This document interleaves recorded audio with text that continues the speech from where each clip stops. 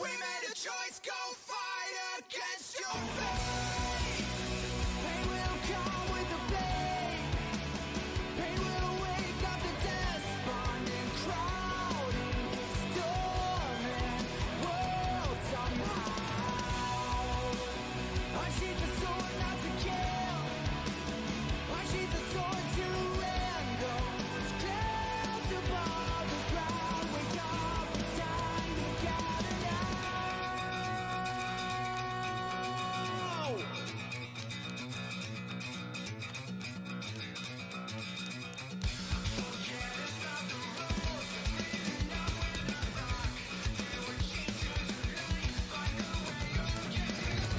We have nowhere to go, where they all head for. The unlights on fire, just blaze through the stars. We know it's right under there, something is there. Whatever is arriving, we'll be prepared.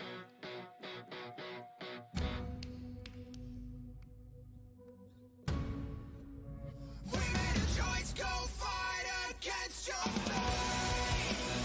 Pain will come with the pain. Pain will wake up the despondent crowd in this storming world somehow.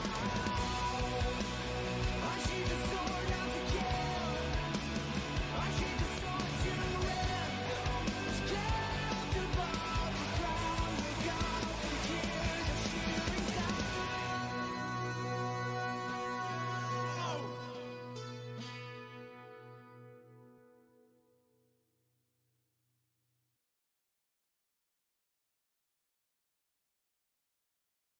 The way to celebrate, I'll be waiting till we make it. The day to celebrate, I'll be waiting till we make it. Oh,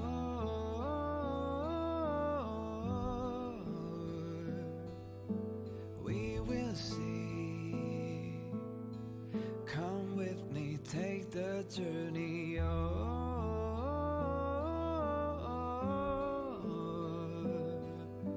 We will see.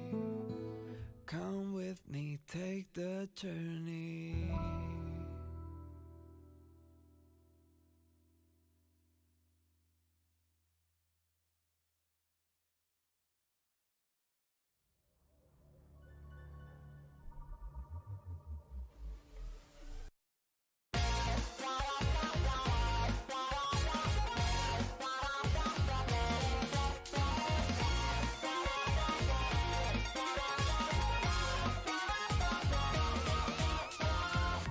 Get rid of the press from the rusty time, those years.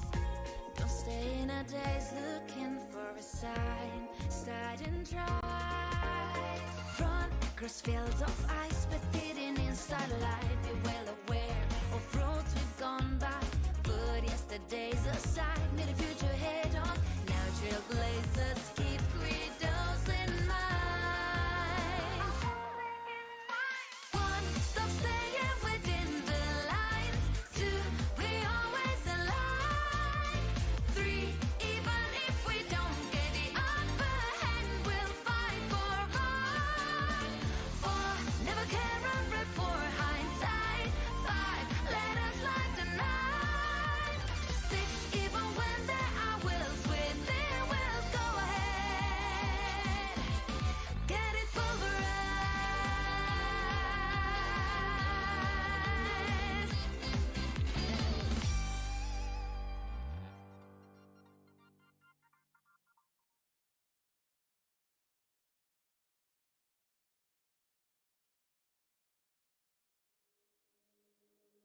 过往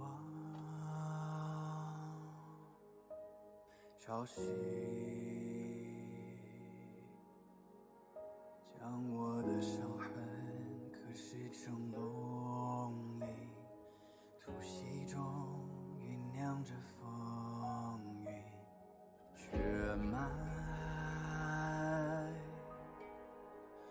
绪，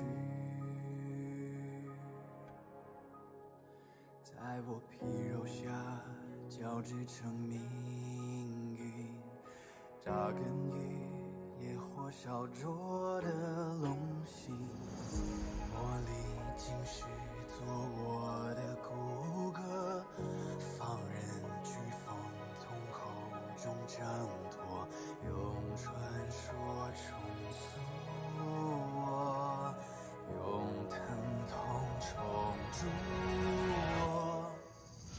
撕裂心海之方，万军雷霆的巨响，浩瀚星魂激荡，惊涛骇浪胸口，鲜血滚烫，淬炼出爪牙锋芒。我必身披星光，在领域中原之上。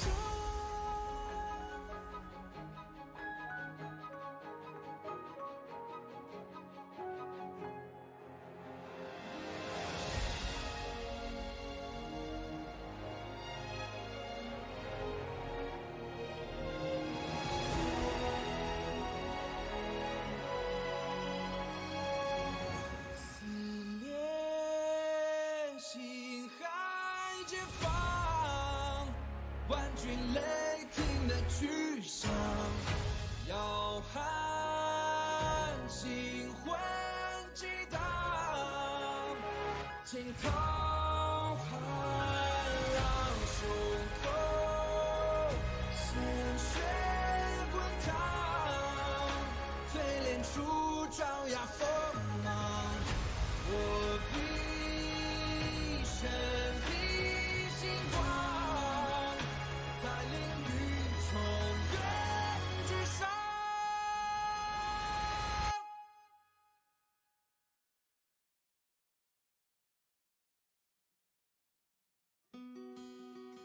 Wrapped in biting wind, hearts will never bleed, frozen and vanished out of greed. In their restless dreams, they try so hard to breathe. Pulses flutter and sting within this bleakness.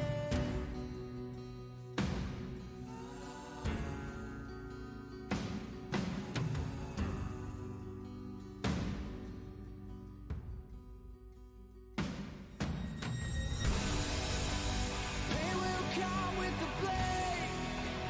Pain will wake up to despondent crowd in this dormant world somehow. Unsheath the sword not to kill. Unsheath the sword to rend those clouds above the ground. Wake up, it's time to gather now. The only warmth remains in hands clasped so tight. The only fire exists in brave hearts. Seasons that refuse to change over the years will find their way back on track.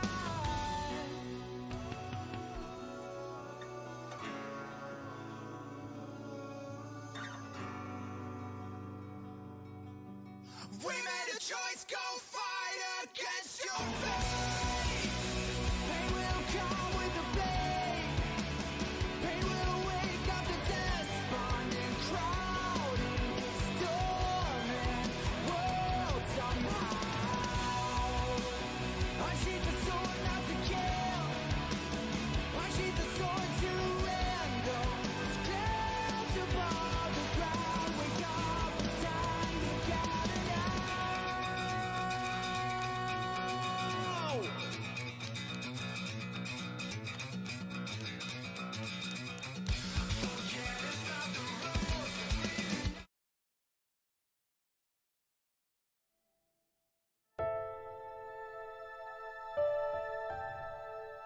风柔日薄，春犹早。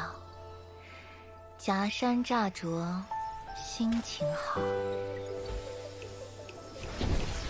睡起觉微寒，梅花鬓上残。故乡何处是？忘了，除非醉。哦，茶点时间到了。不加速，也不推迟死亡，生命总会枯萎。琴因周而复始，万物本质如一。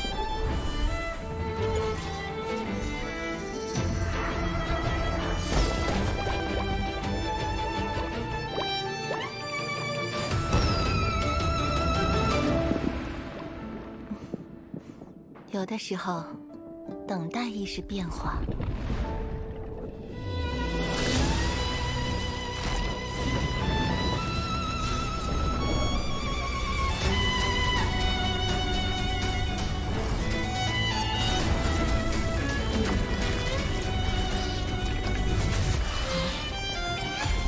超出预想的成果。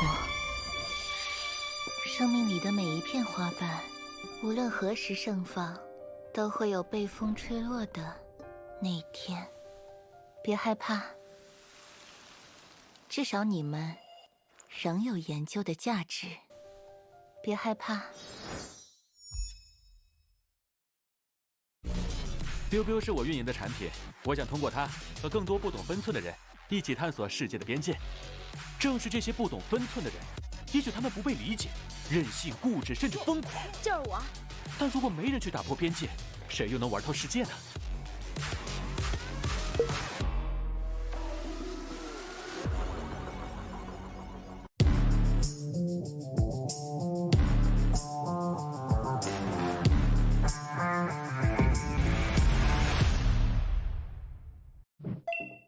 大家好，我是星际争霸2世界冠军李培南。作为职业选手，每天大部分时间都是在电脑前度过。每次训练结束都会有不同程度的腰酸背痛，所以我们对电竞椅的要求都非常严格，能保护腰部并且坐感舒适，成为我们挑电竞椅的重要指标。我们一直在用的傲风电竞椅就完美做到这一点。升级的锥背小弹腰有足够的支撑力，并且上下前后都能调节，坐着很舒服，非常适合大家玩游戏的时候使用。不论用什么姿势，正坐、靠着、躺着。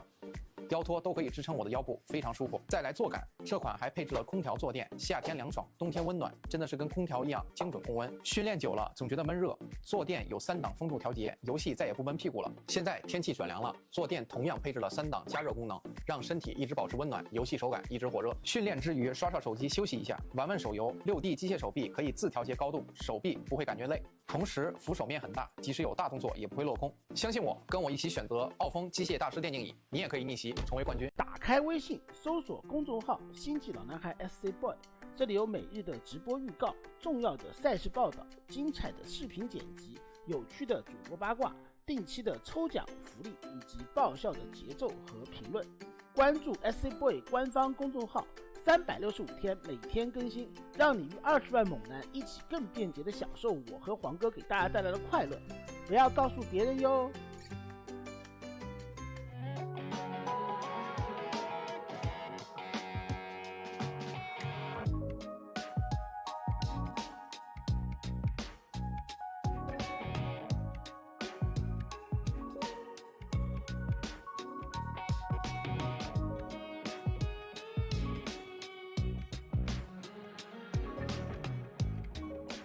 And welcome back, everyone. Welcome back to another day, to day number 4, or to round 2 of the Masters Coliseum 7, the group stage. I'm, of course, Showdown VIP, and with me, I'm joined by my lovely plushies and the lovely people in the chat, and we are diving into our first best of 3 already.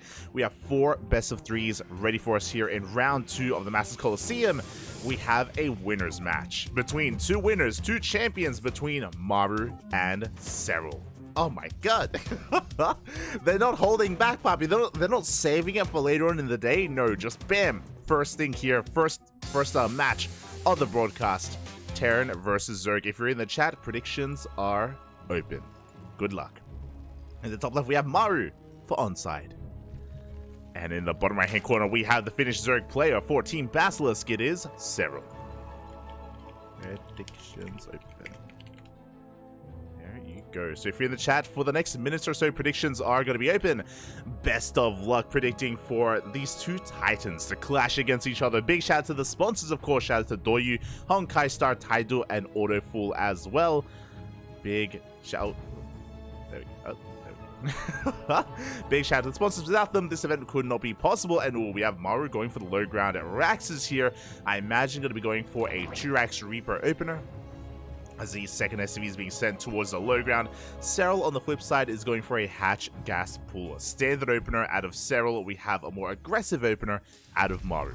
Now again, if you've been watching the channel, you'd be fully familiar with this build because Beyond does it every single TVZ. When he's not cheesing. He usually goes for this build, and Maru likewise does the same. For those who are unaware, Maru and Beyond are actually almost best friends, like maybe even best friends. Like, they're really close, they're really good friends. And fun fact, Maru and Beyond actually came up with this build together. I say came up with this build. They in a way adapted this build together from Special. This was last year, or now 2 years ago actually. Jesus, it's been so long. 2 years ago in DreamHack Atlanta. Jesus, 2022, and November of 2022, around that era is when they did kind of come up, bring this together, bring this to limelight. Of course, Beyond refined it. Beyond did put in the hard work and he refined it. But of course, Beyond and Maru did start it together off of a special opener. Meanwhile, here we go. We have a double Reaper here from Maru. Going to be moving out across the map.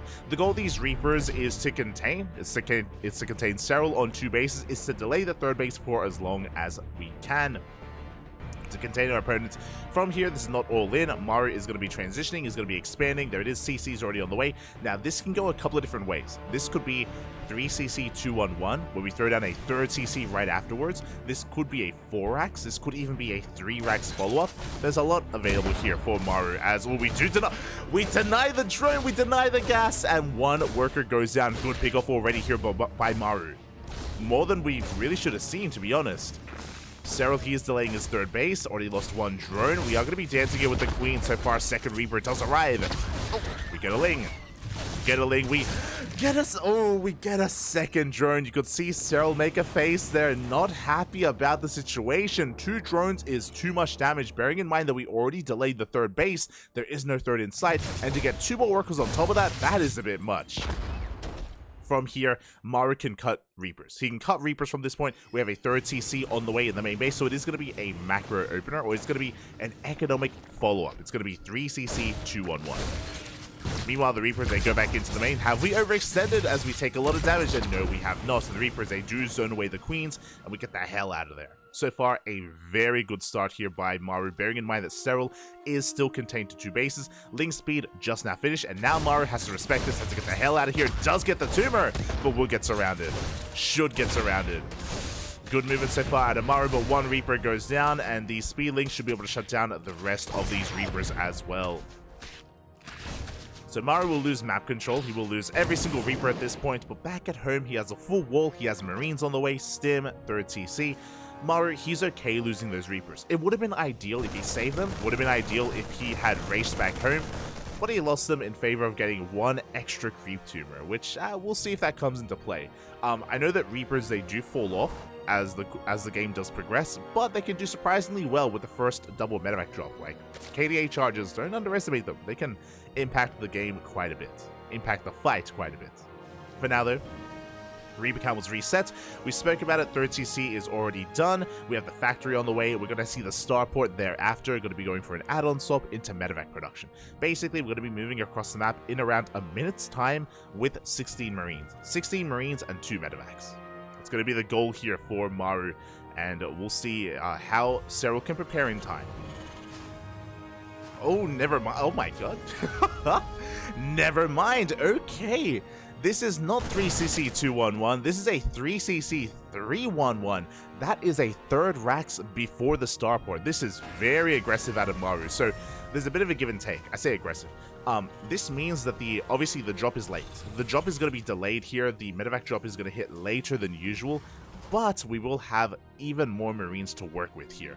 I'm curious if Maru's going to delay his drop and actually push with 1-1, because 1-1 is around halfway done at this point. Sim is completed as well, so Maru is pushing out. I think he's only looking for Overlords. We'll see how he commits. We'll see how he brings us together. Yeah, just looking for Overlords. Third base is going to be on the way. Behind this, we've been focusing a lot on Maru because Maru's build is wild. But Serral, he's droning up. He's now taking his third. Now we have a fourth base on the way. I do appreciate this from Serral. So what Serral did here is he delayed his lair. He delayed his lair, he delayed his Bailey Nest in favor of double Evo Chamber, double upgrades, which I think is a really smart thing to do. Just because Serral is a bit behind, he's cutting some corners with the late lair. That means late bailing speed, but you don't need bailing speed this early on, especially if your opponent like Maru is going 3cc. So because Maru is going for an economic follow-up, because his third CC is already up and running, like Serral could get away with going double Evo Chamber. So he gets faster and faster upgrades, able to keep up with his opponent. Is later than Maru's upgrades, that is true, but not as late as it otherwise could have been. So again, Serral delays his bailing speed, delays his bailing nest. Is going to pay off. He doesn't need those bailings yet, and now the nest finishes, lair is about to finish, which will lead into bailing speed. Now here comes the first push. Oh, we do catch some reinforcements. Very nice pick off here by Serral, getting 3 Marines.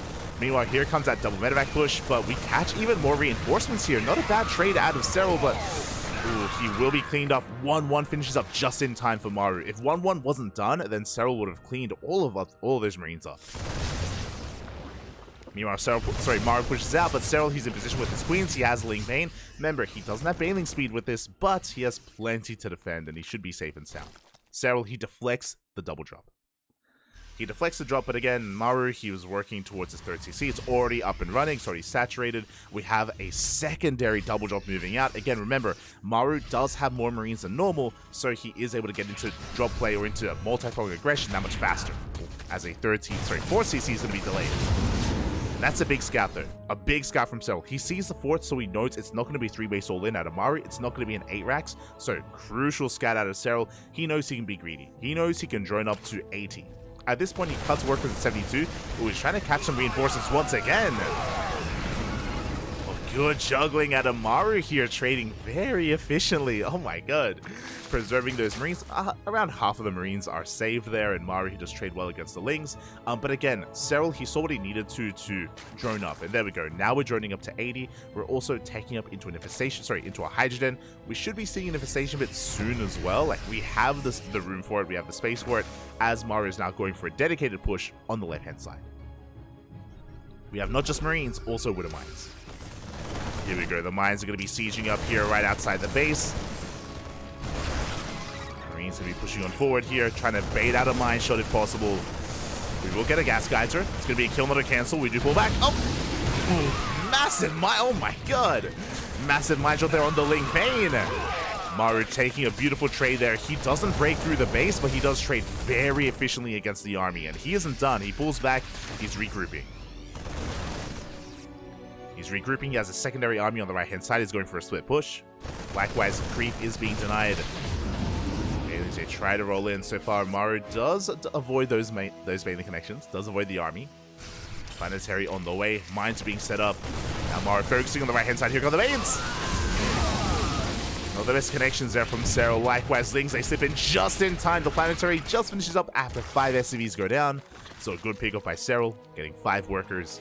Meanwhile, double drop into the main base is going to be deflected here. Serral in position. Towards the left-hand side, I believe Serral did leave some Ling Bane as well. Oh, I'm loving the carpet foam here. Yeah, we shut down the Bailings. Very efficient trades by Maru. Very fast play here. Likewise, good last-second split as well. He will be cleaned up, but oh my god, man, I spoke too soon. The splits, the spread for Maru, he breaks through, forces back the Ling Bane. Serral trying to come in with some reinforcements, comes in with those Hydras. He does swat this away, but Maru, he's gaining momentum. He's gaining momentum, he's trading better and better as time goes on. That's a lot of Widow Mines. That's like, what, 6, 7 mines? The mine shots!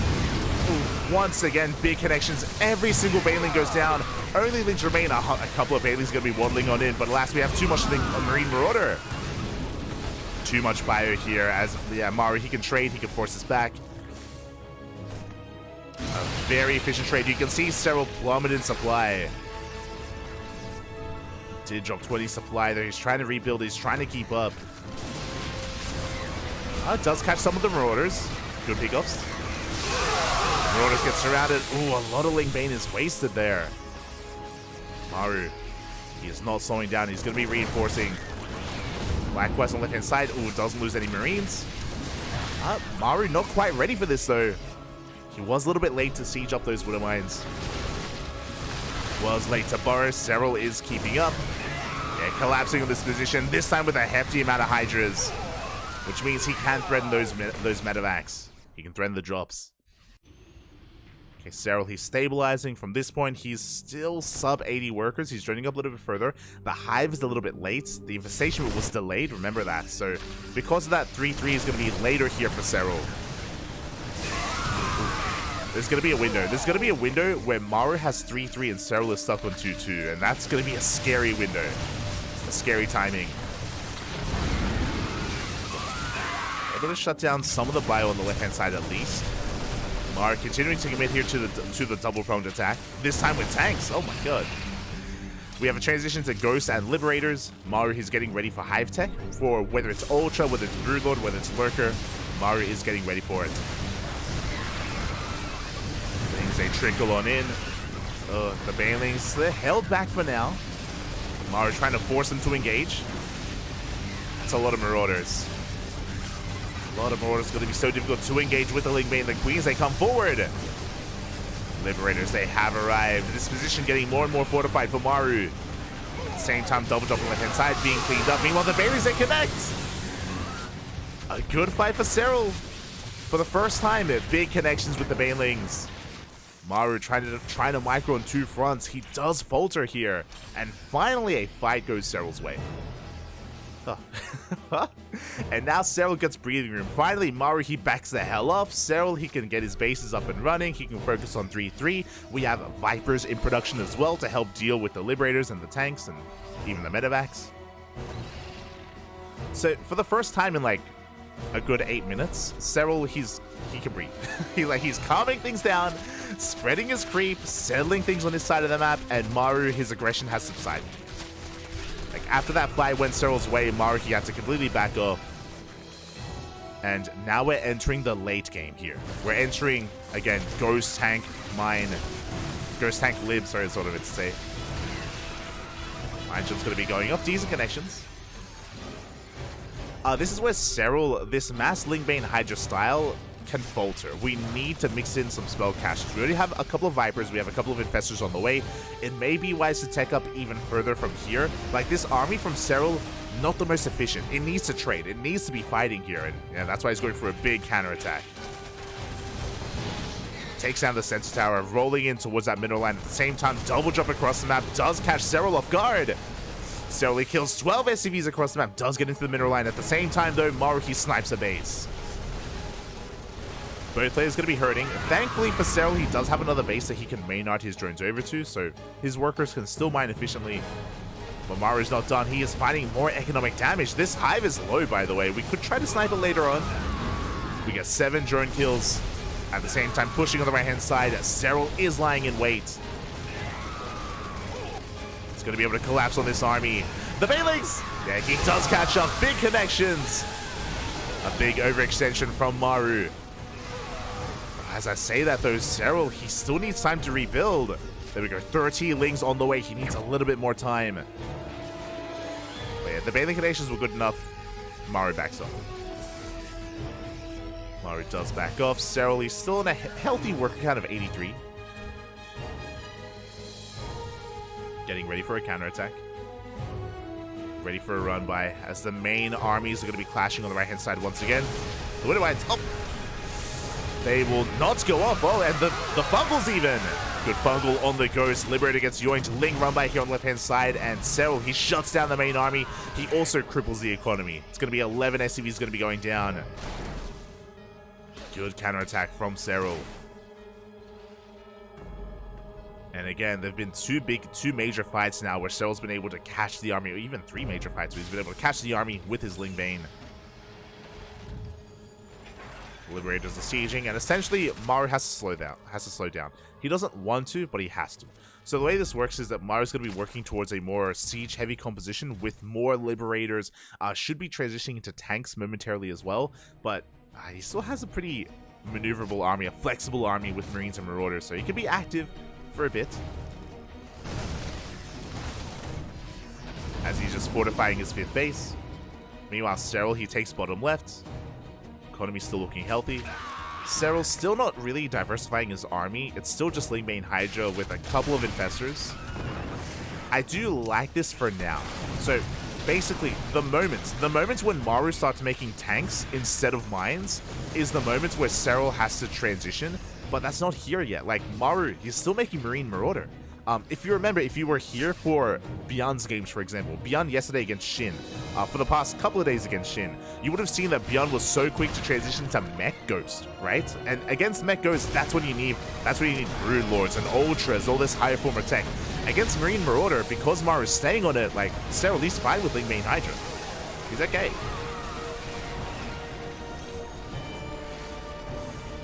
Like, as long as Maru doesn't transition, like Cyril, he's okay with this army. Lurkers could help, is what I will say, but Cyril just sticking to his guns here. Snipes one of these libs.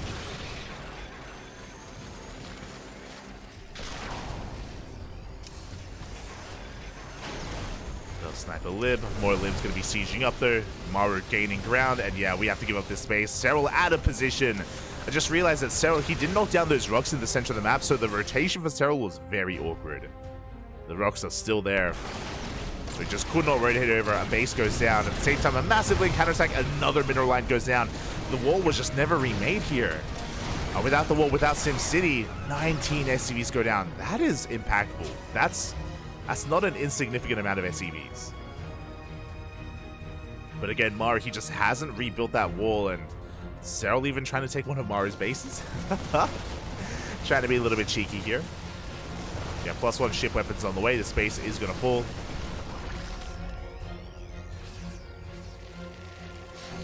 Cyril just focusing on respreading his creep, on establishing map control, waiting to receive. Again, he's aware that Maru's just playing a very aggressive style. That's a lot of libs. With this many libs, this is where I would have liked to Spire, not gonna lie to Cyril. Like, I know that earlier I spoke about how, like, if we don't see too many more tanks or like any tank transition or like Thor transition, like we don't need to diversify either. But with this many libs, at a certain point, Mass Hydra's not gonna cut it. We'll see though. The spread is insane. The freedom is here, Papi. The freedom has arrived. And we're cutting Cyril off. We're going for bottom left. One hatchery goes down. And we're going for another. And it's going to be falling as well. In under a minute, 3 hatcheries have fallen for Cyril. This is becoming a bit much. 3 bases have fallen. Now, bearing in mind, Cyril hasn't engaged. Like, he hasn't tried to take a fight yet. So his army is still pretty formidable. League's going to be shaved off. Look at all these libs. Look at all the freedom. The freedom is here. We're forcing back Cyril, zoning him away from his own mining base. And again, with mainly a ground army, Cyril, how can he engage into this? He does yoink 1 lib. Like, the yoinks are helping the abductions. Okay, yoinks a 2nd liberator as well. Microbial Shroud thrown down here on the Hydras. More libs going to be taken out. Very creative way here of dealing with this problem. I love it. Microbial Shroud actually helping against the freedom zones. Helping a little bit. Cyril does break that position. He forces Maru back.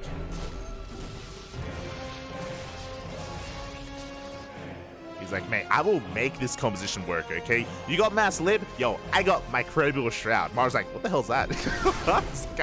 I've never seen that in a ZVT before. Like, Zergs have never done that against me. True. Here we go, more libs on the way. Do you see Cyril trying to recover? He is posturing with his arm. Remember, Cyril, he just lost 3 bases. He's rebuilding his hatcheries, getting back to mining. Does rotate around, going straight for the planetary. Maru out of position. Maru completely out of position. He is late to the party. In this planetary, it's gonna go down. Not just the planetary, 10 SCVs as well. Very nice pick off. And Mario also having a hard time just rotating between the bases. Now he has mass ghosts. Like, Jesus, he has more ghosts than Marines. More ghosts than Marauders. Maybe more ghosts than anything else in his army. Like, that's that's a lot of ghosts.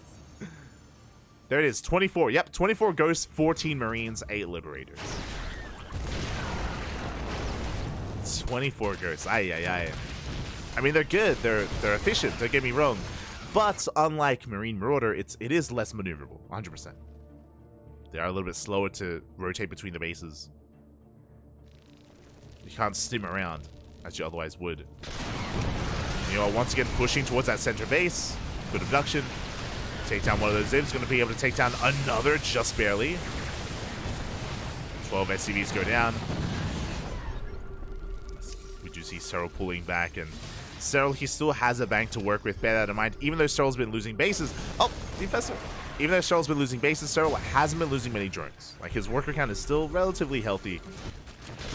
Another Link run by. The Link counterattacks are brutal. 22 SCVs go down. Finally, we do lose a mineral line as well for Cyril. Drone's going to be falling. Both players will be hurting here, but Cyril has a bank and Maru doesn't. Now, that isn't the most important of things. Like, what that means is that things are pretty even. Remember, Maru's army is more efficient. Cyril needs a bank. If Cyril didn't have a bank, he would just die. Like, he needs to be able to recuperate his army, but that is even worse if he's going down. 34. There was nothing at home to defend, nothing in position. And these Ling run-bys are winning Cyril this game. They are not just keeping him in, but they're crippling the economy of Maru. At every turn, we rotate again. We just rotate once again into another mineral line. Ay, ay, ay. And Maru, he's just having such a hard time keeping up here. Again, earlier there was a planetary, but it did fall, and we haven't rebuilt those planetaries. At the same time, here we go. Maru going for a Marine run-by. Does deny a base. Does deny a hatchery on the right-hand side. Now, Maru, bearing in mind, he has a low economy, true, but he's super maxed. Maru has a massive army. So does Cyril, another Link run-by. And here we go, Maru, he's committed. We gotta go. No, he's pulling back. Never mind. The Link run-by pushing in, not just past the center base, but okay, there we go. Maru splitting up his army. He's racing back home and also pushing. Things are getting very chaotic and things are getting very messy. We're getting down, we're getting dirty. Bases are falling left and right. Cyril, he just lost bottom left, and meanwhile he's camping the production, getting on top of anything in the main. And Cyril is looking for that force on the left-hand side. He's looking for that army. Liberation has arrived. This is going to come down to one big fight. 100%. Like, both players, they don't really have much income, to be honest. Like, they're both sub 50 workers. Maru has mules, so Maru, I would say, has a better economy right now. Cyril has a massive gas bank, but as you can see, the reason why the gas bank is so large for Cyril is because he's throwing away a lot of links and he's replacing a lot of links. So he's just been making a lot of links here for the past couple of minutes, which is why he's burning through his minerals, not his gas. And to be fair, it's been worth it. Like, I can't criticize Cyril for that because these Lings have been getting a lot of damage done. And speaking of, we're going for another run-by. Ooh, but we run into the army. Cyril bleeding out a lot of units. Maru pushing on the right-hand side.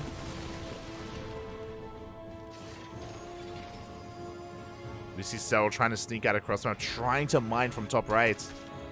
Another Link counterattack. There are Libs to defend, and again, Libs' attack rate is so low, it takes so long to actually deal with these Lings. Two messages go down. Big Fungal, I'm loving the Microbial Shroud. Let's go. We yoink in these Liberators, but a big anti-armor missile here on the army. The Blinding Cloud. Blinding Cloud does force the army to push on forward, but it looks like Maru, he's breaking through. Maru, he trades too efficiently, he cleans up the Hydras. Microbial Shroud was not good enough. And even though a lot of Libs went down, the Ghosts, they stand strong, and Maru has done it. He's broken the main army, and Cyril has nothing left. Remember, Cyril, he's down to 50 workers. He doesn't have a mineral bank. Cyril is rebuilding Ling Bane. Maru, one big fight is all he needed. Again, the fact that Cyril had a bank did not matter. Maru had a more efficient army, had a more terrifying army here, and he's breaking through. Steaming on forward in between the bases. Cyril getting a base across the map, which is nice. He's denying mining. You see Maru parking himself in between the bases here of Serral, going for his last mining base. It's gonna fall. Serral is racing back home. One final fight, one final surround. This is all that Serral has left. Big Baneling connections, but the Hydras, they can't engage. Without Ling Bane, the Hydras are so vulnerable. They're glass cannons. The Hydras, yeah, they have to back off. They cannot fight this. Not on their own. You can see the Hydras are being sent elsewhere. Going for the libs. They're gonna get a couple of them. Not bad. But Serral is losing literally every base. He is down to 2 hatcheries. No mining. He has mining top right, but Maru's about to deal with that. Stealing his minerals. Get out of here. Burrow coming in clutch. Serral able to preserve those drones. This is still pretty close supply-wise, but a lot of Serral's supply is drones. That's the problem. It's mainly workers here for Serral. But we do catch some libs. Very nice pick off here from Serral. The drones, they get caught out. Every single worker going to be falling in the main base. Serral's going to be pushing, but we have reinforcements, and with Marine Marauder, we can fight this. We can fight this head on. Serral, he's been catching libs on their own, which has been a good trade for him, but he cannot fight this. He cannot fight Marines and Marauders. Not like this. We're breaking on through. Maru coming in from behind, and there's almost nothing left for Serral. He's down to 4 Hydras. 3, 2, 0 Hydras. GG gets called, and Maru will take game number 1. GG, well played. That was a game. that was a game, Papi. There was a lot of back and forth early on as well. Remember, Maru had a very nice start to the game. Serral stabilized. There was a moment where Serral was able to take a good fight, was able to force Maru to back off, and then we had a more back and forth there. I do think that Serral staying on Ling Bane Hydra Viper was a little bit questionable. We saw that Serral was hanging on for a time there. Clearly, as we have a little bit of latency here, but clearly I do think that style from Serral does require him to have map control. What I mean by that, I'm sure that Serral usually can sustain himself with that army composition if he wasn't losing so many bases. Like, props to Maru, right? Props to Maru. Because he stayed on a bit of a more flexible composition, he was constantly hitting base after base, left to the right. There was that moment where he sniped 3 hatcheries in like under a minute, and like Serral, he was hurting economically himself. Like, sure, he was going for these Ling Rambais, and he was killing bases. Sorry, he was killing workers. That's true, but he was also sustaining damage, and if that wasn't the case, then Serral would have been okay, but again, he was also taking his own losses, and the more efficient army did come out on top. Maru was able to just have his way with that composition, and spawning in the top right-hand corner. In game number 2, we have Maru for onside. And in the bottom left, we have Serral for Basilisk. Going for the 15-15. Let's go. We spoke about this earlier. Both Raynor and Shin are very fond of the 15-15 opener that Serral's going for. Serral, he sprinkles it in every now and then. He does, you know, sprinkle it into like 1 game in a series or 2 games in a best of 5 or a best of 7. Doesn't rely on it too much, but he does go for it every now and then. But yeah, it was really cool to see. Really cool to see the back and forth there on Hardlet. A very high-paced game. Again, compare this to, especially if you were here yesterday, if you were here the day before that as well, remember Bjorn versus Shin and compare, and a very different dynamic where Bjorn, his outlook on Hardlet, as soon as Bjorn would lose momentum on Hardlet, he would bam, start working towards, he would back off and build up and fortify and wall up with Tank Liberator. With Tank Liberator Thor, he would just transition to mech. We saw that even when Maru lost momentum in that game, he was unrelenting, and he refused to transition. He refused to make anything other than bio lib. And he just kept the pace up. He just kept the aggression up as well. It was really cool to see, especially because not many Terran players do that. Even players like Clem, like they usually, if they back off, they wall up. You know, they turtle up instead, and they do kind of start diversifying their army that much more. Maru was a little bit more like hard-headed, or a little bit more headstrong in that sense, and I mean, it worked. Like, he's like, I refuse. We're keeping this up, and it worked. It's beautiful. GG. GG, well played. As we are getting into this. See in the chat, yes, both players are flexing their trophies in the background. It's beautiful to see. You can see the Home Story Cup trophies for Serral, like in the shelf. Look at the big IEM trophies as well.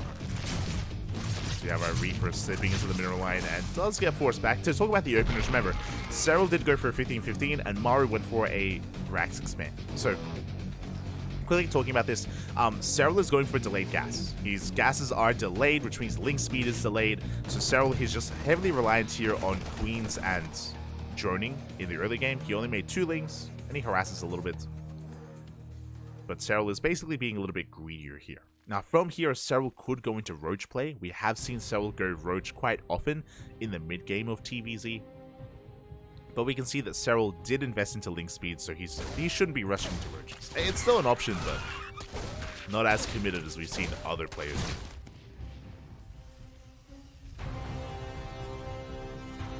Catching him. That's a lot of freedom. That is a lot of freedom. Hello, babyling. Hello. Oh my god. I'm glad you're safe. Glad you're safe. Hope you're enjoying your vacation. Shout out to Jade off in the chat. Sounder. Terran Lord. Kuro, Schnitzel, Fernando. Easy Phil. Welcome. Welcome. Colossal Goal. Nidstang.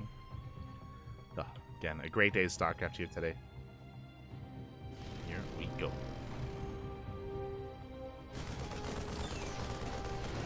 Oh, as Serral is going to be cutting workers a little bit earlier on, is amassing quite an abundance of lings, more than we would expect to see. It's a lot of lings on the way for Serral. Cutting workers here at 35. Are we going to make another wave behind this? Okay, we're joining. Okay. Serral is going to be droning, but we are just massing lings here towards the bottom right. Very risky move. Very risky maneuver here by Serral. Basically, his goal is to bypass the Hellions. He's trying to avoid the Hellions, go straight for the mineral line, kill SCVs, and break through. Behind this, he's praying that his queens are able to defend back at home, and he gets a oh, he wants to surround. The Hellions a fairly simple way, but he does lock them down. Cleans up the Hellions, gets into the mineral line. How many SCVs we get? Ooh, only 3? Oh my god. That was a clutch Liberator. Really good maneuvering there with those SCVs. Maru with the worker drilling. And with that, Maru doesn't lose a lot. That was a big investment. That was a big investment from Serral. He threw away, there it is, 18 lings. For 3 SCVs, that was not worth it. He was hoping for much more.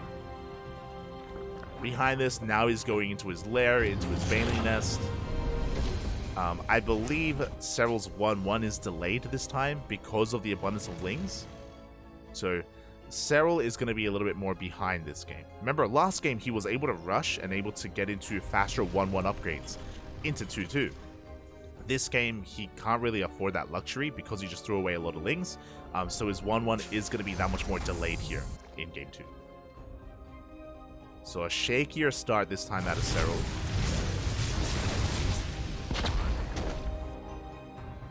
Okay, Eva Chamber's now on the way. Lair's about to finish for bathing speed. And Serral has to drone as much as he can. Again, most of those lings that we threw away earlier, they could have been drones. We see Mara just fighting for map control. He's got the Liberator towards the north, Hellions towards the south.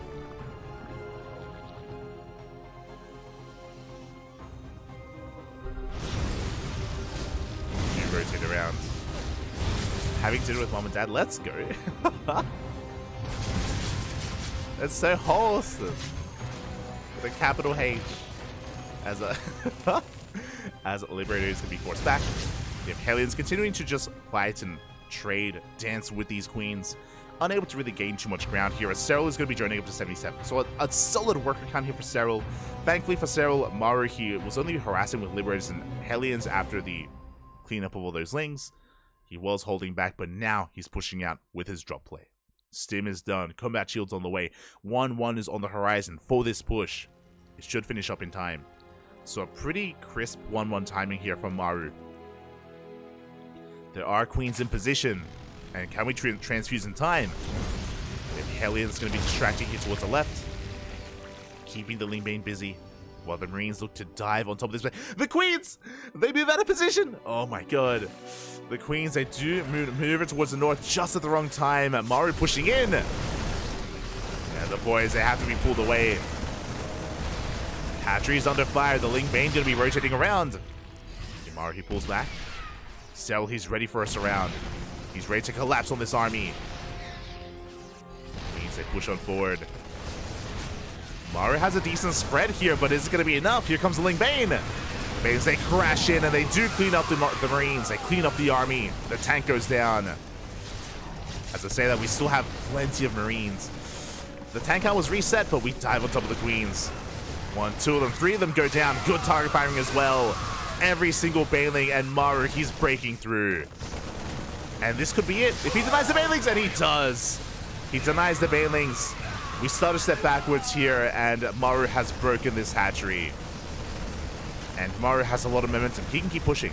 He can 100% keep pushing from here. The tank is on the way. Maru just rallying everything across the map. And Cyril is in so much trouble. Things escalating very quickly off of one fight. Again, 1-1 finish up just in time for this. We have a couple of Banelings on the way. 4 more Banelings in production. We need as many Banelings as possible. We're coming in. I want to say we have 8 Banelings. But 8 Banelings doesn't sound like enough. Not against Maru. He pushes on forward. We have Lings catching reinforcements. Good pickups here by Cyril. But I don't know if he can deal with the main army. He's catching a lot of reinforcements though. A lot of units are going down. And Maru, is he forced? He's backing off. Maru is forced to back off. These Lings are the MVPs. Honestly, if it wasn't for that Ling run by, if that Ling counterattack, I think Cyril may have died then and there. Like, Maru, he would have waited for reinforcements and would have kept pushing into the natural. Maru was under a lot of pressure, but he's still in this. Sorry, Cyril was under a lot of pressure, but he's still in this. Maru, meanwhile, looks like he should be cleaned up. Yeah, we have more than enough Banelings, more than enough Lings. Once again, a brutal trade for Cyril. He lost half his Banelings trading with that tank. Cyril, he's not out of the woods yet. He may have survived the push, but here comes wave 2. Here comes the second wave, and Cyril, he's being spread thin. That's going to be a kill, not a cancel. A kill on the base. Ling Bane comes in off of creep. We do force some friendly fire. And tank goes down. A good fight for Cyril. Good fight overall. We bait out some of these winter mines. Cyril, he's barely holding on. He needs just a little bit more breathing room. He needs Maru to back the hell up. But he's not. 4 base up and running, 5th on the way. It's 4 base versus 4 base. Like, that's never something you want to hear from a Zerg player. We're even on bases with the Terran. Even behind on bases against the Terran. As Maru has better progression on his 4th. Ghost Academy's on the way. 2-2 about to finish up.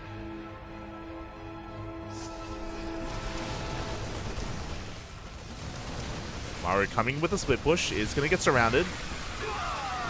Yeah, good engage here by Cyril. This is what Cyril's looking for. Like, this is what he's hoping for. Maru, he's fighting with half his army. So Cyril, he can deal with one half, then he can deal with the other. Maru, though, going for a doom jump into the main. Can he make this worth it? Can he catch the Queens? He wants them. The Lings are in position. And Maru's being forced back. Doesn't quite get a Queen. Oh, full medevac goes down. Oh my god. Maru bleeding out a lot of units. Bleeds out a lot. Ling Bane going to be encroaching on this army as well. That's a lot of mines. A lot of mines are burrowing. Maru, he wants this hatchery, but he loses another winter mine. Cyril, he's holding on. He's living, not just surviving anymore. Maru bleeding out a lot of units here, and again, I do think that he was just maybe a little bit overconfident, going for this split push, but Cyril, he just knocks him down. And at this point, Cyril has, I want to say, recovered. Maru's still ahead economically, this is true. Like, Maru, he's up in workers, he has mules as well, he's got an extra base. Oh, and Cyril bleeds out a lot of lings. But again, Cyril, he's at least getting his 5th hatchery up and running. The 5th hatchery is here. He can saturate, he can join up to 80. Like, Cyril has been at, like, the brink of defeat for the past, like, 6 minutes. but he's holding on. He's clawing his way back in. Cyril, he's maxing out. Let's go. We have a back and forth. Maru was so close. Once again going for another split push, and he will find a base. He will deny the southern hatchery. Oh, another kill not cancel. Pushing towards the left-hand side once again. Can he get the northern base? Not quite. The Hydras, they get here just in time. Force back the northern army. Maru going for a drop into the main. This time the queens aren't quite in position, but yeah, there's not enough to deal with this. There's just not enough in these medevacs. Oh, the skin! Massive pickoffs. 3 infestors. Oh, expensive losses here for Cyril. 3 infestors go down. Maru reinforcing towards the north. These have been very efficient trades here by Maru. Oh. Macho going to be going off, forcing a bit of friendly fire. Cyril chasing this off of creep. Bold move here by Cyril.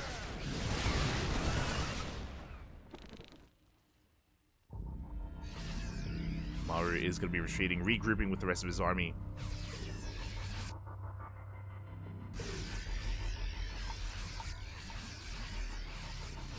We'll see if Maru can bring this back as he is turtling. We have turrets on the way, more CCs. I mean, Maru, he's on 5, soon to be 6 bases.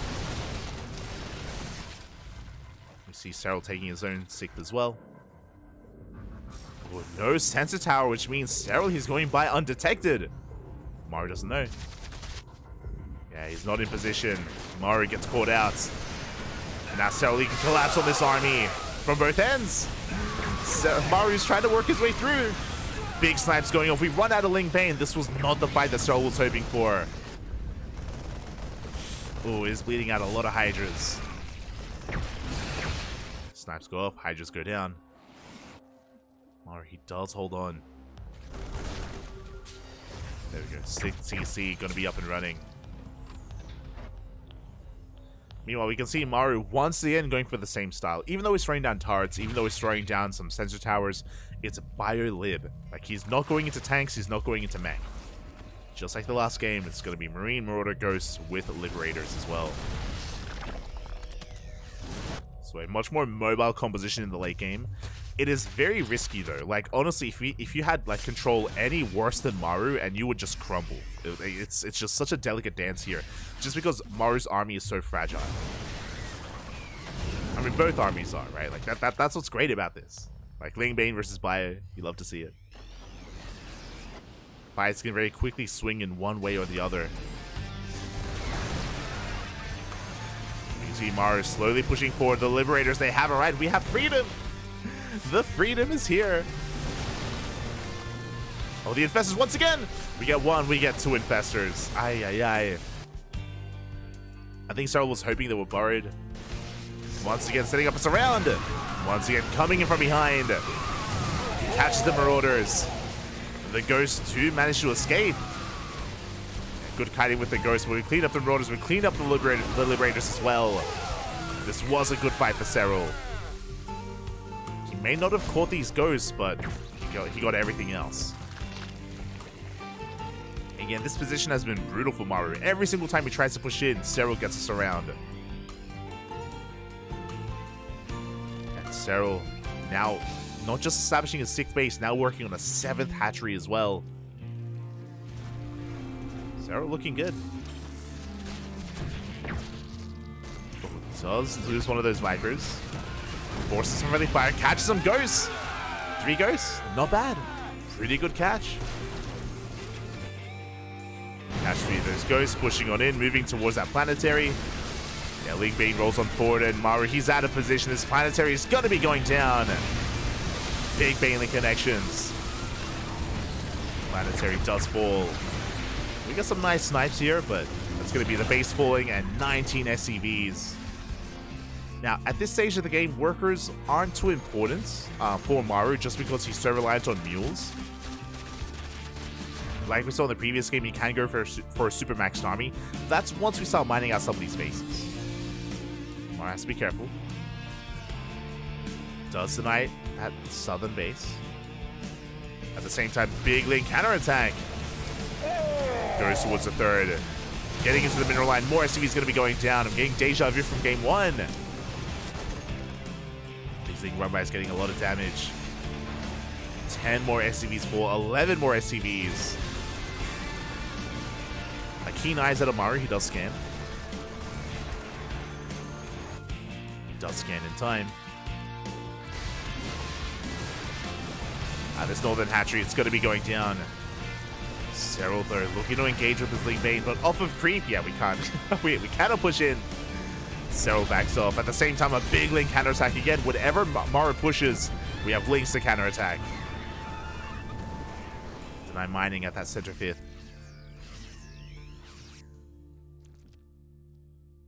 Cyril remaxing. Try to catch out this army. Unlike Hard-Led, Solaris is much more open. It is much more open here, much easier to get surrounds. Does go for a couple of scans. He misses the Infestor. He doesn't see. Oh no! The Infestor does waddle in, does go down. We haven't seen these big juicy fungals that we've been hoping for. Not yet. As it looks like Maru, he takes down the southern base. At the same time, we'll be losing control of his third. 6 SCVs go down. Just going to be going off. Maru, he's not stopping, by the way. He's pushing. Okay, he pushes towards that third base of Cyril. He's going to get another kill here. 2 hatcheries go down. Again, just like last. Oh, we do get a big fungal. On the ghosts. No follow-up, though. I was going to say that just like the previous game, both Cyril and Maru going blow for blow when it comes to hitting their economies.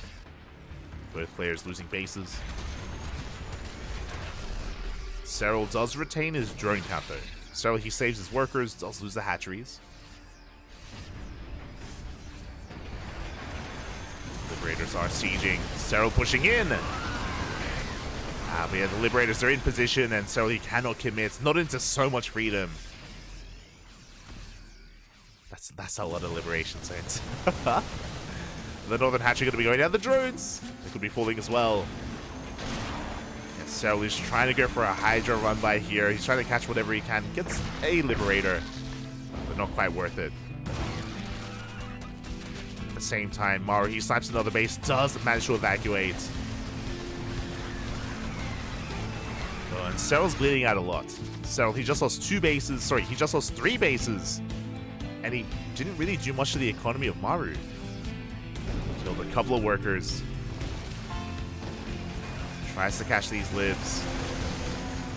Gets another one of those infestors. I do appreciate that Cyril did just focus down all the sensor towers. Towards the one sensor tower towards the south. But it is being rebuilt. Cyril triple expanding, taking both center bases, like the north and the south, and his third. Liberation Zone's going to be pushing in. Oh my god, they're going to be trading quite well against the Hydras. Every single Hydra going to be going down, but the Ling Bane, massive fungal. The Ling Bane breaks through. Maru tunnel visioning a little bit there. Got a couple of ghosts left, but it's just too much. Cyril, he lost everything.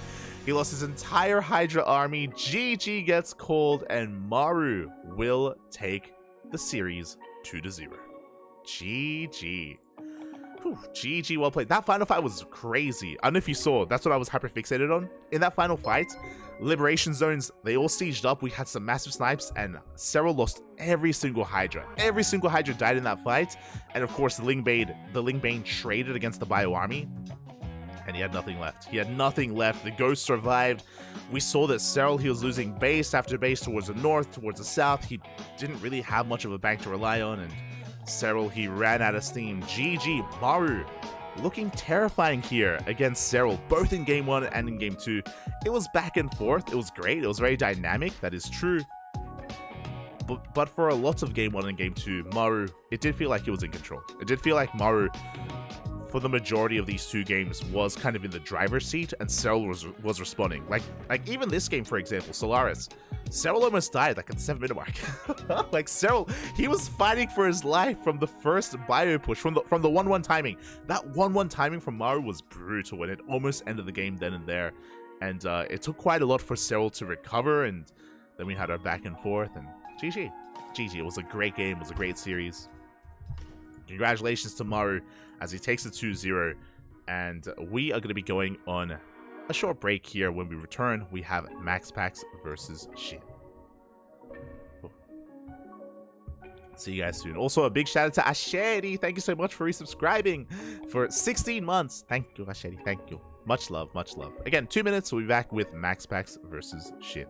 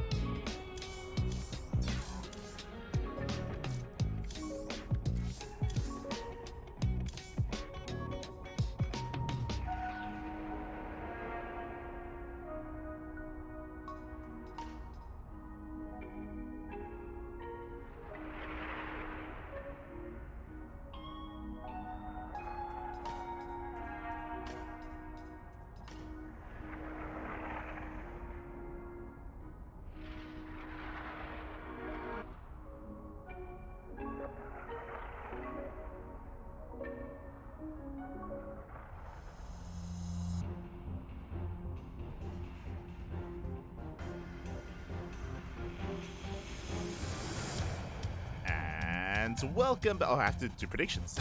Welcome back, everyone. Welcome back to the Masters Coliseum. Masters Coliseum 7, round number 2. Another winner's match here, as both Shin as well as MaxPax have been doing quite well for themselves so far in this group stage. And we are just diving right on in. As in the top left-hand corner for Sidestorm Gaming, we have MaxPax. And in the bottom right, we have his opponent. We have Shin for Mystery Gaming.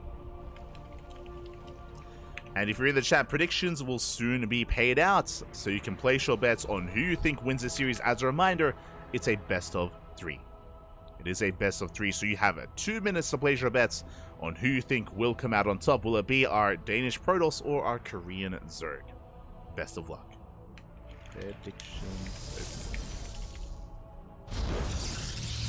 There you go. So again, a very intense series there between Maru and Cyril. Even though Maru was in control of that series, and even though it was a 2-0, like, Cyril made a series out of it. And it was just a great back and forth, a great series to kick off the night. It was beautiful, it was amazing, but now we're here. Now we're here with a ZVP. Of course, MaxPax is the best Protoss in all of Europe, arguably the best Protoss in all of in the entire world. It's hard to really stand by that just because there are a lot of premier events that we don't see max packs in, so it's hard to judge at times, you know, when it comes to his current state and his current form. But regardless, he is still one of the best Protoss in the world, and again, arguably the best. So he can go far. He can go far in this event. Again, it's an online event, so we get max packs here competing. Do love to see it. Do love to see it here, as we do see max packs going for a gate expand. Should be gate expand into the Cybercore, standard opener out of max packs. Likewise, Shin going for a hatch gas pool. Now, from this point, we can talk a little bit about the players. Shin is a very aggressive player in this matchup. Very aggressive in ZVP, and it feels like at times that's maybe where max packs can struggle a little bit. Max packs, likewise, can sometimes falter to players, Zerg players that try to dictate the pace of the game instead of reacting to what max packs is doing. So we'll see how this dynamic plays out. I'm excited. I'm ready for it. Likewise, we're loading into Hardlet, a very aggressive map, very short rush distance by ground. You can be very aggressive, very in your face with your opponent, and we'll see if that's going to be the case here for either player. We've seen a lot of Roach aggression, a lot of Roach all-ins from the side of Zerg. Likewise, we've seen a lot of Twilight Council-based play from the side of Protoss. Now, we can see that the opener is Stargate, but just because the opener is Stargate doesn't mean the follow-up is standard. This should be Oracle into a third base, into Tech, but we'll see if we embrace something like a Void Ray opener. Classic, for example, the Korean Protoss is very fond of Void Ray based openers, and he does it more often than not, more often than Oracle based play, just so he can shut down Overlords and deny scouting from the Zerg player. So we'll see which direction Max Packs goes in. Stargate is done, and we're going to be seeing our first unit of choice, and it is going to be the Oracle, not the Void Ray. So it is going to be aggression, I should say. It is going to be just scouting and destroying damage that he's looking for. It's a very safe way to open. Very safe, very macro-oriented. Adepts, they do shade in. Two Adepts do one-shot drones. We get one worker, we get two workers already. Good pickups here by Max Packs. Lings, they come in for a bit of a surround. They do catch the army. One Adept falls, and so will the other. Two Adepts for two drones. An even trade here. An even trade. Obviously, Max Packs was hoping for more damage, but at least he was able to trade 1 for 1. Not ideal, but you know, it's a trade nonetheless. The downside here is that this means that the third base of Max Packs is more exposed, so we have a massive lane counterattack. Oracle going into the main base. Queens are in position, but how much damage can we get done? Get one, we get two, we get 3 more drones for a bit of whole damage. Meanwhile, the Lings, they do get on top of that third base. But we have an Adept to respond. Oh, it is going to be dealt with, though. A lot of damage is dealt, and the Oracle comes out just in time to save the Adept. Whew. Could have been much worse. So Max Packs, he holds on to his third. We have the second Oracle. We have a third Oracle on the way. Now, what I'm curious by with this third Oracle, okay, from here, what do we go for? Do we go for a Twilight Council with a Forge?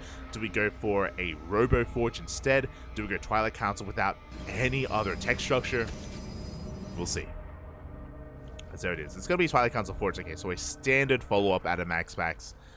This should be triple Oracle into +1 Blink Stalkers. Should be Blink on the way. We could try to deviate and go into Charge instead. That is another option available to Max Packs, but should be Blink. We'll see. As the Oracles, they do dive into the natural. They get one more drone, but good positioning from Shin. Almost gets an Oracle. Almost, but not quite. Does manage to escape. Behind this, we have a bit of a gateway explosion. 3 more gates on the way. 4 more gates on the way. Oh my god. That's a lot of gates. So that's going to be 6 gateways in total. It's going to be 6 gate Blink Stalker out of Max Packs. This means that once he gets the Stalkers up and running, he wants to be aggressive. He wants to be very much so in the face of Shin. We spoke about how aggression can be favored on this map, and that is also applicable to Max Packs.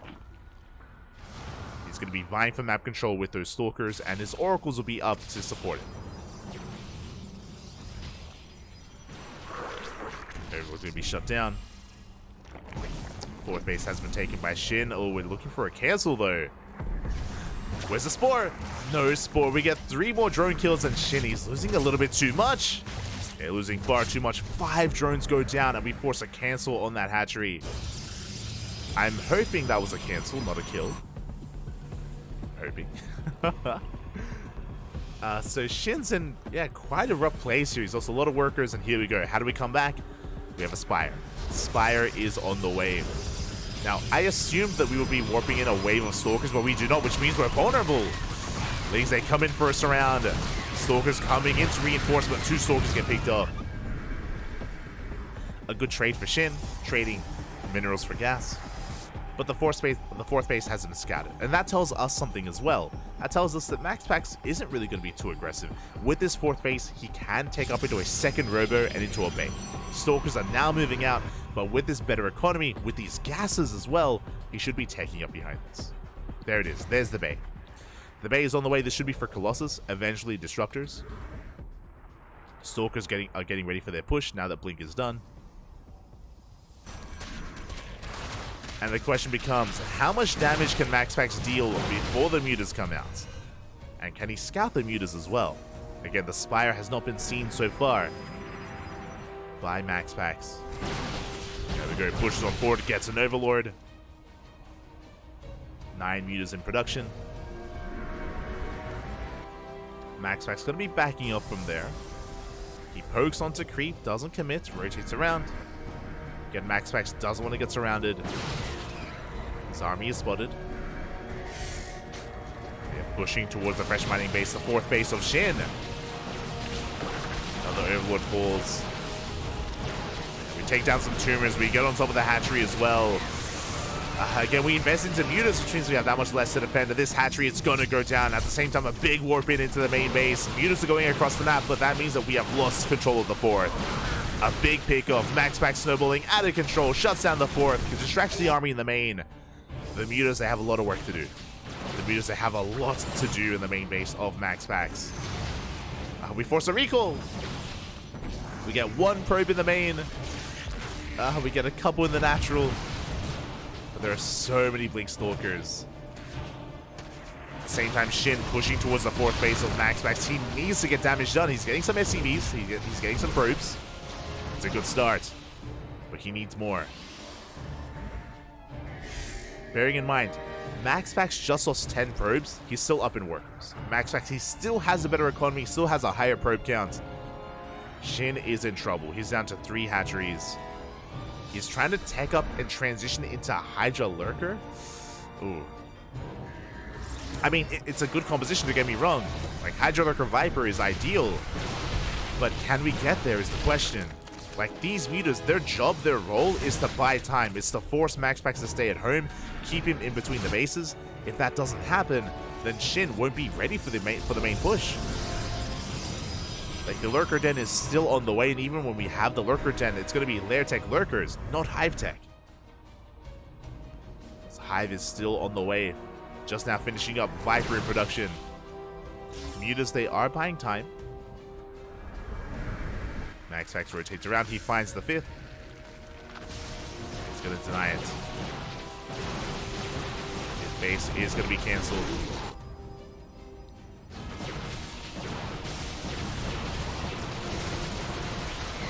Yeah, we are pushing in. Lurkers are on the way. There's going to be 7 Lurkers. But we have detection, and the Lurkers are looking a bit exposed. They do come in. They do come out in time. We can see MaxPax going for a split push. And Shin, he's being pulled apart. Where's the protection? There we go. We have the revelation on the Lurkers. We lift one up, but the other goes down. And MaxPax, he's snowballing out of control. He's pushing in from both ends. Oh my god, massive spine shots on the army on the left-hand side. And we just need detection. Looks like the observer was sniped. There's no observer. There are oracles for revelation, which we will need. Shin, he's holding. He's barely holding on here. Ooh, and MaxPax transitioning into Sky Toss. We have 2 more Stargates on the way, a Fleet Beacon, +1 air attack. I don't think MaxPax needs to go into Sky Toss. I think he has enough momentum to end the game here and now, and yeah, we're pushing in. We are pushing forward. Revelation runs out. Good yoinks. We get 1. We get 2 Colossus. 2 Colossi get picked off. Shin, he's holding.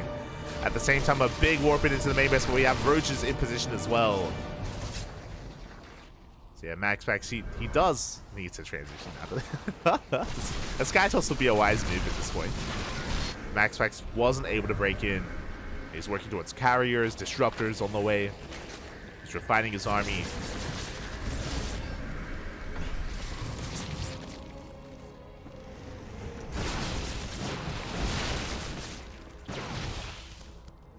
Because they try to pick up whatever they can.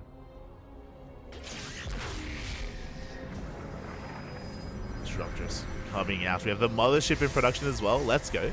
Minus 300, minus 300. Vamonos.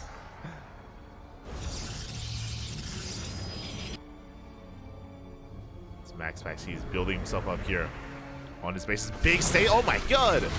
Massive stage trap and a massive Nova as well. Shin. Nothing going well for him here. Taking the Nova to the face, taking the stage trap as well. Pushing forward, another stasis goes off. Catching another lurker.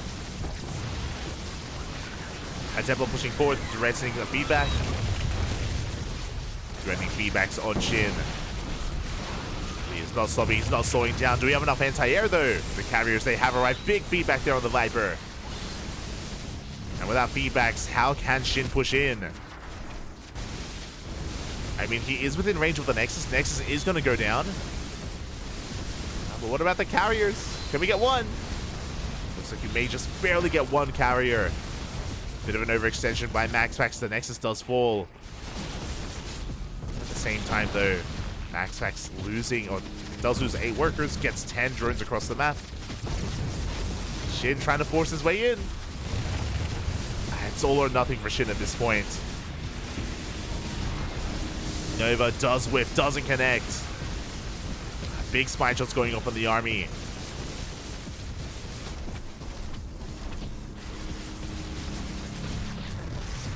Oh, we do have additional carriers though. We now have the mothership. It's finally here.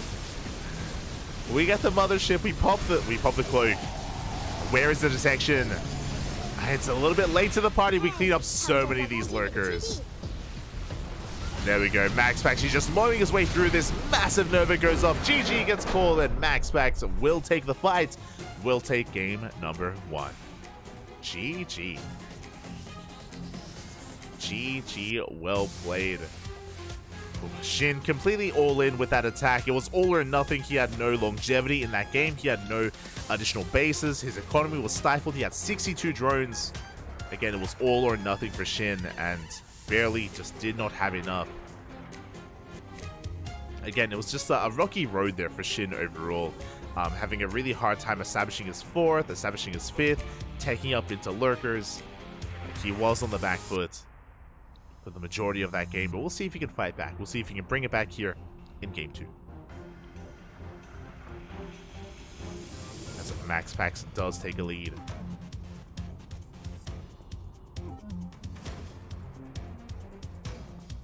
Now we are going to be settling into our next game. Vámonos.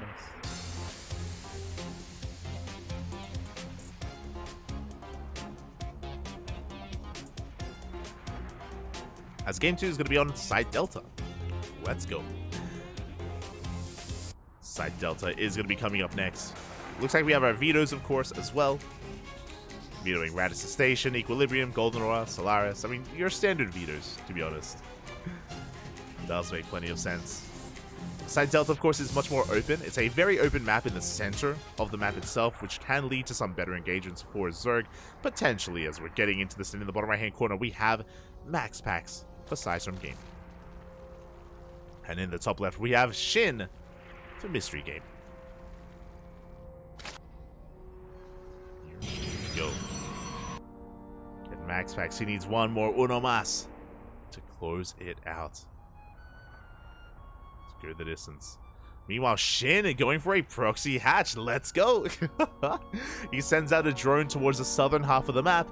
And I believe that this is just going to be a hatch block. I don't think this is going to be a proxy because of the map. The reason why I say this is a ramp. There's a ramp coming into the natural, so this should not be a cheese. This should be a way to delay the economy of the Protoss. And there it is. There is the hatch block. So on larger maps like, for example, I say larger maps, on more open natural bases like Hardlead, for example, or Oceanborn, you can go for proxy hatches where you have the hatchery as a part of the wall and you 12 full behind it and you link blood, or you even just reinforce with roaches. You go all in. This is just a more economic opener. As I say that, it is a delayed natural. Okay, so it's going to be Hatch Gas Pool. A Hatch Gas Pool opener here from Shin. This means he has slightly faster access to Lings and Link speed. I'm very curious. Very curious. The natural base has been delayed for Shin. Of course, this hatchery is going to be cancelled, and he's going to be expanding back in there. It's going to be expanding. Again, the goal here is just to delay the expansion of Max Packs. Ideally, go for a gas steal, and oh, he doesn't get it. Doesn't get the gas steal. Max Packs will not be delayed. His gas won't be delayed, I should say. So far, really good reaction here out of Max Packs. Gets his natural up and running. And Shin, unfortunately, was forced to take the unnatural natural. So, as the dust does settle, who do I favor in this position? I mean, Shin is double expanding. He needs to. I do want to give the edge to Max Packs, but we'll see if Shin can recover. As Shin is making a wave of Lings, he has a Ling speed on the way as well. There is potential with these Lings. Is potential, as he has to be defensive. Max Packs going across the map.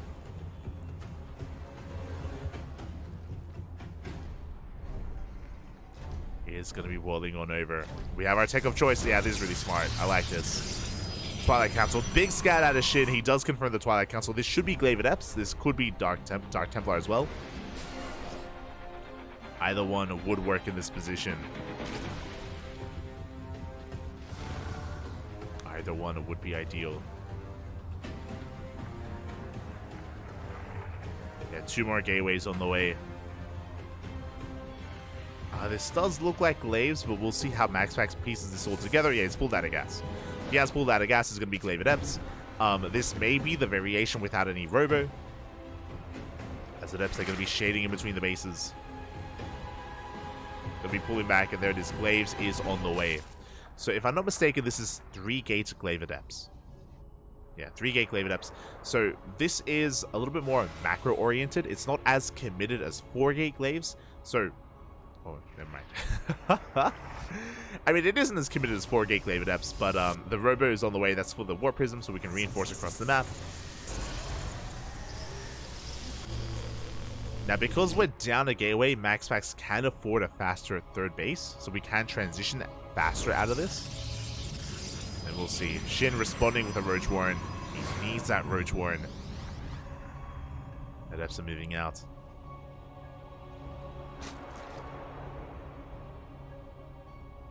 And can Shin prepare in time? We have 20 Lings on the way. Roach Warren still in production. Without Roaches, Shin is going to be in a lot of trouble. To be fair, though, again, there aren't that many Adepts. We throw down 2 more gates? Okay, it started off as 3-gate Glaive Adepts. He's going up to 5 gateways. 5-gate Glaives out of Max Packs. He's committing pretty hard. Okay. So there's layers, basically. We have the first wave of Adepts, which has arrived. Then with the Warp Prism comes the second wave of Adepts, and it's going to be that much more committed. Max Pack has to be careful to throw this away. He does reveal his hand. Dark Shrine alongside this. This is pretty all in.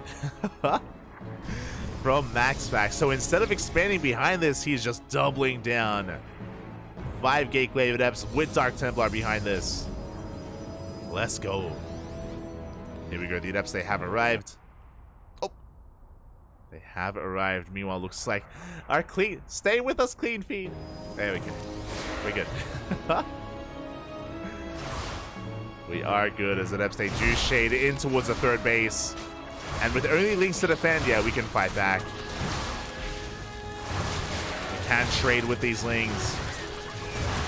We can, of course, juggle as well. We do have the Biles. They do connect with a handful of those Adepts.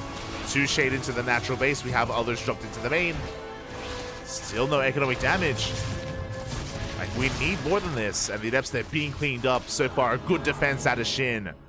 Biling the army, cleaning up the Adepts, doesn't lose any drones. Or barely loses any drones. And now MaxPax is in a lot of trouble. Now remember, MaxPax doesn't have an economy behind this. He doesn't have a third base. He threw down the Dark Shrine instead. We're going for Dark Templar. Spores, they're on the way just in time. It's going to be close. Spore finishing up the third. We have a Spore on the way in the main. Yeah, we swat away the Dark Templar. Shin fighting back.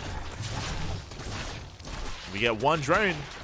Only 1 worker. That's a kill on the Dark Templar as well.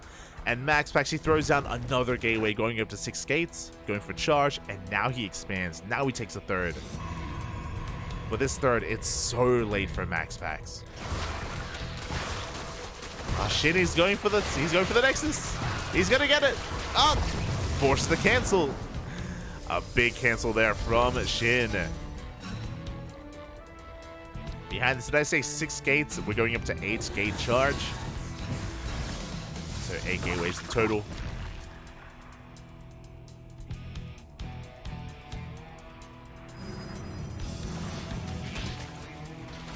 MaxPax trying to hold on back at home. Does open a wave of DTs. Dark Templar gonna force back those lings. And okay, so I was expecting Shin to cut workers at 66 and go for like a big road Ravager all in. I was expecting a 3-base all in out of Shin to end the game. Instead, we're going for a longer game. We're going for a Spider. We're going for Mutants. A little bit risky here, but regardless, it's going to work well. I mean, remember, Charge is on the way, not Blink. We have a couple of Archons, but only 2. There is a lot of potential for Mutants. Meanwhile, MaxPax is going to be getting ready for a push. Charge has completed. The third base isn't even saturated. MaxPax, he hasn't been making probes. He's been making army. Here we go, the second wave from MaxPax. Now, if Shin has been droning too much, he can be caught with his pants down. So they're pretty all in. MaxPax is very all in with this. The third base was a fake. We're getting on some of the roaches. Shin, where are the Lings? There's very little to defend. The Lings, they come in just in time, but the Archons as well. Okay, they throw their way through those Lings. We're getting on top of the roaches. Shin in a lot of trouble. Good juggling at MaxPax does avoid the Biles. Yeah, we break through the Lings. We're getting on top of the roaches as well. Shin had survived. He had made it through. Can he hold on? We have roach reinforcements on the way. He just has to live. If he survives this attack, then he will win the game. Drones are going down. Good concave here with the roaches. Good control as well. Good kiting out of Shin. The Archon's getting very low. And it looks like Archons are finally going to be going down. But no, we have Zealot reinforcements. And MaxPax, he's breaking the back of Shin just barely. Again, like, MaxPax, he has no saturation. He has no saturation at his third. It was completely all in on 2 bases. And he catches Shin with his pants down. Shin, he was droning. He was getting ready for a longer game. GG gets called. And MaxPax will take the series 2-0. GG. Oh my god. Happy. GG, well played. Things were looking dire. Things were looking dire for MaxPax. He had not done enough damage with his Adepts or his Dark Templar. He did not do enough. He was dead, like MaxPax. He was dead in the water, which is why the all-in was the way to go. MaxPax, he was taking a third, but it was a fake third. It was a fake third base, no probes whatsoever. He went for an 8-gate charge all-in as a follow-up, and he caught Shin droning. Shin, he was ahead. Shin thought that he had the freedom to drone. He didn't. Shin went down. GG. GG, well played. Congratulations to MaxPax for taking the 2-0, for being able to be flexible and being able to go with the punches. Up next, we have Bunny versus Firefly. Cool. So I was going to get ready for, we have another broadcast in like just over 30 minutes. We have another broadcast. Can I squeeze in Bunny versus Firefly? I think I can. We're going to be going on a short break. When we return, Bunny versus Firefly. See you soon. Huh.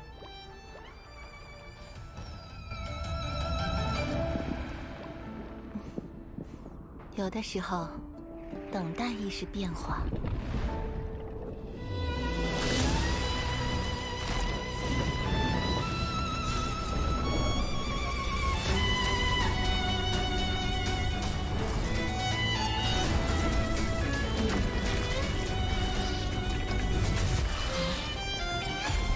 超出预想的成果。生命里的每一片花瓣，无论何时盛放，都会有被风吹落的那一天。别害怕，至少你们仍有研究的价值。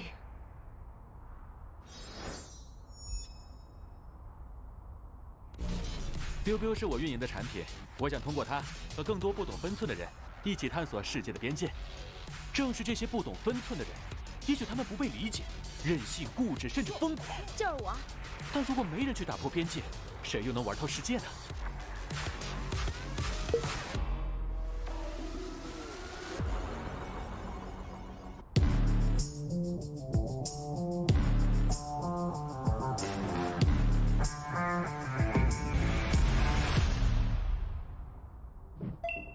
大家好，我是星际争霸2世界冠军李培南。作为职业选手，每天大部分时间都是在电脑前度过。每次训练结束都会有不同程度的腰酸背痛，所以我们对电竞椅的要求都非常严格，能保护腰部并且坐感舒适，成为我们挑电竞椅的重要指标。我们一直在用的傲风电竞椅就完美做到这一点。升级的锥背小弹腰有足够的支撑力，并且上下前后都能调节，坐着很舒服，非常适合大家玩游戏的时候使用。无论用什么姿势，正坐、靠着、躺着。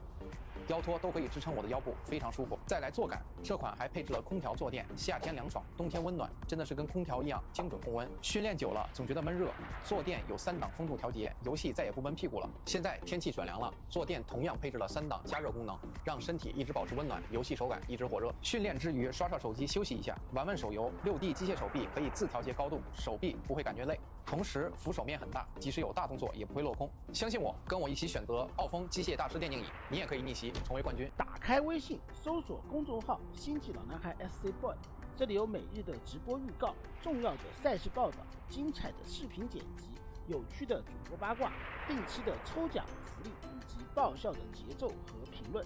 关注 SC Boy 官方公众号，365天每天更新，让你与20万猛男一起更便捷的享受我和黄哥给大家带来的快乐。不要告诉别人哟。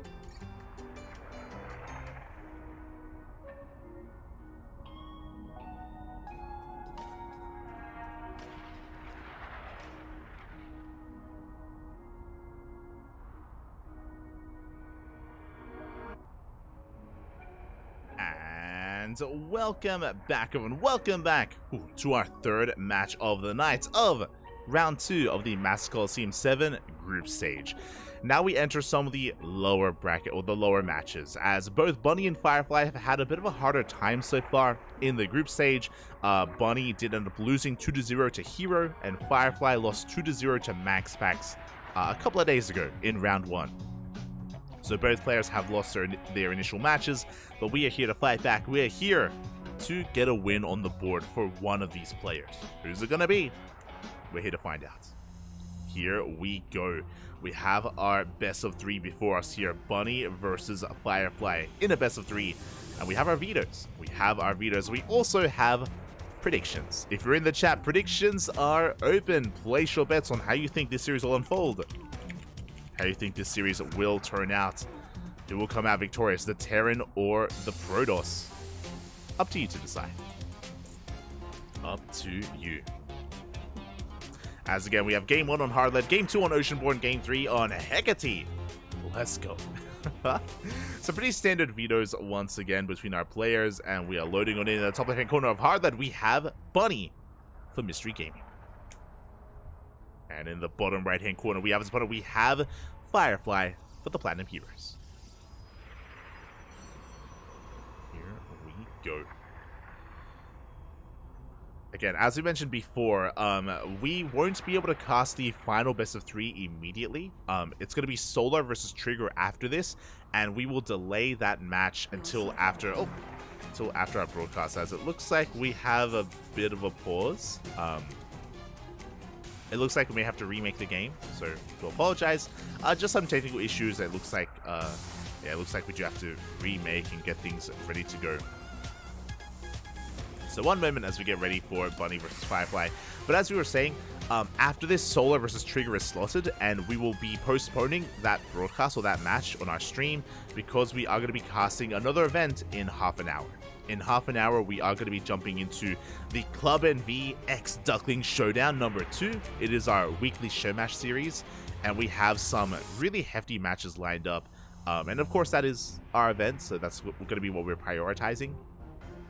So once we wrap up with this series, we'll hop over and we'll be covering the Club NV X Duckling Showdown. It's going to be Mondo versus Quanta and Creator versus Gumiho in a best of 7. Let's go. Gonna be some really good matches for the showdown, so look forward to that. Again, that's gonna be in half an hour. When it comes to Solar versus Trigger, that'll be after the showdown. That will be taking place after the showdown, and here we go. We're diving back in. Again, looks like there were just some technical issues, but they have been resolved. They have been fixed. Now we are getting back into this. And it's looking to be a standard economic opener out of Bunny. It is going to be going for a Rax Expand, only a single gas opener out of our blue Terran player. Likewise, Firefly going for a Gate Expand himself, or Gate Cyber Expand. So everything is looking normal, everything is looking as it should.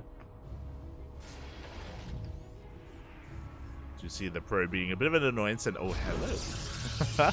Probe is being a bit of an annoyance here, delaying the expansion, delaying the CC. As an extra SV has to be pulled here to force back that Probe. And Bunny is going to be slipping in across the map for his own scout. The goal for Bunny is to see the tech of choice. Oh, my apologies. Actually going to be going for the bunker behind the mineral line. Let's go. Did skirt around the edge of the map, was not spotted. Reaper is on the way, and the bunker should finish. So the goal here is to delay mining. We deny mining at the natural base for as long as possible, as the bunker should finish. Yeah, the Probe doesn't see, the Probe doesn't know. Firefly has no idea what's lying in wait in his own natural base. The Adept does arrive and gets a shot in, but the bunker is done, and we dive into said bunker. Meanwhile, in the main base, we have our tech of choice, Firefly going for a Twilight Council, not a Stargate. In general, Stargate openers, they've fallen off a little bit. We don't get to see Stargate openers as often as we used to. I'm sure a big reason for that was the advent of the new Cyclone, of course, which is a much stronger opener. Much stronger follow-up here in TVP to keep you safe against that sort of thing. But for now, we deny a lot of mining here in the natural base. A shield battery is on the way, and once the shield battery finishes up, then Firefly can shut down this bunker. But only until then. Only until then. As we dive on this bunker. Probe's going to be coming in. We're going to be finally going to be able to get mining up and running here for Firefly. Oh, God. But the juggling! Trying to repair. There we go. We get the salvage onto the bunker. SCV goes down, but the Reaper will escape. Again, a nice small win for Bunny here. Just salvaging the bunker and denying so much mining time. Now, he still doesn't know what the tech is. He's still in the dark whether or not it's a Stargate or a Twilight Council. But now we see Bunny dip into the main base, and he does confirm the tech. So Bunny, he does see the Twilight Council in the main. At the same time, Hellion comes into the third base. He's going to get a Probe. One Probe does go down. Behind this, we're following this up with a mine drop. Again, Bunny, he is very aggressive in this matchup, very in your face. I would say that Firefly's best matchup is probably PvP followed by PvT. Like, Firefly has a scary Protoss versus Terran. We have seen Firefly take down some big Korean Terrans in the past. I do want to say that he can go toe-to-toe with Bunny as well, but we'll see if he can pull it off here on the big stage in Masters Coliseum.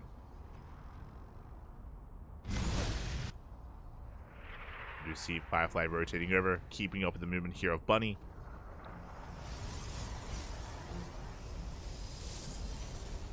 And And he is going to be denying that drop. Now that I think about it, considering the caliber of players that Firefly has been knocking out recently, I do think that he's actually pretty comparable with Bunny. Like Firefly going toe-to-toe with players like Gumiho and Bjorn, for example. So we'll see if he can do it again. As the Mind Drop comes into the natural base, Firefly does miss the drop. Does react. Oh god! The verbs! 3 workers go down. Good connections here by Bunny. Up with the medevac. Medevac is going to be shut down, and we do lose both these Widow Mines. So a pretty even trade. Trading 3 probes for a medevac. It is a brutal trade for Bunny. Ideally, he would have liked to have kept that medevac alive. Does lose it. Behind this, getting to Robo production. Is going to be a pretty interesting composition out of Firefly, going for Stalkers as well as Charge Lots. So a bit of a Swarmtail style with Immortals to support. Very interesting. We got 2 probe kills here in the natural base, or in the third.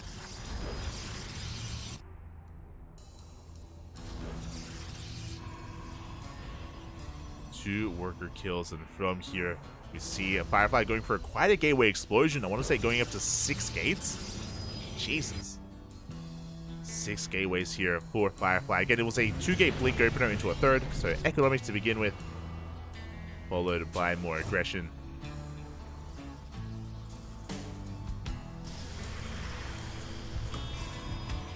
And we'll see if Bunny can keep up. Again, for those that are maybe unfamiliar with Firefly, Firefly is like my rising star of 2023. Like he's been looking so good in 2023, and kind of his stand-up performances have been like the online WTL and weekly tournaments where he was able to beat both Bjorn and Gumiho and go to the ace match against Maxbax. That was merely a couple of weeks ago. We'll see if he can bring that out once again. That's Bunny going to be applying a lot of pressure here to the third base. Widow Mines are setting up behind this. Bit of a charge is popped. So far, Firefly trading well. Oh, scans for the Observer. But the Observer does survive. A good defense here by Firefly. He forces Bunny back. Bunny was pretty committed there. And he bled out a lot of units. Behind this, Firefly able to establish his third base. Get it up and running, and now we're getting ready for a big counterattack. Raven going to be harassing. Gets a probe. Now with the War Prism on the way, that should be the signal for Firefly to push out. As Bunny is in the midst of taking his own third. Oh, even going for a Doom Drop into the main. Firefly, though, in position. Uh-oh. He was, no short. Firefly, he moves out as the drop moves in. Oh, that is so unfortunate. Forced to recall into the main base. Massive Doom Drop. A Mind Drop's going to be going off as well. These Stalkers so exposed. 8 workers go down, and most of the army does evacuate. Oh, I spoke too soon. Big snipe there on a full medevac. Good pick off there by Firefly. And now we're going to be pushing. That's it. He would be in position if it was 2023. True. The year of Bunny confirmed. What am I going to be going down? You see though, Firefly, he has some momentum on his side again. He was able to bring down a full medevac, and now Bunny's in a bit of trouble. He has to pull the boys. Bunny, after losing a full medevac, after losing so much of his army across the map, he's being broken. He's being broken at this point. Massive push here by Firefly. The boys have been pulled once again, and Firefly, he is breaking the third base. Bunny in a lot of trouble. Mind Shot's going to be going up. And you know what? It's still 2023 for Firefly. He's still popping up. He dives on top of the army. Forces a bit of friendly fire. And Bunny, he's up against the wall. He barely has anything left. Has a couple of Marauders. Can he hold? It's going to be close. Oh, he's trying to hold on. It's not going to be enough. Not like this. That's a kill on the base. GG gets called. And Firefly does it again. Takes game 1 against Bunny. Let's go. GG, well played. Again, Firefly has been very hot recently. If you haven't been watching Firefly, mate, you haven't been watching the CranKy Ducklings. You haven't been watching the CranKy Ducklings as Firefly. He's been taking down names like Bjorn, like Gumiho. Who is Bunny compared to them? A pretty good player, to be fair. I expect this to go to the ace match. I kind of favored Firefly coming into this, but we'll see. We'll see if Bunny can force the ace. And we'll see if we can go the distance here. As Firefly able to bounce back strong in game 1. And now we're getting ready for game number 2. Let's go. Bunny versus the goat. Bunny versus the camel, Papi. The camel. Let's go. Again, like, God. Like, 2023 was so promising for Firefly. It was so promising for him. And 2024 has a lot to live up to. Like, the next step is for Firefly to, like, start really performing here internationally. And I want to believe he can. I want to believe he can. I'm so looking forward to IM Katowice. Again, Firefly, he qualified for IM Katowice over Korean players, and I can't wait for that. But here we go. We're diving into game number 2, and spawning in the top left-hand corner of Oceanborn, we have Bunny for Mystery Game. And in the bottom right, we have his opponent, we have Firefly for the Platinum Heroes. Here we go.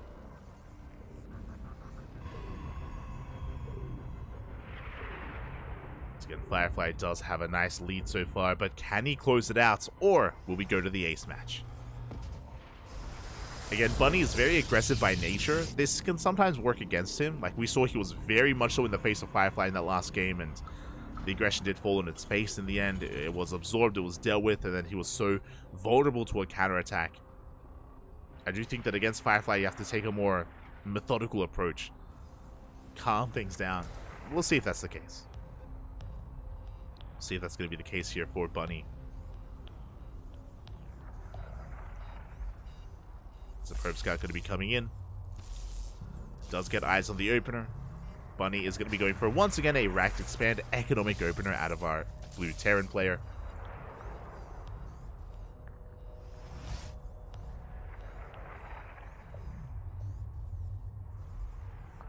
Is going to be another economic opener. Once again, Firefly being as annoying as possible, delaying that expansion for as long as he can, as the CC is going to be on the way. Eventually. We'll see about it. We'll see. CC has been thrown down. Firefly does confirm it as well, so he's aware of the economic opener. And from here, Firefly should be getting the hell out of there with that probe, and ideally hiding it from the Reaper. Ideally.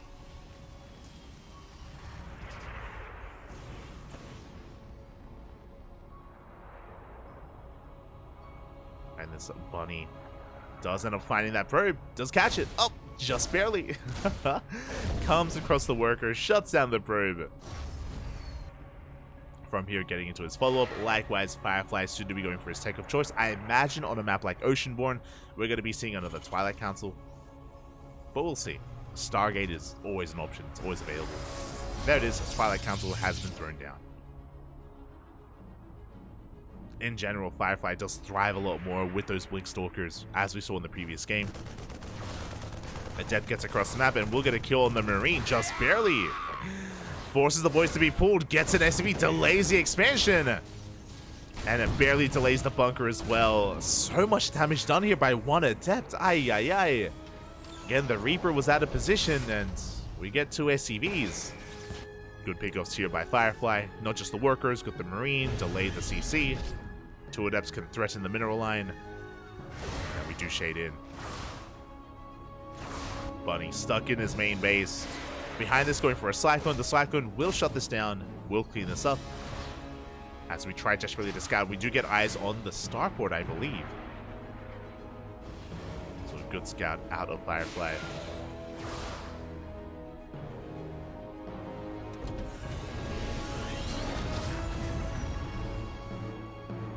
Behind this, again, it's going to be Blink as the tech of choice. Not a Dark Shrine, not Charge. I believe going to be, so far, 2-gate Blink out of Firefly. And I imagine it's going to be 2-gate Blink into a third base once again. Speaking of, there it is. There's a third. So very economic opener out of Firefly. Only 2 gateways to work with, straight to the third base. and ready to receive whatever comes from the Terran. As we can see, it's going to be another mine drop. We have Widow Mines on the way, the medevac as well. Yeah, going for that mine drop.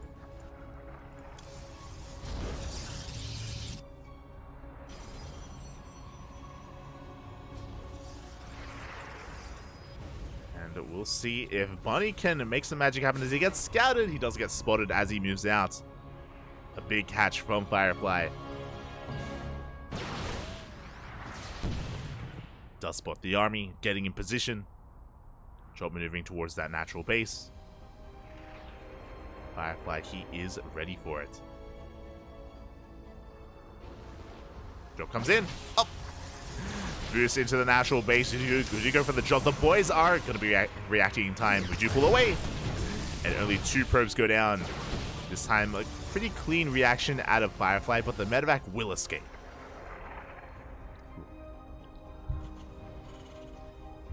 So thankfully, Bunny does keep it alive this time as opposed to the previous game. Firefly's trying to chase it down. Oh, does he get it? Oh my god, that was so close. Whew. That was so close. Medevac does evacuate. Behind this, once again, Firefly is going into charge. Working towards +1 armor. Going for a swarm toss composition. So we have our gateway explosion. That's going to be 6 gates in total for the time being. And behind this, Bunny is building up towards some bio play. Stim, combat shields +1 on the horizon here for Bunny, getting into his 3-1-1 setup. Also, did I say 6 gates on the way? Sorry, 6 gates in total. It's going to be 8 gates in total. This is going to be a pretty big push. 8 gates on 3 bases. Gases have not been taken at the natural. They've not been taken at the 3rd base. We are going for a very committed style here from Firefly. Oh boy. So unlike the previous game, because we haven't taken extra gases, no immortals. No immortals this time, and it's going to be less Stalker heavy, more Zealot heavy. There it is. We do have a couple of warpins coming in. Firefly pushing out with his prism. We have a couple more Stalker warpins. You saw that he started an immortal and he cancelled it for the Observer. Charge is about to finish, and we're getting ready with those Zealots. Firefly moving out. Again, there's 8 gateways powering this army. And Bunny's getting caught out without medevacs. Oh, Marines are getting picked off. Medevacs are coming into support. So far, a decent start for Firefly. Oh, gets caught out though. Stalker does fall. Same time, Zealot run back comes in. Boys are being pulled. Another big warping behind us as well. And Firefly, he is pushing. His main army pushing right through the center. He catches some SCVs. A lot of workers going to be going down. And again, this is just a very chaotic defense here for Bunny. Bunny, he was caught as he was moving out. The Stalkers will arrive. Prism into the main. And at the same time, a drop into the main base of Firefly. Firefly doesn't have much to defend at home, by the way. Uh-oh. It's going to be 15 probes. 15 workers go down in the main base. Firefly, he's all in. Firefly, he's committed. He's losing so much back at home. At the same time, the Zealots wreaking havoc across the map. Good force field here on the ramp. SCV's going to be falling. We don't have another force field, though. But we don't need one. Bunny losing 19 workers. He barely has an economy. The boys, they're being pulled. These Stalkers are looking exposed. We need support. We need Zealots. We need Zealots with the main army. Not to harass. And there it is. Massive warp in. 6 Zealots and 2 Stalkers. And Firefly, he may just have too much at this point. A lot of Stalkers are getting picked off. Good target firing out of Bunny. Oh, but the medevacs. The medevacs go down. The Raven as well. And even though Bunny, he's still kicking, he's still barely alive, he barely has anything to work with. Our Widow Mines. The mines! Oh my god. Firefly coming in from behind. Oh, bleeds out a Stalker. From here, we have to make a choice. We have 1,000 minerals. There we go. We go for a big warping of Zealots. Firefly is rebuilding his probes. Firefly looking to snowball out of control, looking to break Bunny here and now. Bunny, no Widow Mines, no tanks. The mines are in the main. And the boys have to be pulled once again. And we barely have any boys to pull. We barely have an economy. Firefly snowballing out of control. And again, looking strong in PvT. He's taking down Bjorn, taking down Gumiho, and now he takes down Bunny. GG gets called. Firefly takes the 2-0. Let's go. GG. GG, well played again. Firefly was, in my opinion, the rising star of 2023. He had such a wild performance in 2023, just taking down so many big names over the course of the year, improving so much last year. And 2024, can he finally break out? Because I feel like a lot of people still don't really recognize Firefly. A lot of people still don't really respect Firefly as much because they don't see him on the international stage. But that changes in a couple of weeks. Firefly, for the first time, going to be traveling abroad. I think he was in DreamHack Atlanta, to be fair. But Firefly is going to be traveling to IM Katowice, going to be traveling to Poland as well, and I'm excited. I'm excited. I'm a bit of a fan, if you could tell. Bit of a fan. GG. GG, well played. You're the dragon. Let's go. With that, though, we are going to be going on an extended break. In a way, yes, it's true. Trigger vs. Solar is on the horizon. Trigger vs. Solar is going to start up soon. We won't be casting Trigger vs. Solar live. It starts in a couple of minutes. We're going to be casting Trigger vs. Solar in a couple of hours. Reason why? We have another tournament. We just keep casting all day, Papi, all day. We have another tournament that's starting in 9 minutes. In 9 minutes time, we're going to be live with Club NV X Duckling Showdown number 2. We're going to be featuring some show matches between some Korean players. This is a joint effort, a joint tournament with the CranKy Ducklings and Club NV. Club NV is a Korean team, and we're going to be featuring a best of 3 between Mondo and Quanta. Let's go. I love both Mondo. My heart. I'm a big fan of Mondo and Quanta. They're going to be facing off, and then we end the night with a best of 7 between Creator and Gumiho in a Protoss versus Terran matchup. So best of 7 between Creator and Gumiho alongside a best of 3 between Mondo and Quanta. So we're going to be going on an extended break. We're going to be going into our next broadcast, into our next show matches, and then after we finish with our show matches, then we're going to come back and we're going to catch up with Trigger and Solar. So that's the plan here tonight. So going to be going on a short break. We'll see you guys soon.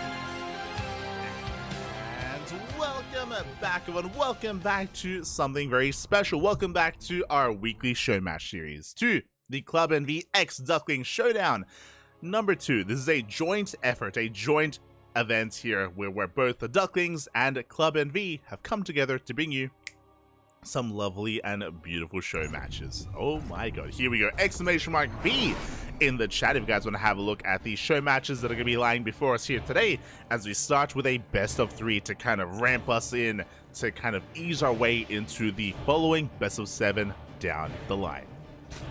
And spawning in the top right hand corner, we have a player that I have to fix on in game. Un momento, papi, un momento. Bam, here we go. In the top right-hand corner, we have our South Korean Zerg player. Big fan of him here on the channel. South Korean Zerg player representing Club NV. It is Mondo. And spawning in the bottom left-hand corner, we have his opponent. We have the South Korean Terran player. I also have to fix his name. One moment. God damn it. All these alternate IDs. There we go. Bam. Beautiful. Spawning in the bottom left-hand corner, I have to fix that. We have our Korean Terran player representing Club NV. It is Quanta. And hold on. Is this better? Bam. There we go. That's okay. that's all right.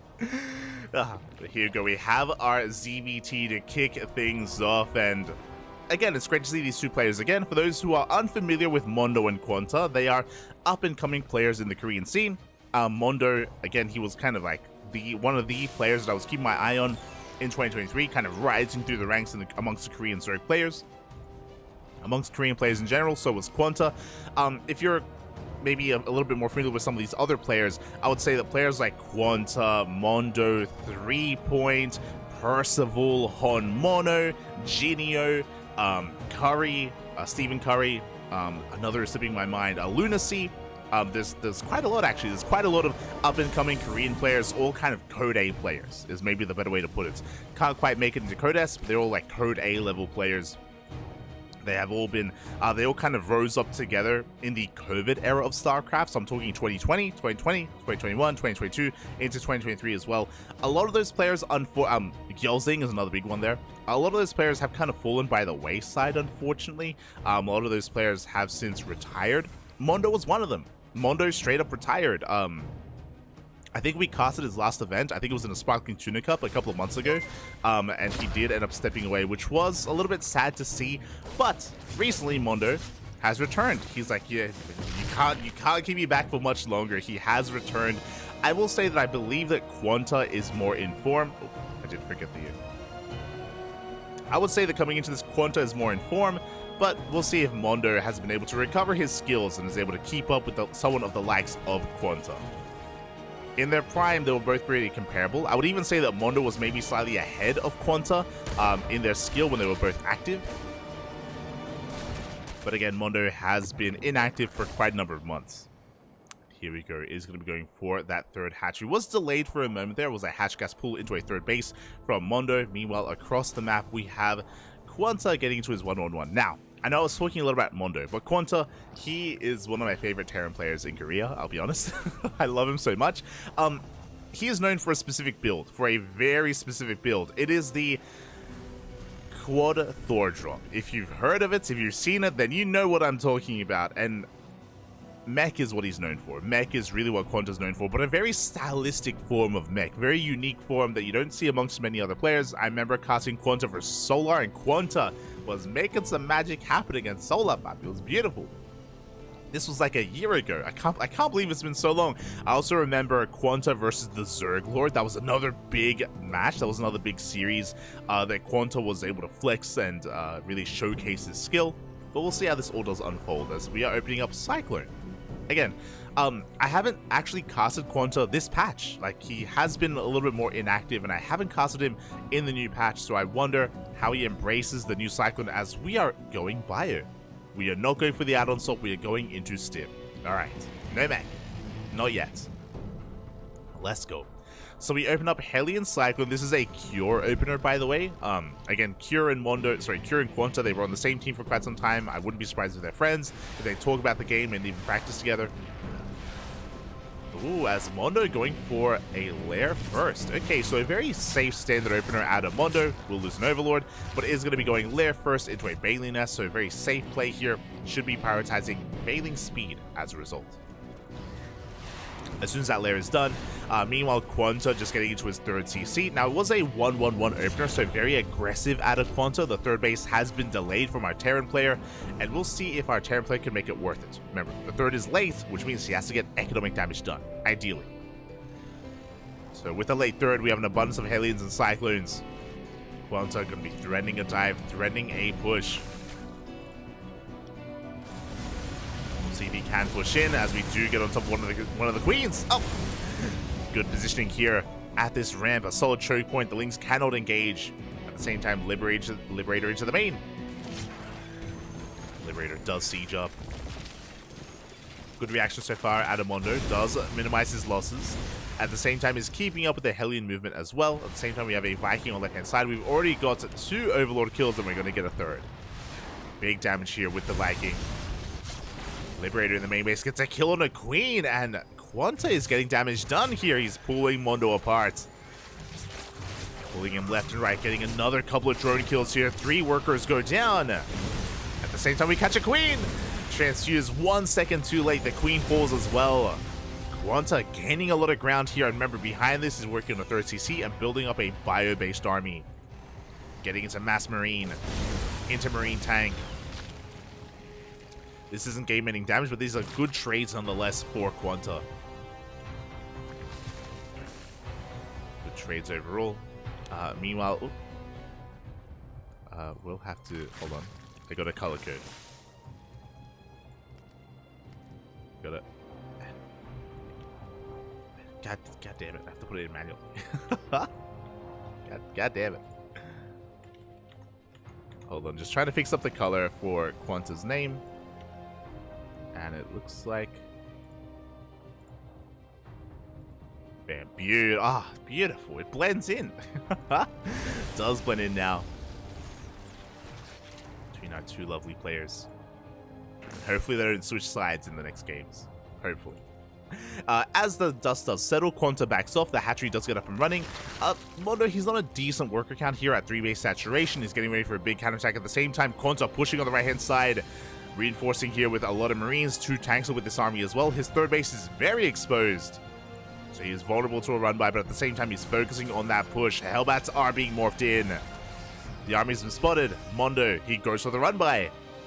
Goes for the counterattack. Will get a lot of SCVs. At the same time, though, we are pushing in.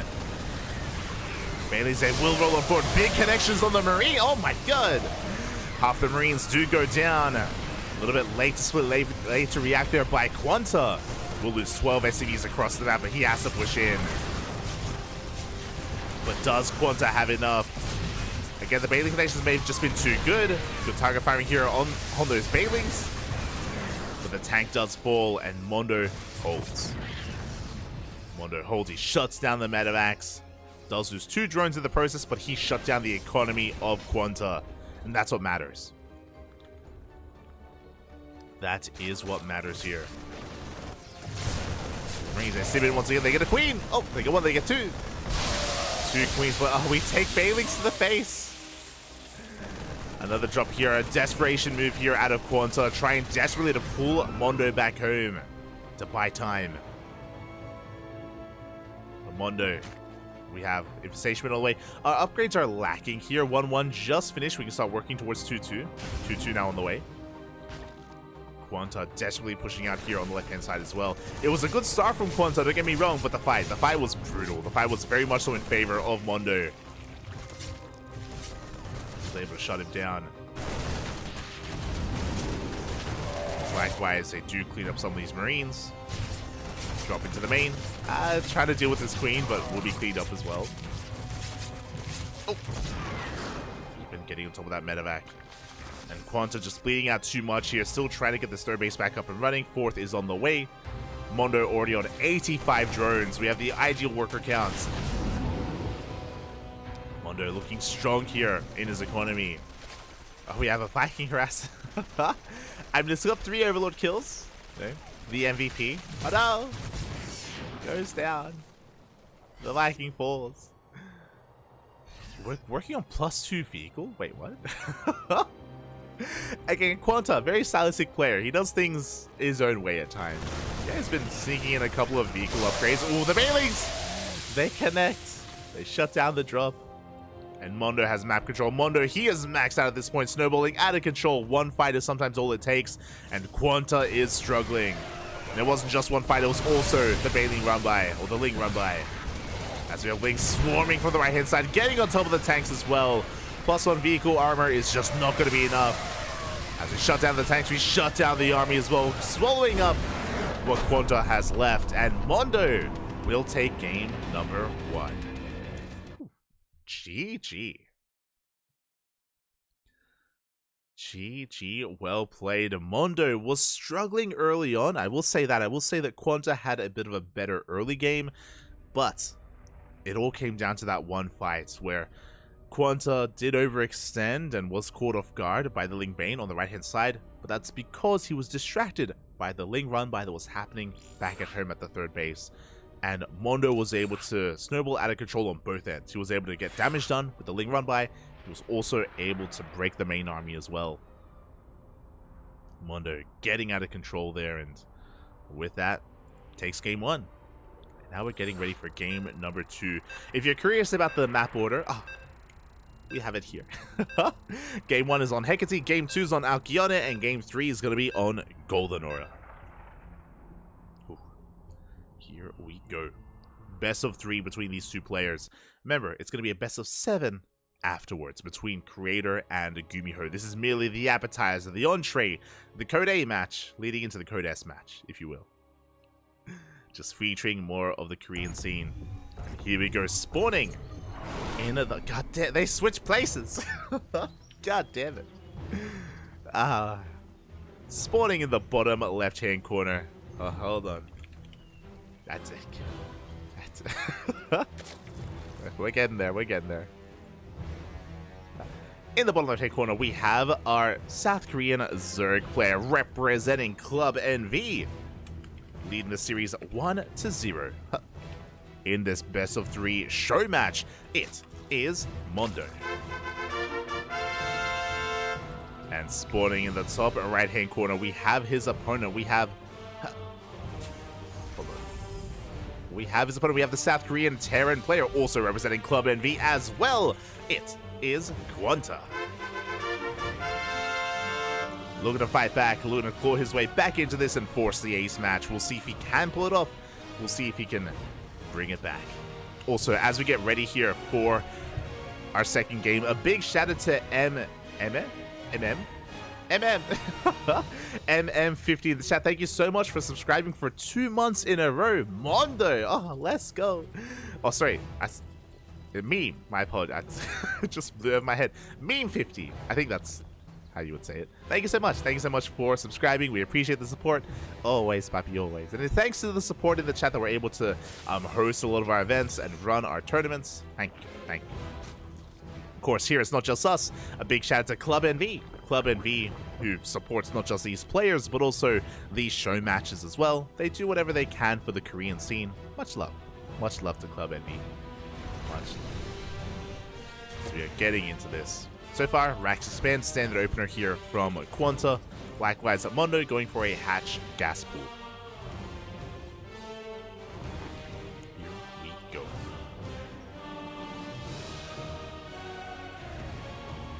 See, completed the chat. 420 points on the Zerg. Who wants my points? I haven't looked at the match line yet to see where points have been thrown around. But regardless, it's going to be a standard opener here from Mondo. Going to be getting into a hatch gas pool, into a third base on time, on location.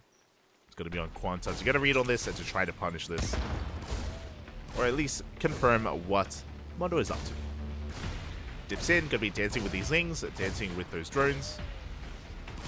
So far, not getting anything. The Queen comes out just in time, and Mondo doesn't lose either Ling or drone. Forces back the Reaper. Behind this, a much more economic opener. Remember, winding it back, in game number 1, Quanta did go for a 1-1-1 opener into an abundance of Hellions and Cyclones, into a more aggressive start. Here in game 2, third base. We have a third CC before Stargate, before Starport even. A very economic opener out of Quanta. And this makes a lot of sense. So Quanta is going to be mixing it up. On a map like Alcyona, it is very macro-oriented. It is very much so a map where we commonly see split map play. This would not be a bad map for mech. Again, traditionally, in years past, whenever I cast Quanta, he's been known for his mech style. Is that still the case? It's been like half a year? It's been a long time since I've casted Quanta, so I don't know if he's changed his ways. I don't know if he's reformed, or if he is, you know, the same meching Terran that he's always been. And I hope it's the latter. We'll see. I want to see the Quanta build, Papi. I want to see it again. It's been too long. Oh. As Hellions going to be moving out on the right-hand side, pushing towards the mining bases here of Mondo. Third base getting up and running. And right now it's just a dance here between the Queens and the Hellions. Just trying to keep up here with the aggression. And we do see a 1-1-1 opener or follow-up from our Terran player. Started Stim for a moment. Are we going for the add-on swap? We are not. We're going Viking into Liberator. And we're getting into Buyer. Stim is on the way. Oh, I want the Quanta build, Papi. It's not happening. Not now. See, this is making me cheer for Quanta. This makes me want an ace match. Yeah, all the way. Send it, Papi. Send it. Bring us to game 3. Whip it out. But here we go. Hellions pushing on the right-hand side. This time, no Cyclones. Just pure Hellion into Liberator. Now we have a Bio transition. Stim still on the way. Plenty of Raxes behind us as well. Third base being taken on location. Or being landed on location. And we're easing into the mid-game. Meanwhile, just like the previous game, Mondo is not cutting corners. He is going lair first. It's a lair into Baneling Nest, so we're not rushing into 1-1 upgrades, not rushing into Evo Chambers. We're not cutting corners, just pretty standard safe play out of Mondo. Everything looking as it should. Hellion's going to be dipping in. Skirting around the edges of the creep. Just testing the waters here as the fourth base is being taken. Interesting expansion pattern. More often than not, Zerg players would take the triangular third as their fourth, or even as their third base, and expand to the right-hand side to gain access to the gold. That's the purpose of expanding in this direction. But Mondo, he is avoiding the gold entirely. Interesting. Liberator does get into the main, and oh, we have a transfuse! We trade 1 for 1. Lib for a queen. No drone damage, though. The workers were left safe and sound. The queens, they did get stuck with each other a little bit, unfortunately, and Mondo wasn't able to save that queen in the end. Meanwhile, Mondo again getting that fourth base up and running. The advantage of this fourth, as opposed to the gold base, is that you have the Rich Vesting Gas Geyser, so you can afford Hive Tech a lot easier. You can get into faster Hive Tech, you can get into Hydras, so Ling Main Hydra. Can be something to take advantage of with this gas. With that northern base. We'll see if we go there. But now Mondo just going to be spreading his creep, establishing himself. Likewise, Quanta banning out his units as best he can.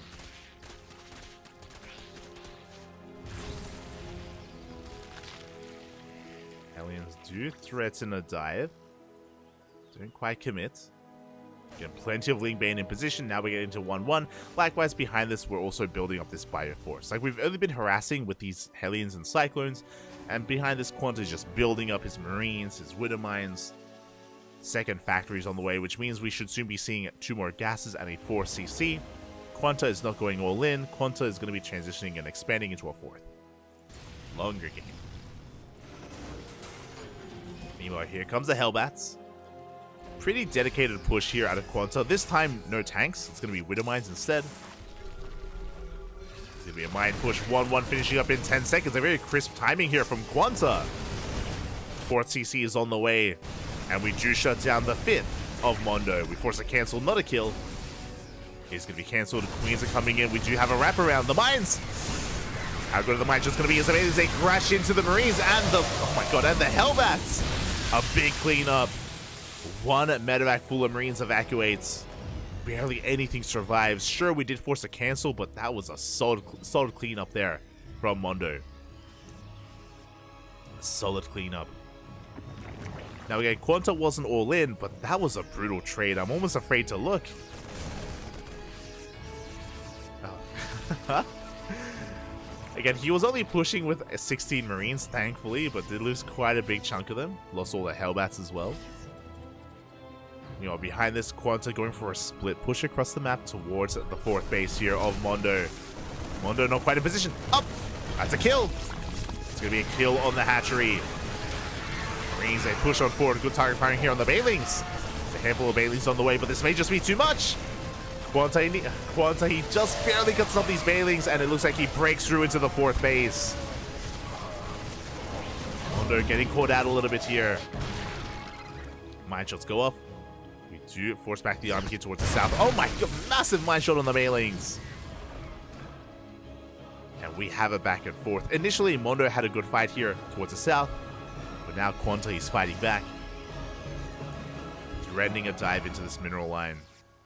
And Mondo, he is spread thin. Marines, they come in once again, they catch an Overlord. Drones are going down.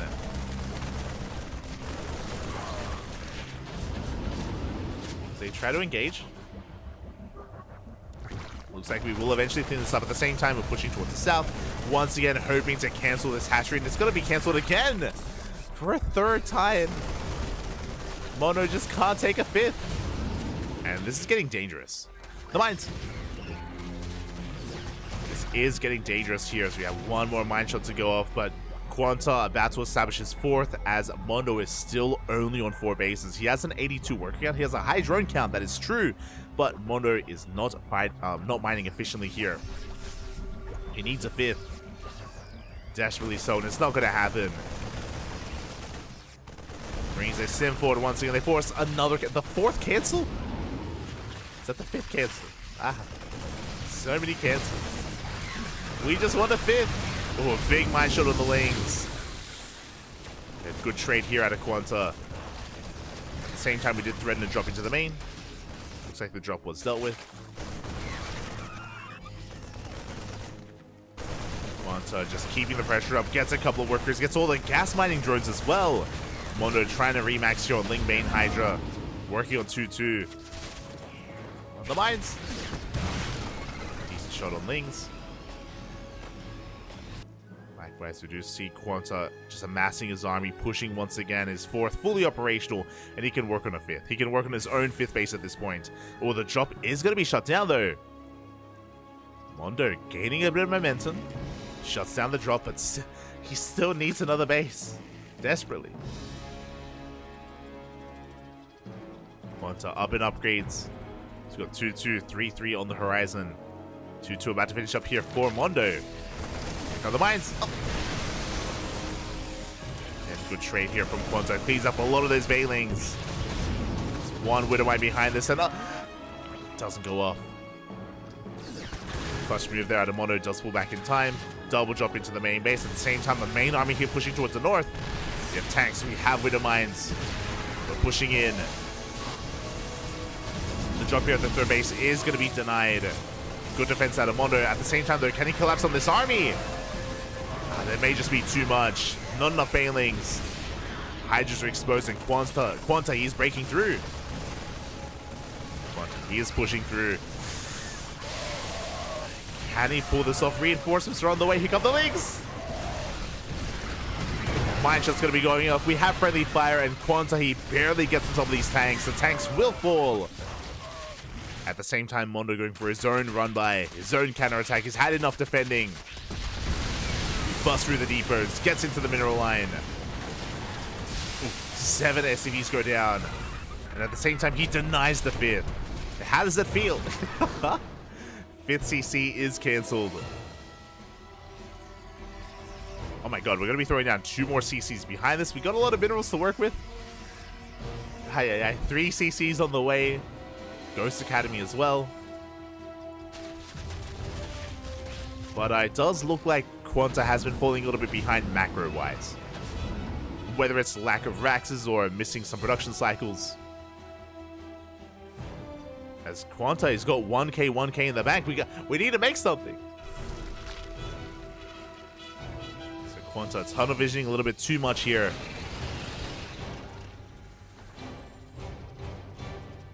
as Mondo is maxed. He is maxed out. There we go. We do have our production now underway. But that was a big delay. Like, there wasn't a supply block, by the way. I was checking. A big delay there, which means Mondo has a bit of momentum. He can try to push on forward here on the right-hand side. The fourth is an orbital, not a planetary. Greedy move out of Quanta. Very greedy here from our Terran player. Going for the orbital. Means that Mondo could bust in. His army has been spotted. Quanta going to rotate around. Quanta is getting in position. At the same time, Mondo ready for his own run by here. Towards that fifth. That's a lot of Bailings. That's a lot of Bailings, and here we go. We are rolling on forward. How good are the mine shots? They're okay. Decent mine connections. Good split here as well towards the end. We shut down the Ling Bane. And the Hydras, they have to back off. So a solid defense from our Terran player. At the same time, we clean up all the Lings. We get eyes on the borrowed Lings as well. So a really good fight from our Terran. Meanwhile, Lunker dead. Lurkers are on the horizon, but they're still on the way. They're still not ready.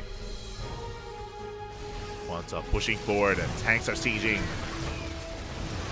We get one. 1, 2 tanks. 3 tanks will be going down just before they can get really any shots off. All 4 tanks go down. Mondo, he can fight this head-to-head. Marines on their own, being forced back. This is getting very scrappy. Fifth, finally up here for Quanta, is on 90 SEVs. Should be looking to take the golds momentarily as well. Oh! But Mondo has map control. At one point, Mondo, he was stuck defending back at home, holding on to his 4th, struggling to take a 5th, but now he has a 6th and a 7th hatchery. Mondo, he's just snowballing out of control here. With an insane economy, is remaxing. Quanta has to rely on good fights, and this was a good trade. Trade with the Terran. Gets queens, picks up some Bailings. Gears up a lot of creep, gaining a lot of ground. We're being forced back. But here come the Lunkers. This is the game changer. We're diversifying our composition here. It's no longer just Ling Bane. It is Ling Bane, Hydra, Lurker, Viper. Let's go. We have our own counter siege units. Meanwhile, Quanta's turtling. We have a line of sensor towers, bunkers, turrets should be thrown down as well. Yep, turrets as well.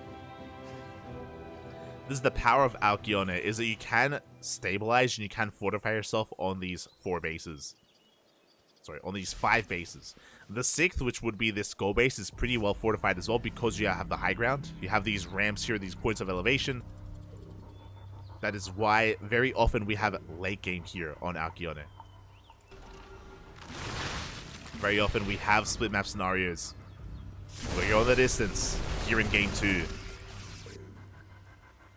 Now, as a result, Lurkers are a little bit less potent. Lurkers are really good in these, like, frontal engagements, in these big fights, especially in the middle of the map. But trying to break contains, Lurkers are less than ideal. That is where Ultras and Broodlords are superior. But here we go. We are trying to push in. We're going for the dive. Big Snipe's going to be going up for the Ling Bane, is rolling in. And do we have enough support for the Ghost? The Snipes are insane on those Lurkers. The Ling Bane cannot touch them. The Ghost stands strong. We run out of Ling Bane, and now these Lurkers are looking very exposed. They're Lurkers on their own. They cannot break this position.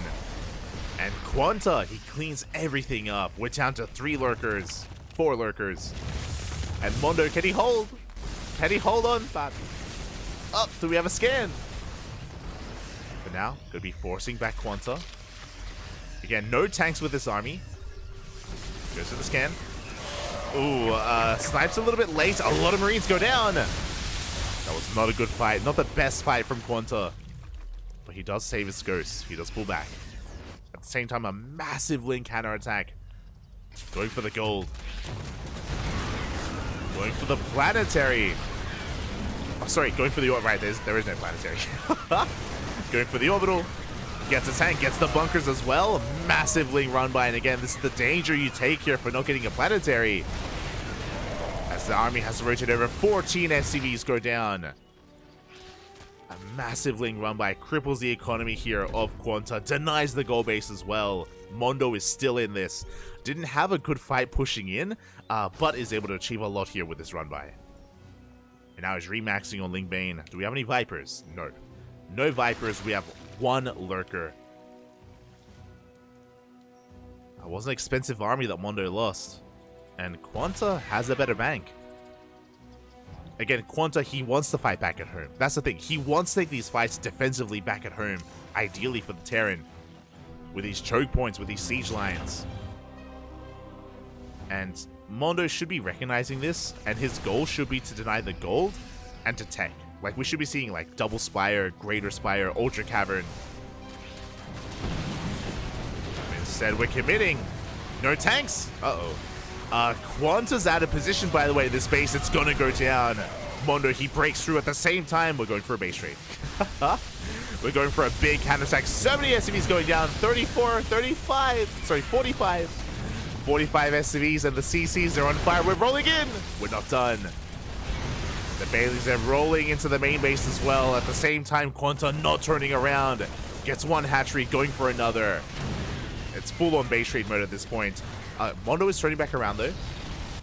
He's turning back around, and he did so much damage. A bust into the main. Big connections. We contaminate the Raxes. Don't know if that was necessary, but did contaminate the Raxes, and Quanta, he races back home with his army. But what does he turn back to? What does he come back to? There's nothing here. The natural is forfeit. The third base is gone. The fifth as well. Quanta, he has been broken, and behind this, even though Mondo lost some bases, he still has bottom right. He still has so many bases up and running. He still has a superior economy, and Mondo remaxes. He remaxes with Ling Bane. Again, Quanta, he was caught out of position, caught with a weird base trade, and he didn't commit. And even if he did, to be fair, there was no guarantee that he could have ended the game. But now Quanta, he's in a really rough position. He is in a rough position here, going for a drop. At the same time, pushing on the right-hand side. Like, everything was even. I would have said even Quanta was ahead if he had stayed defensive. But he decided to push, was caught out. Chaos ensued, and now we're all in. Now we're completely all in with this army. What are we looking at? So looking at 11 ghosts, 3 tanks, Marines, Marauders. This army is looking vulnerable. And we are pushing in. We collapse on this. So many medevacs go down. And Mondo, he just remaxes it with more Ling Bane. At the same time, he keeps up with the drop on the left-hand side. Shuts down at that medevac. Quanta, he's running out of steam. Running out of army. Trying desperately to expand and take another base. Again, Quanta had stabilized. Like, we were maxed out. 200 versus 200, but in one swift move, in one big counterattack, Mondo was able to take a massive lead. Get a lot of momentum. We'll be pushing in. Yeah, there's one tank on the high ground. It's going to go down. Now we can collapse on the Marine army. Again, it's mainly Marines, a handful of ghosts. Mass Hydra's not going to trade amazingly, but we have Banelings. The Banelings are stuck behind the Hydras. Not the best fight out of Mondo. Big snipes here. Very efficient trade. A very efficient trade from Quanta, but he's down to 100 supply, and Mondo can just keep remaxing. A good fight is not good enough. Quanta needs to somehow cripple the economy. Takes down the base. Push in towards the right. Does scan. Oh, full mining base. Not a pretty sight here. Quanta, he was unaware of this base up until now. Can't come down and land right there. And he's gonna snipe his hatchery. At the same time, a Ling counterattack. It's an orbital, not a planetary. The base is gonna go down, and Mondo, he's collapsing on the final army here of Quanta. We'll evacuate. We'll get out with what little he has left. No Vipers, by the way. No Vipers from Mondo. And GG gets called. We run out of steam, and Mondo will be taking the series 2-0, taking down Quanta. GG. GG, well played. I was hoping we could go the distance. I was hoping for an ace match, but regardless, Mondo does take it in the end, despite retiring, despite being inactive for months. He's been gone for months, by the way, but he does prove himself here after returning, after playing for like a week. Hold on. After playing for like a week, he's back. He's more or less in form, and he brings Quanta down. GG, well played. Well played here by Mondo. This game 2 especially was quite back and forth. Could have really gone either direction here, but again, it did come down to that one big counterattack where both armies were on opposite ends of the map, and we had to commit. And in that moment, Mondo was able to take control of the game. From here, though, we're going to be going on a short break. This was, again, the opening match, the appetizer, because up next, we have a best of 7. We have a best of 7. A big congratulations to Mondo. A shout out to Quanta. Quanta may have gone down here, but he did not look bad. And again, much love to Quanta overall. I hope to see more of him in the future as we get ready for our best of 7 between Creator and Gumiho. Oh, let's go. Best of 7 up next after the break. Our players are just going to be conducting their vetoes. We have our players ready for us. I believe Inu is going to be joining us for the Korean stream as well. So Inu is going to be casting in Korean. And we are going to be getting ready here for the best of 7. See you guys after the break.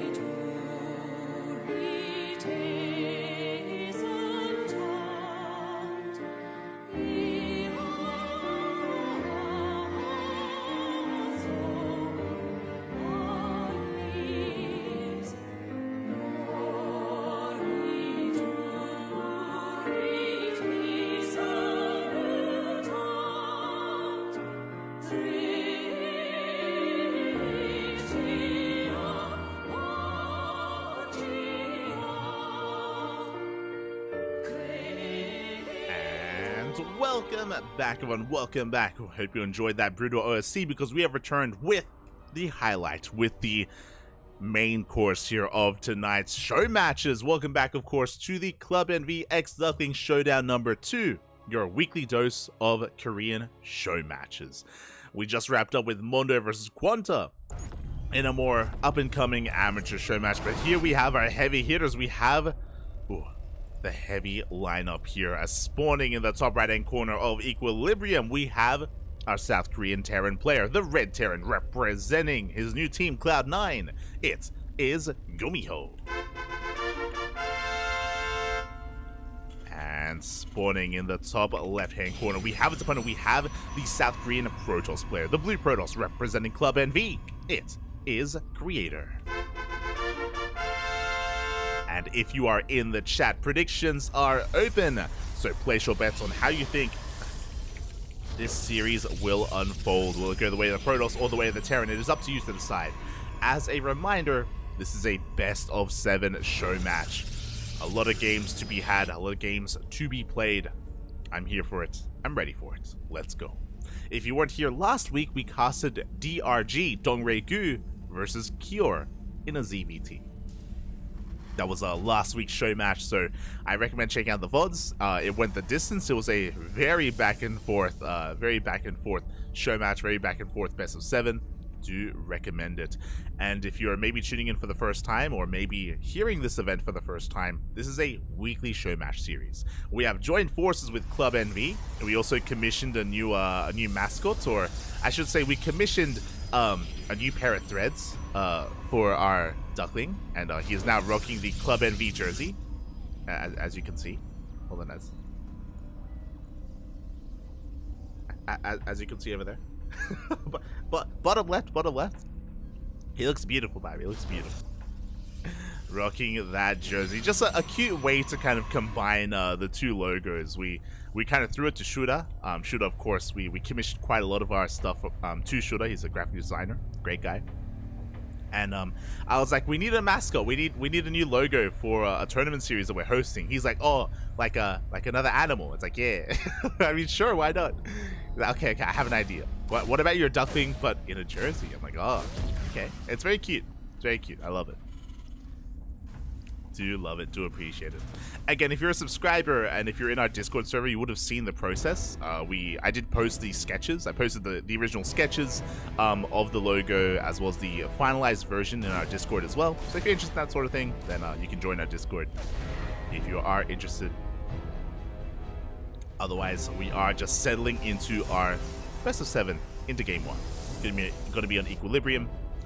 Vetoes have already concluded, and we will be having a look at the map order later on. But here we go, Reaper does dip in, and we do get a kill on one of those probes already. Good pick up here by Gumiho, dipping in between the bases.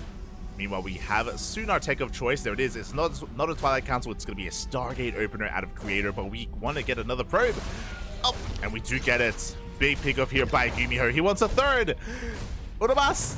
Oh, it barely doesn't. Reaper gets shut down. Adepts, they get across the map as well. Looking at the vision of Gumiho, he did confirm the opener. He did see the Stargate. Upgrade complete. Gumiho is aware and should be getting ready. Meanwhile, behind this is going to be a 1-1-1 opener.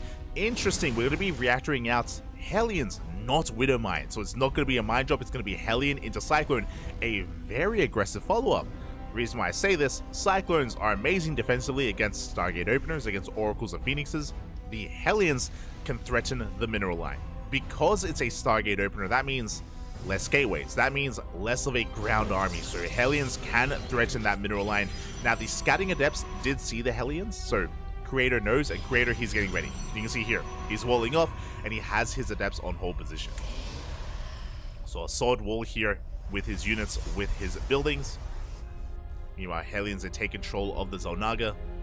And we have a Liberator harassing across the map. Likewise, Phoenixes are looking for those Hellions. They're looking for any kind of free pickups here, as Creator is looking for map control.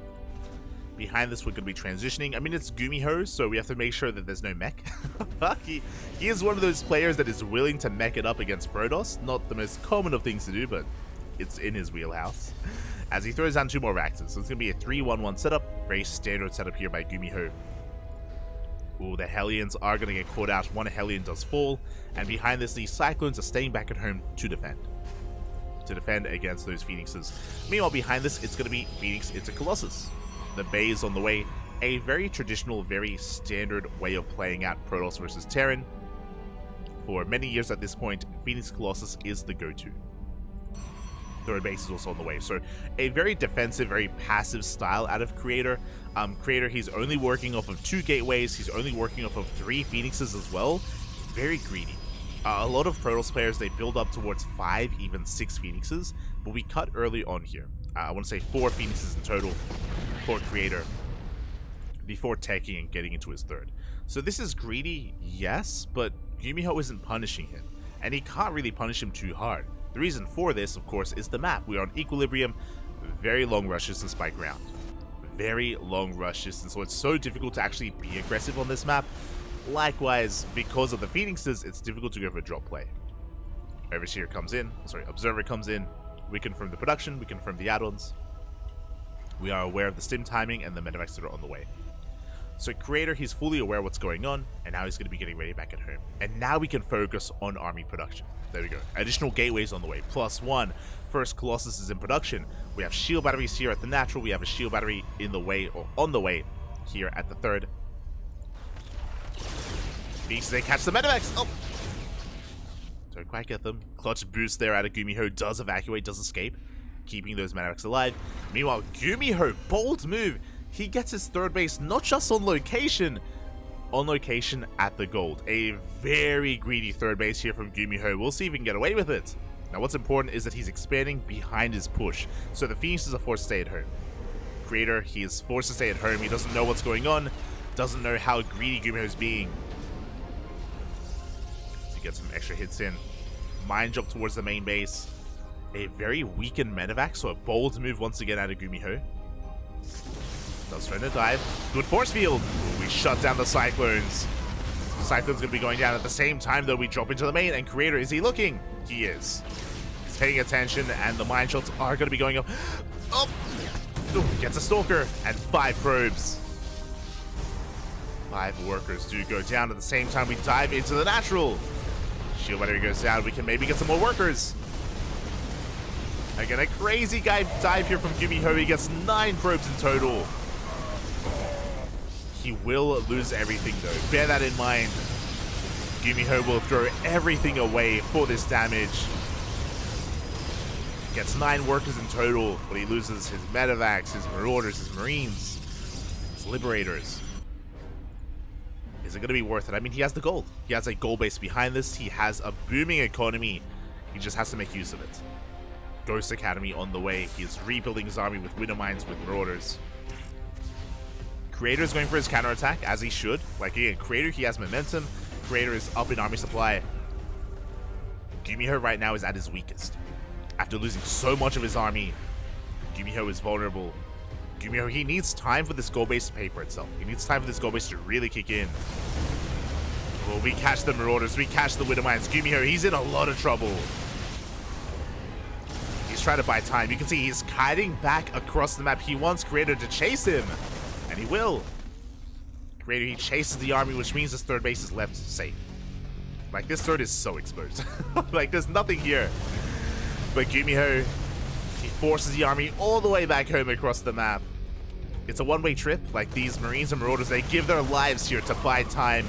And Creator, he's had enough. He's like, I'm not chasing this anymore. But he did, is the thing. Like, Gumiho, he bought a lot of time. And he still has this army alive.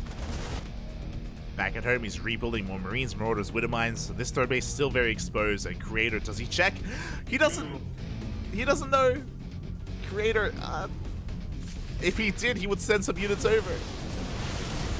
So we dive on the army, force fields are thrown down, the mines are dropped on top, but they do get focused down. Good focus fire out of Creator, good force fields as well. The War Prism is still alive, he reinforces here on the front lines. And Creator, he is barely breaking through. With 3 Colossi, he has too much. Even without scouting, he has no idea that the gold was taken, but it doesn't even matter. Oh, he's checking! He sees! He finds it. He finds the gold. A little bit surprised, I'm sure. Does shut down the base, and Gumiho, again, still in a lot of trouble. And a lot of this is because of the dive that we saw earlier. The boys are being pulled. We're trying to repair, but so many SCVs are going to be going down here. But again, Gumiho's attack at the start of the at the first half of the game, because he committed so hard, he didn't trade well enough, and now he's been stuck on the back foot. Stuck back at home, disruptors have arrived. Creator taking his own gold. The difference being is that Creator has map control. He can afford to take this gold base, and Gumiho can't really threaten him. He's trying to. Moves out, takes down the observer. Phoenix is going for a run by, going for a counterattack. No turrets. Uh-oh. Now this is greedy. Gumiho, he knows it was a Stargate opener, and to avoid any turrets in the main is wild. And SCV is going to be going down. 3 workers so far. We delay some of the production. Speaking of, you can see that Gumiho, he has a massive bank. He's trying to spend his money. He does catch some Phoenixes. Gets 2. There we go. More Raxes on the way. Gumiho will be forced to take the linear third base instead.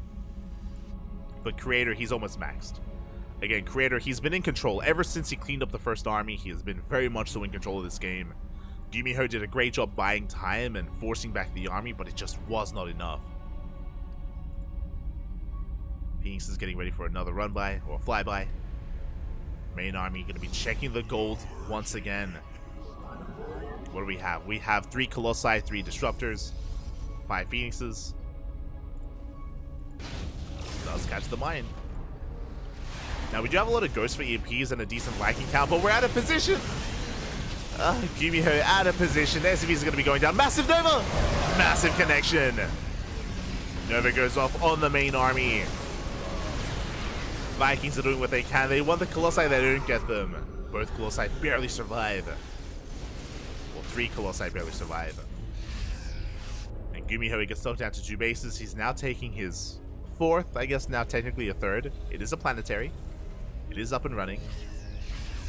Creator, again, he is maxed out. Catches a Widow Mine. Gonna be rotating around, looking for a better angle of attack. How many Vikings do we have? We have only 2 Vikings. They were reset earlier. Planetary has been spotted. We avoid the planetary. And we go for the main army instead. Big EMP. Big EMP in the center of the army of Creator. But he's pushing in nonetheless. He smells blood in the water. The Nova! The whole position working against Gumiho. He stood in a puppy. The Nova goes off. We clean up whatever is left on the ground. GG gets called, and Creator will take game number 1. Whew. GG. GG, well played.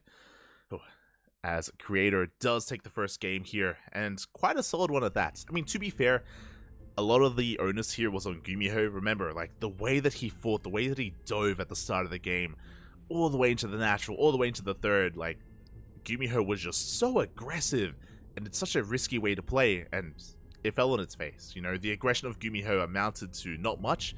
He killed 9 probes. It was a good amount of worker damage, but Gumiho traded his entire army for it. And as a result, he lost map control, and Creator immediately went for a counterattack.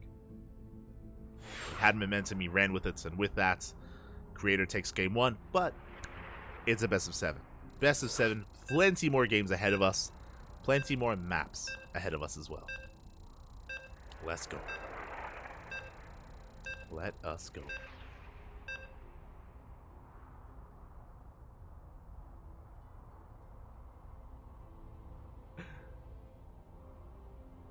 We're whirling into game 2.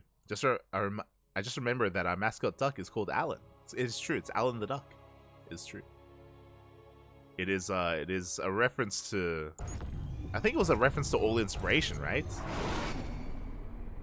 Because we used to call All Inspiration Alan as well. Like that did happen back in the day. So here we go. Spawning in the top left-hand corner of Golden Aura, we have the South Korean Terran player down in this series, but looking to fight back. Again, best of 7, plenty of games to come. Representing Cloud9, it is Gumiho.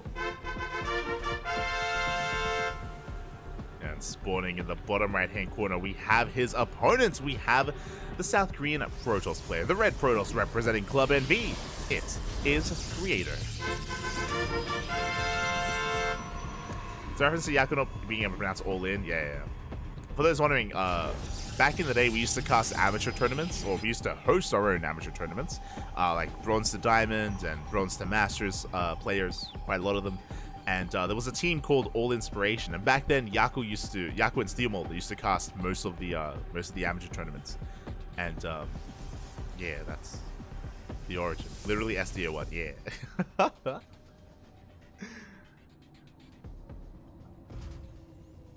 Yaku called Team Inspiration Alan instead. And thus, the name of our duck.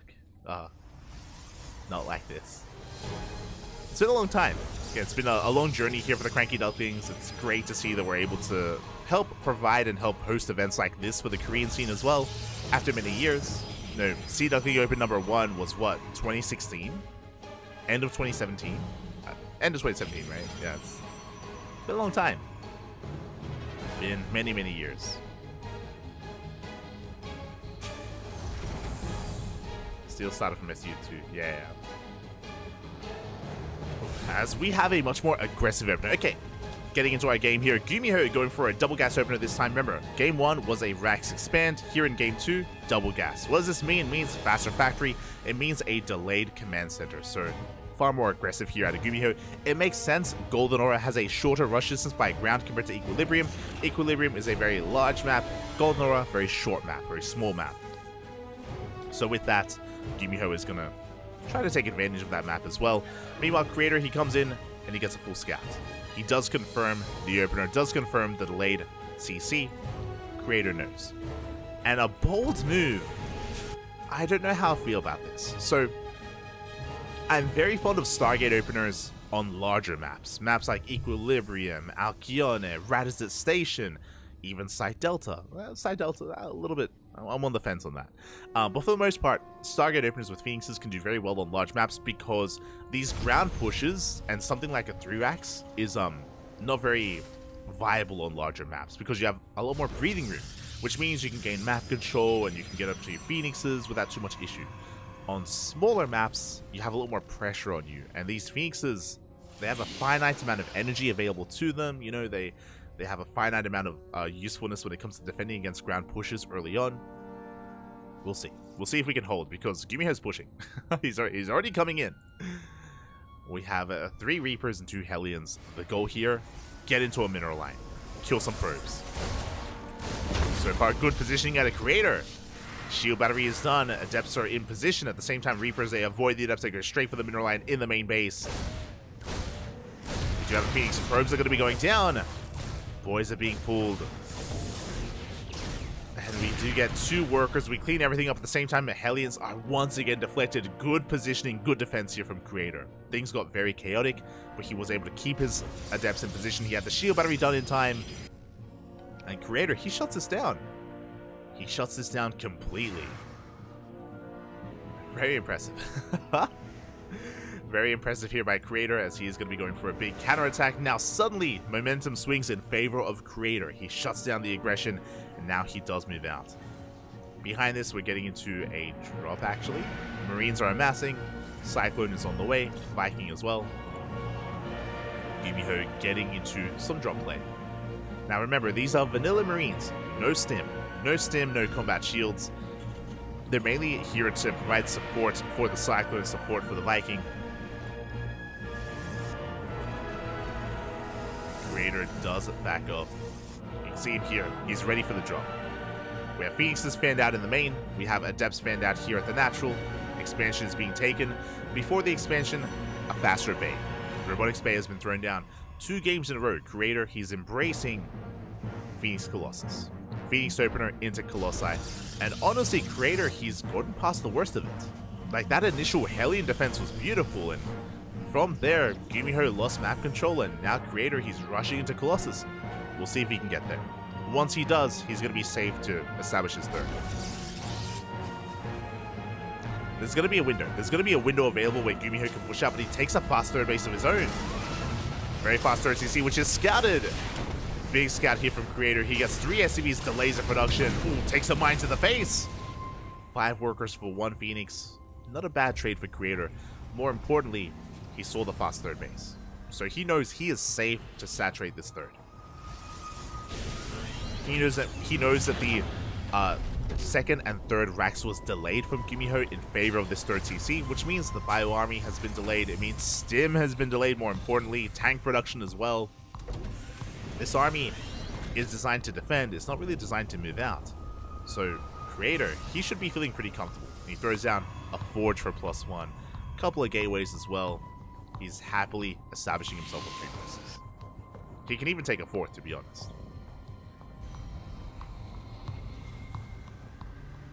So Gumiho having a much more passive early game, as opposed to game 1. Remember, game 1, he was hyper aggressive, and he was punished for it. So I do kind of like this from Gumiho. I do think this is a little bit better. I say a little bit, like, I wouldn't be opposed to being aggressive with Golden Aura, but he's just going to be taking his third base, establishing himself, getting into the mid game. And Creator, he is, running away with these Colossi. Second Colossus is on the way. There's going to be a third Colossus behind this. We have our Templar Archives for Blink, for Charge. Yeah, we're getting into our Gateway Explosion now that the third base is fully saturated, or getting fully saturated. Creator, he is free to tech up.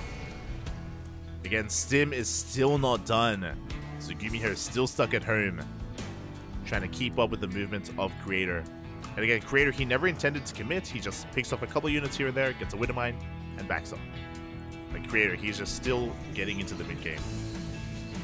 Taking up even further. Templar Archives on the way for Storm, for Archons. Now, what I will say is that I do appreciate that Gumiho wasn't just being economic. He's taking up very quickly as well. It's a very fast Ghost Academy. Ghost Academy is done here in the natural, and we have Ghosts already on the way.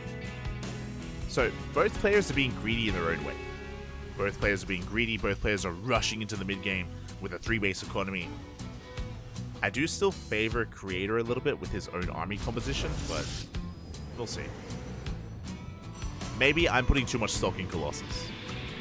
I mean, without Vikings, Colossi are pretty terrifying. EMPs are good, but we'll see. I mean, I should also remember, though, we have Disable. We have Interference Matrix. This Raven for Gumiho is going to be so important in the next fight. We can disable the Colossus. Behind this 4th CC on location. Gumiho, this is a very different Gumiho to Game 1.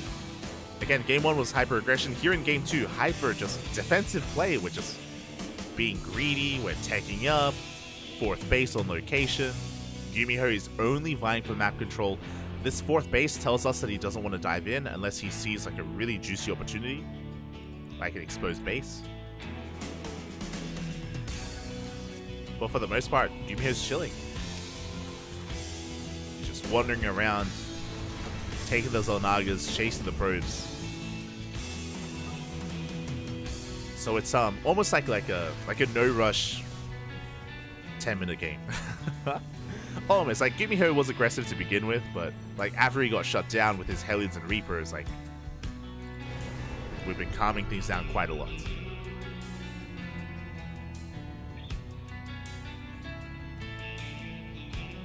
Oh.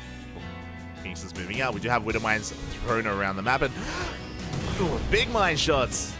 Bit of miscontrol there out of Creator. Unable to shut that down. Meanwhile, the Raven takes a lot of hits. The Raven goes down. Without the Raven, we can collapse on this army. Gumiho, he gets caught out, loses a Ghost, and the Vikings. Gumiho bleeding out a lot here. I don't think he was really expecting Creator to push out. And again, he's only fighting with half his army. The other half is back at home. And Creator is pushing in. And there's only half a Terran army here. Gumiho going for a run by. Going for a big counterattack. And we're going for a base trade. Let's go. Creator going to be pushing into the natural base at the same time. Disruptor goes down across the map. This base is forfeit. Gumiho diving into the natural instead. Do we recall? That's the question. Do we recall or do we commit? Third base goes down. That's a kill, not a lift.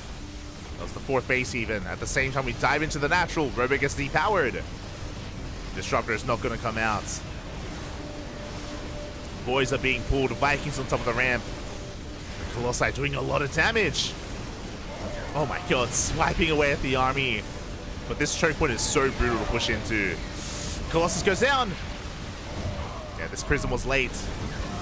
The War Prism, it was late. But we're breaking in nonetheless. Creator gaining even more ground here at the same time. Gumiho pushing into the main base. We have cannons, we have shield batteries. Where are the EMPs? We do land one. An Archon goes down. The Colossus barely survives. The Vikings pushing in. But the Vikings go down, and Creator, he breaks the main base. He breaks through, takes control of the main, takes control of the production. At the same time, Creator, he has fresh mining bases. He's taking the gold as well. Creator, he can always recall. And Creator, he's snowballing out of control here. Shutting down the production. Gumiho has a handful of mules. He's dropping it across the map. And Gumiho, he hasn't seen the gold. There's still so many nexus to bring down. And Creator, he can always recall. As the buildings are burning, brings down the main base, shuts down the starport.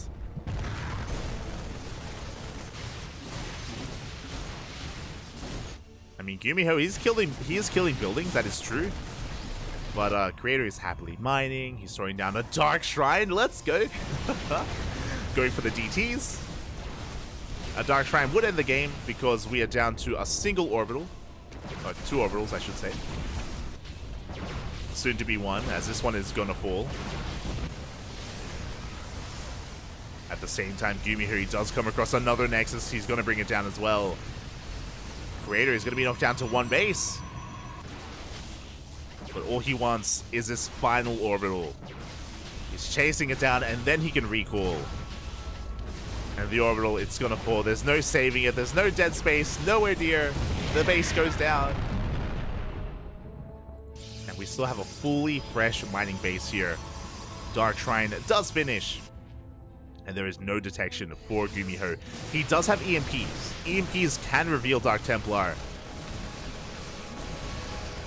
And these are the only buildings here for Gumiho. Just a couple of floating Raxes. He has 3 Ghosts, 13 Marines, 7 Marauders. He has an army. But Creator, he's got a death ball of an army. Yeah, GG gets called. The writing is on the wall, and Creator will take a 2-0 lead in this best of 7. GG. Oh my god. GG, well played. So initially, the game was pretty even. The game was pretty even for the most part, leading into the mid-game. It is just so unfortunate that Gumiho got caught. Remember, when he got caught in the center of the map, he only had half his army, and he lost Ghosts, he lost Vikings, Medivacs. Creator, he just pounced on half of the army of Gumiho, and then after that fight went Creator's way, bam, counterattack. He just pushed in, and Gumiho was caught like with his pants down. He had like half his army at home, half his army across the map. He just got caught out. The base trade was the only option. The base trade was the only option for Gumiho, and it wasn't a good option either. Like, things just went south so quickly, and that is the power of Golden Aura. We spoke about Golden Aura before. Because of the short rush distance by ground, if one fight goes your way, you can very quickly counterattack. It doesn't take too long at all to just walk across the map and to hit the bases of your opponent. So once one player gets momentum, it's very difficult to swing it back in your favor. And Creator, immediately he just went for the base trade, committed, and as Gumiho was going for the base trade, he just didn't really have much of an army to keep up. Not anymore. Not after losing so much before the base trade started. So things snowballing and escalating very quickly in favor of Creator in that last game. But here we go. We're getting into game number 3 and spawning in the top right-hand corner. of Solaris, we have our South Korean Terran player, the Red Terran, representing representing Cloud9. Having a rough start here in this series, but can he bring it back? It is Gumiho. And spawning in the bottom left-hand corner, we have his opponent. We have the South Korean Protoss player, the Blue Protoss, representing Club NV, leading the series 2-0. It is Creator. Now, it's still a best of 7. As I mentioned before, best of 7 means first to 4 wins. Creator is still a ways away, but he is on a roll right now. He has a lot of momentum in the series. He's looking in form. Gumiho, the pressure is on. One more loss and then he's going to be on match point. He needs to bring it back here and now. I want a back and forth. I want a series out of this. We all know that Gumiho has it in him, but individually in these games, like, there have been a couple of missteps here and there, a couple of unfortunate moments, and Creator, he's been running away with it so far. Game 1, I have to put a little bit more onus on Gumiho. Like, Game 1, Gumiho was, like, overly aggressive and he was punished for it. In Game 2, again, just really unfortunate that he got caught. He got caught in the middle of the map, and then that was it. Things escalated, and that was game. Gumiho has to be that much more careful when it comes to his army movements against Creator. And we'll see if he can bring it back. I want to believe. I want to believe that Gumiho can bring it back and we can get it back and forth. I want to believe.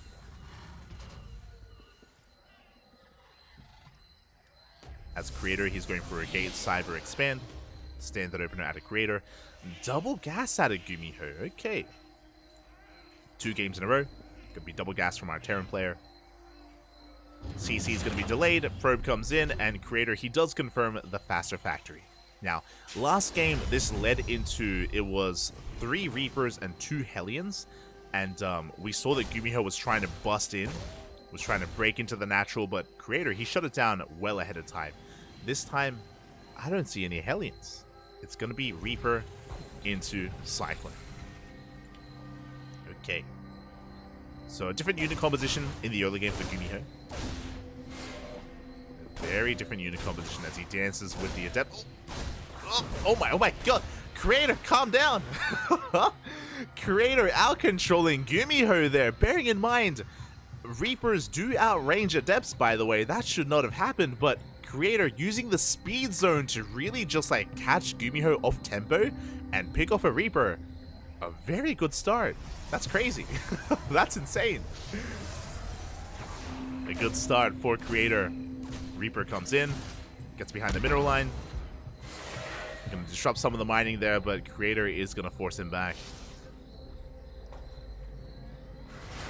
Ooh, as we shut down this, we shut down the second Reaper, and Gumiho sees nothing, by the way. Doesn't see the tech despite opening up double Reaper. He's in the dark. Once again, it is going to be Stargate. 3 games in a row. It's going to be a Phoenix opener, but Gumiho's not fully aware. He's not fully aware what's going on. He's preparing back at home. We have a Phoenix here at the ramp. We have our Cyclones in position. Once again, it's going to be Cyclone into Raven. And oh my god, this is a Jesus. A giga fast. But you thought the third was fast in game 2? Even faster here in game number 3. Very uncommon. Very uncommon for Terran players in a TVP matchup to expand this quickly. So a very fast third base here out of Gumiho. Gumiho, he may have lost map control. He may have lost a lot of momentum and a lot of map presence. But he is just racing to a very greedy build. So very economic here from Gumiho. Creator, it's going to be his turn to be in the dark. He's unaware as to what's going on. Creator, he's building up here on the Safety Immortal. Should be working towards a bay, then into a third base. Very safe play here from Creator. And he's still trying to piece together what is going on. Now he's moving out with his Phoenixes, trying to scout what's happening. Does get one of those Widow Mines. Cyclone's going to be zoning this back. Oh! Very nice pickup. Very good pickup here out of Gumiho. Takes down a Phoenix. Almost gets another as well. And again, Creator, he doesn't get into the main base. He is in the dark. Now behind this creator, he's playing the same style. It's going to be the Bay before the third. So a very safe build here. If he wanted to be greedy, if he knew what was happening, we would probably see creator go for a faster third Nexus. But it's going to be a little bit later here in favor of faster Colossus production. Colossus production which isn't really necessary. Because as we can see, Gumiho is focusing on his economy, not on building up an army. Not yet. Gumiho now working on stim, combat shields, throwing down additional Raxes. Getting into his 5 rack setup. Phoenixes, they do dip in. And he does spot the third base. He sees that it's already being landed on location. Technically faster than the third of Creator. And this should not be happening in TVP. Usually the Protoss is upper base. Usually the Protoss needs to be upper base to make up for the mules of the Terran. And that is not the case this game. Speaking of, the Mule Hammer is here. And the pressure right now is on Creator. Creator is now aware of what's been happening. Stim isn't done. We catch Marines. Very nice pick up here from Creator, recognizing how vulnerable this army is, recognizing how economic Gumiho has been. And we clean up the Marines. We clean up a lot of SCVs. And this is very necessary damage for Creator. Again, this is very necessary to catch back up. Getting 4 workers and 6 Marines. So good pickup, good clean up there, good catch from Creator. Behind this is getting into his Colossi, taking up into a Twilight Council.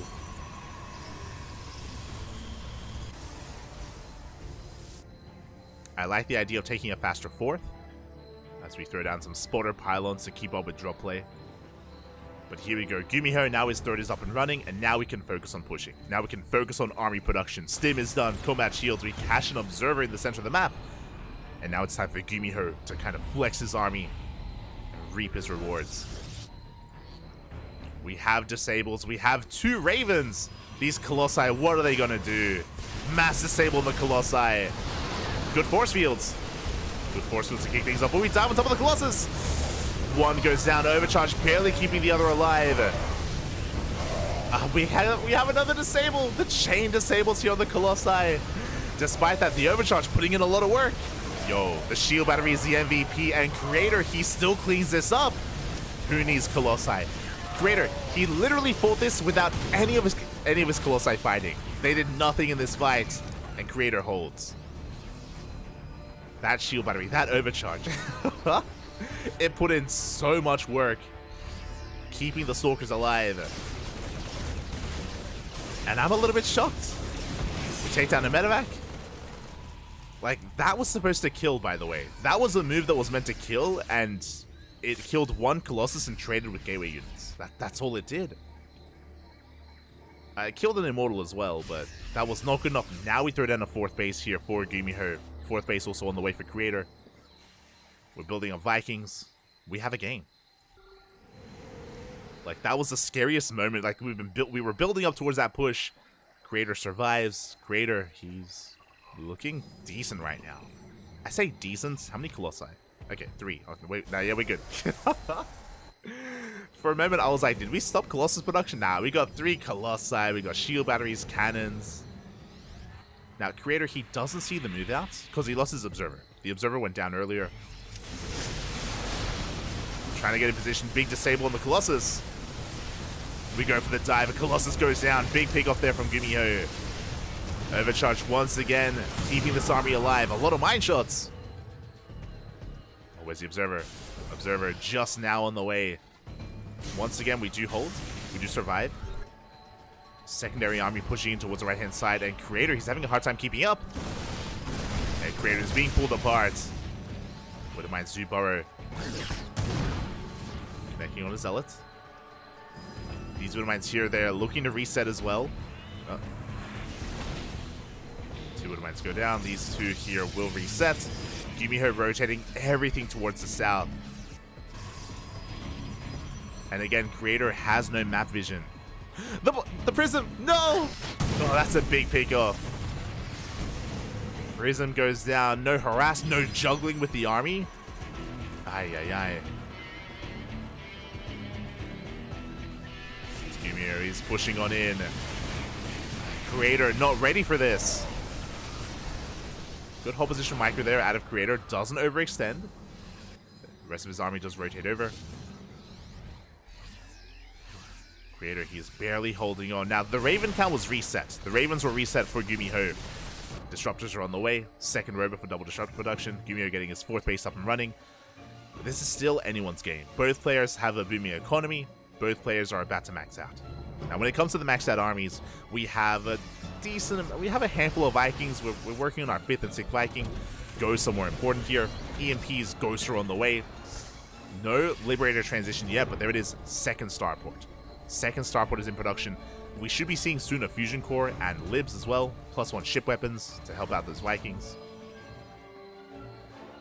That should be the direction that Gumiho takes us in. But for now, is marauding around the map, taking a 5th on location. He's coming across the 5th base of Creator.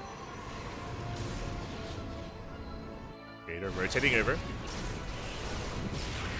Does pick up a Viking. Now, what's scary here is that both players are expanding towards each other. Like, these bases are right next to each other. A fight is going to ensue. And whoever loses will lose their base. We dive on the army. We catch out the Marines. Where are the Ghosts? Where are the EMPs? They're not here. Nova's going to be going off, connecting with the Marauders. Big EMPs here on the Archons. That's what we needed. And Creator, he's forced to back off. Bleeding out a lot of units. Forced to recall. Forced to recall back home. And Gumiho, he can keep on pushing. He will deny this 5th. I mean, both players lose their 5th bases, to be fair. But Gumiho has momentum. Creator was double expanding. Bear that in mind. So technically still has a 5th base. It just now finishes. Disruptors are on the way. Colossi in production as well. Creator did overextend. The Novas were lackluster. Now we're going to be zoning back the army. A lot of Vikings are amassing as well.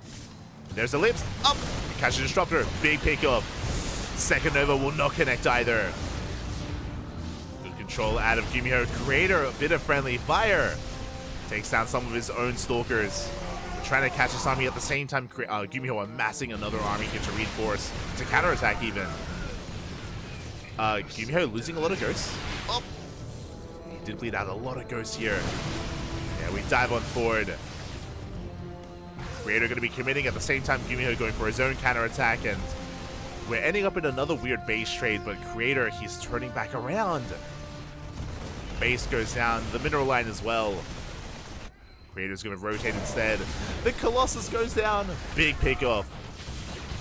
And I have to favor Gumiho in this base trade. He's got libs. Colossi are on the way. Creator still looking for a way in. Gumiho avoids the main army, goes for another counterattack, catches another base. It is a full-on base trade. And Gumiho is maxed. Creator is not. And the Liberators, they reign supreme here. Liberation zone's back at home to defend, which means we cannot bust into the main. Creator, he's trying to hold on here, but he just doesn't have enough at home to defend. We'll be losing even more workers. He does shut down a base. Creator going to be losing his 3rd. So is Gumiho. But Gumiho, he has a 4th, but it's a planetary. He's fine. Gumiho is perfectly fine here.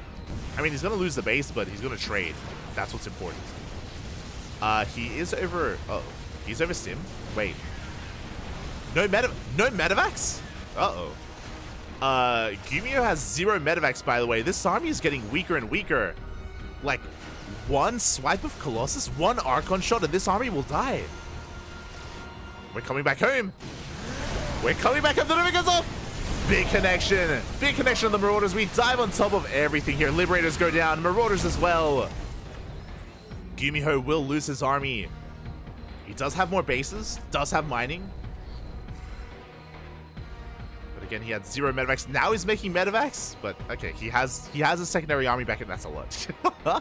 He has plenty back at home that's been building up, banking up a death ball of a bio army. No medevacs yet, but he's making them. It's okay. Medevacs are on the way, and the armies will clash. What do we have? Okay, 4 disruptors. 4 disruptors against 5 libs, and that's a lot of Marauders. 24 Marauders. How good are the Novas going to be? We dive in. Novas go off. Good splits. Very nice splits here from Gumiho. Oh, I spoke too soon. 1 connects. Is 1 enough? Is 1 Nova enough? It may just be. Disruptors to survive. Good kiting here from Gumiho, and it looks like Creator doesn't have enough here. He's got a handful of Stalkers remaining. He's trying to break through the Marauders, but the Marauders, they stand strong. Hot pig up there. And GG gets called. Gumiho cleans up the army. And Gumiho fights back, putting a point on the board. GG. Whew. GG, well played. Gumiho, he's fighting back. He is going to be fighting back here. Again, Gumiho did enter the base trade in a much better position. He was pulling Creator apart. Initially, Creator had a very clutch defense against the first push, but we saw that Gumiho was able to gain map control, strip that away from Creator, and just pull him apart left and right, pick away and pick apart his army. Solid game there out of Gumiho. Gumiho getting into his groove. Getting into his groove here. And can we tie things up? Can we tie it up 2-2? Can we have a more back and forth? That's all I want. That's all I want, Bob. Let's go. The base trade was chaotic, and I was concerned for a moment there. I'll be honest, if Gumiho hadn't split as well as he did in that final fight, if we had connected like 2 good Novas, Creator probably wins that fight, and does he win the game from there? Would have been close. Would have been close. Regardless, clutch moves out of our Terran, and here we go. Spawning in the top left-hand corner of Oceanborn, we have our South Korean Terran player, the Red Terran, fighting back, putting a point on the board. Representing Cloud9, it is Gumiho. And spawning in the bottom right-hand corner, we have his opponent. We have the South Korean Protoss player, the Blue Protoss, representing Club NV. It is Creator.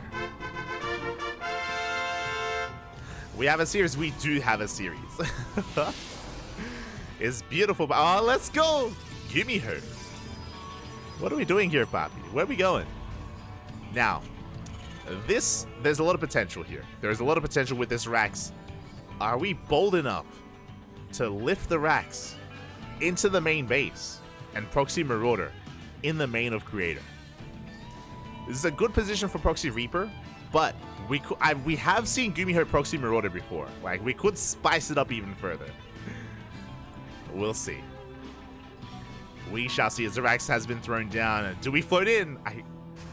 It's been a while. It's been a hot minute since I've seen a player float in. It's been like a month.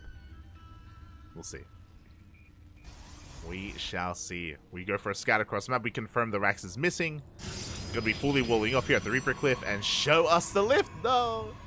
No lift. We go for the Reaper, but we have already walled off here at the Reaper Cliff, so good Sim City here out of Creator. It is just gonna be a singular Proxy Reaper, and we will be transitioning back at home. Now, this Reaper still has a lot of potential. We have a Zealot first, so Creator, he's getting ready for potentially Proxy Marauder. Cybercore is on the way. See what this Reaper can get done. See what we can accomplish here. Cybercore is done. Adept in production. Reaper gonna have to go the long way around, as we do have a wall off. And the Reaper does find its way into the main. Now it's gonna come down to the control of the micro of Creator. He has to pull back the weakened probes. Got to pull back those weakened probes. And it looks like one probe is gonna go down. Good pick off. Good pick off there by Gumiho. One worker kill so far, and a lot of lost mining time. I feel like a lot of people underestimate the power of lost mining time, but it's very impactful, especially this early on. When you don't have your natural base up and running, to force the boys to be pulled in the main is pretty huge. It does impact your economy quite a bit. As Reaper races back home, and we're getting into a 1-1-1. CC and low ground probe does get a full scout. A full scout of the main base, and ooh, we are mixing it up. For the first time in this series, in this best of 7, it is not a Stargate opener. Looking at the vision, Gumiho has not seen the tech either, so we are going Blink Stalkers. This should be Blink Stalkers. There are some Protoss players that are willing to mix in like a Dark Shrine opener, which is crazy, but not unheard of. There it is. It is Blink. Blink is on the way. We have our second gateway as well. This could just be 2-gate Blink into a third base. As I say that, third gateway has been thrown down. do we commit even further? Do we throw down a 4th gateway? Regardless, these 2 gateways have been spotted, they've been scattered. So Gumiho, he's aware that his opponent's being aggressive, and we should be transitioning into tank production pretty soon. How many Widow Mines? We have 2 Widow Mines, and there it is. Tech Lab is on the way. We need tanks. Tanks are very necessary to defend. As Creator is building up here on 2 bases. It's going to be 3-gate Blink. 3-gate Blink is a good way to contain. It's a way to apply pressure and to take a 3rd base. We can dive into the main, but we shouldn't be diving into the main. No with 3-gate Blink. It's possible if Gumiho's underprepared. There we go. First tank is on the way. Stim in production. This Stim is looking a bit exposed. We could potentially deny it.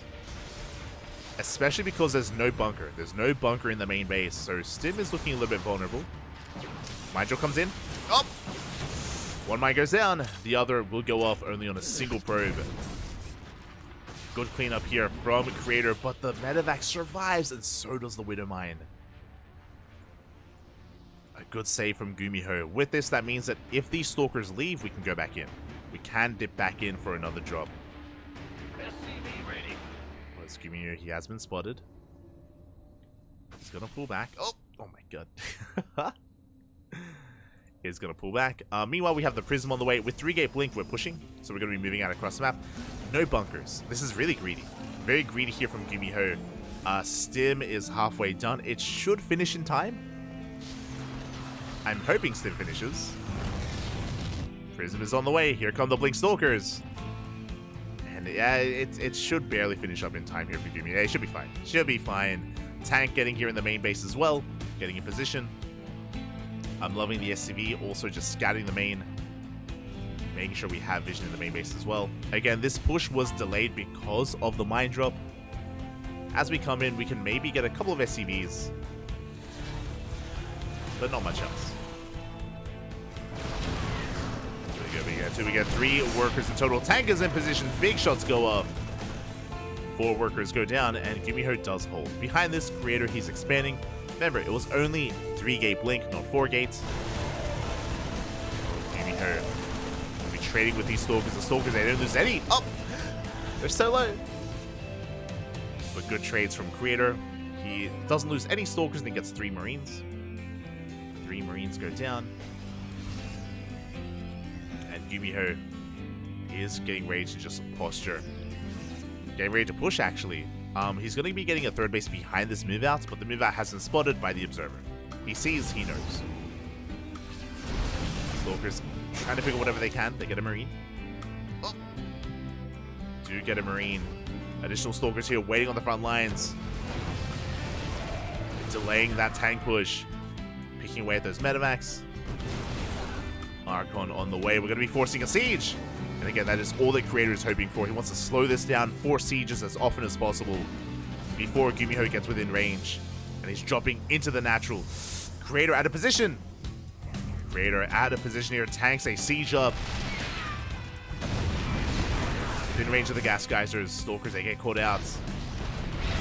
Gumiho, he drops into the natural. Probes are going to be falling. We see Creator, he's going to collapse on these tanks, but it's going to be a costly trade. A lot of Stalkers go down. Oh my god, the target firing. Almost every Stalker falls. Marines, they get out of control here in the natural zone. Overcharge is popped. And we should be able to clean this up. Should have barely cleaned this up here. At the same time, reinforcements being sent here towards the 3rd. Creator, he does hold. So Creator, he lost 11 Stalkers. Oof. Remember, he didn't lose any Stalkers when he was harassing. All those 11 Stalkers went down in the defense. That was an expensive loss for Creator. He did get 3 tanks. Did clean up the army. Did save his 3rd.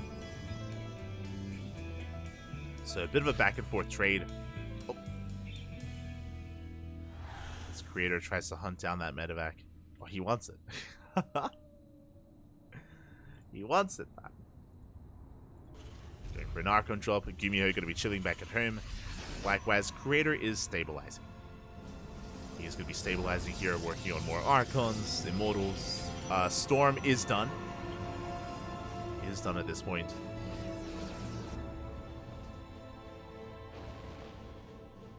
And the medevac does make it home safely. Does make it back. Ooh, and after a chaotic couple of moments, the game is going to settle. We're going to be settling into this fourth CC. Just now starts for Gumiho. We should be seeing a fourth momentarily from Creator at either location. Creator still licking his wounds, building up his army. How many gateways? Ooh, 8 gates. Oh my god, we're on 8 gates, papi. Okay, the bay's on the way. I was like, are we going to commit? We could, but with the bay on the way, it looks like we're taking up, which means we should be working on a 4th base behind this move out. Yeah, there it is. 4th is on the way. We'll see what Creator can accomplish. We'll see if he can bust in. So far, good Sim City. No bunkers. Oh. No bunkers to defend. Zell's going to be charging on in, closing the gap, getting on top of those Marines. And they close on top of those tanks. Massive storms as well. Zoning back the Marine army. Another storm. One misses, the other does connect. And we do clean up the final tank. Do we have enough to keep pushing, though? Do we have enough mine shots? They get baited out. The mine shots get baited, and Creator, he is breaking through just barely. The storms were good enough. We force a kill, not a cancel on the CC. And the mines, they can't do much here. They're on cooldown. Boys are being pulled, and Creator, he is breaking through. Never threw down that 4th. GG gets called, and Creator extends his lead and gets on match point. GG. Whew. GG, well played. Again, Gumiho wasn't quite ready for a push at his 4th base. He wasn't set up for it. He had 2 tanks, yes, but no bunkers, no Sim City. The Zealots got on top of everything. The storms were good enough as well. There was a decent storm on the army, but mostly we were just zoning back the Marines, exposing those tanks. And with that, Creator, he breaks through. He breaks the 3rd. GG. One more game. One more game. Oh. One more game is all that Creator needs. Gumiho has a mountain to climb. Gumiho is still in this, but he needs to win 2 games in a row to force the ace match. The pressure is on. Can Gumiho do it here? I mean, he's an amazing player. There's a reason why Gumiho got picked up by Cloud9. He is amazing, but I'll be honest. Tonight's game, we've been casting Creator for many years at this point. I'll be honest. Tonight's games, Creator has been looking really impressive. Like, game 1 and game 2, I don't know if you could hear it in my voice, but like, I was very surprised and astonished by like how well Creator was playing. And it's a Creator that I haven't seen in a while, like in quite some time. Like, Creator, he has his moments, right? Like, he's a GSL finalist, a recent GSL finalist at that, like relatively recently. He can really be in form at times. At other times, he can sometimes be lacking. Like, I mean, he is an emotional player, and that can come into play as well, but he's looking good today. He's looking really good tonight. And that bodes well for IEM Katowice. That bodes well for IEM. That's right around the corner, and here we go, spawning in the bottom left-hand corner of Hecate. We have the South Korean Terran player representing Cloud9. He needs to fight back here and now. It is Gumiho. And spawning in the top right-hand corner, we have his opponent. We have the South Korean Protoss player representing Club NV on match point. 1 game away from taking it all. It is Creator.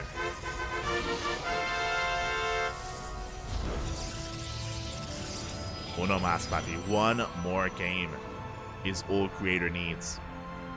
And again, he's been looking very impressive here. Very in form. And now is the time to be in form. I know, like, we had Christmas, we had New Year's, we had a little bit of a break. But IEM Katowice is less than a month away. Less than a month away. Now is the time for players to peak as we get ready for what would have been the World Finals. Like, IEM Katowice is still a massive event. A major tournament, a major premier event for StarCraft. This is when you want to be in form. This is when you want to be peaking. And it feels like that's what Creator is doing. As we're getting into game number 5. Game number 5 here. It's going to be a Gate Cyber Expanse standard opener out of Creator. Gumiho going for a Rax expand himself. Ooh, for the first time in a long time. These past couple of games, you would know, Gumiho has been going for double gas. He's been going for double gas, more aggressive builds for the past 2-3 games. But here, Gumiho calming things down on Hecate, being economic. Rax expand, delayed factory. I appreciate it. Again, Hecate is known for its defensive prowess. Hecate has a short rush distance, that is true, but that is a little bit deceiving. Sure, it has a short rush distance, but we have some very narrow choke points, narrow ramps as well here outside the natural, here in the center of the map with these bridges. Like, there's so many points of elevation and so many choke points as well here at the third base, even here at the triangular third as well with the ramp, with the choke point. It is a very defendable map. So having a much more standard macro game, I mean, you can be favored there. It can be hard to be aggressive, is what I'm getting at. It can be very hard to be aggressive here. As a creator is going for a Stargate opener. We're going back to the basics. Creator one time this series. Last game he went Twilight Council. Here we're going back to the Stargate, back to the Phoenixes. Oh, I spoke too soon. This is different. Even though we've seen a lot of Stargate openers this series, this is the first time that Creator doesn't go Phoenix first.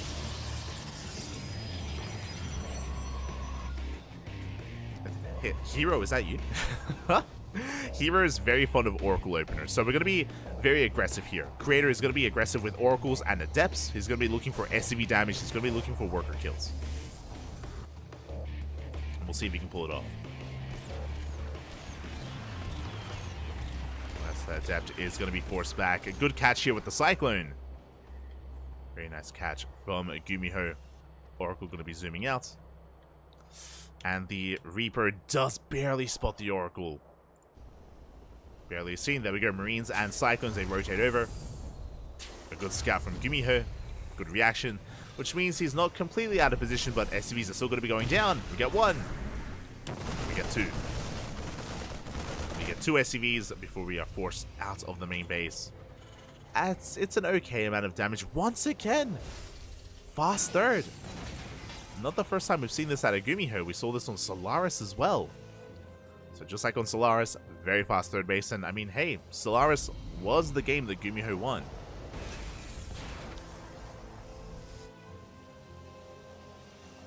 They're going for something much more economic here, racing into a third. Meanwhile, Creator going for Robo should be Phoenix Colossus. Once again, there it is. Bay is on the way. Colossus production is going to be commencing.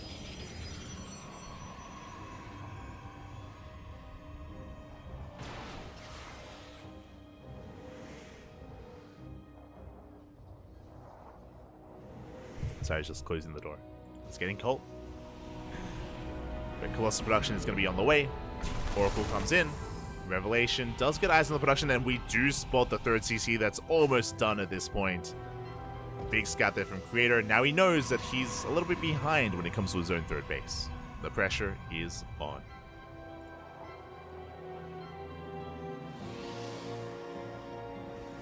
Pressure will be on, and we'll see how Creator does adapt to the more economic play here of Gumiho. We'll see if he tries to be assertive himself or tries to outgreed Gumiho. As we're going to be settling in. Going to be settling into this. Gumiho building up 2 Ravens. He has Disable. He has Interference Matrix. So just like on Solaris, when Gumiho pushes, he's going to have a lot of Disables available.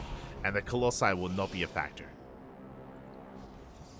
The Colossi will be rendered inert unless Creator is able to zone away those Ravens. Unless he's able to gain control. That's going to be a big moment for Gumiho. We saw that it almost killed Creator in that last game on Solaris.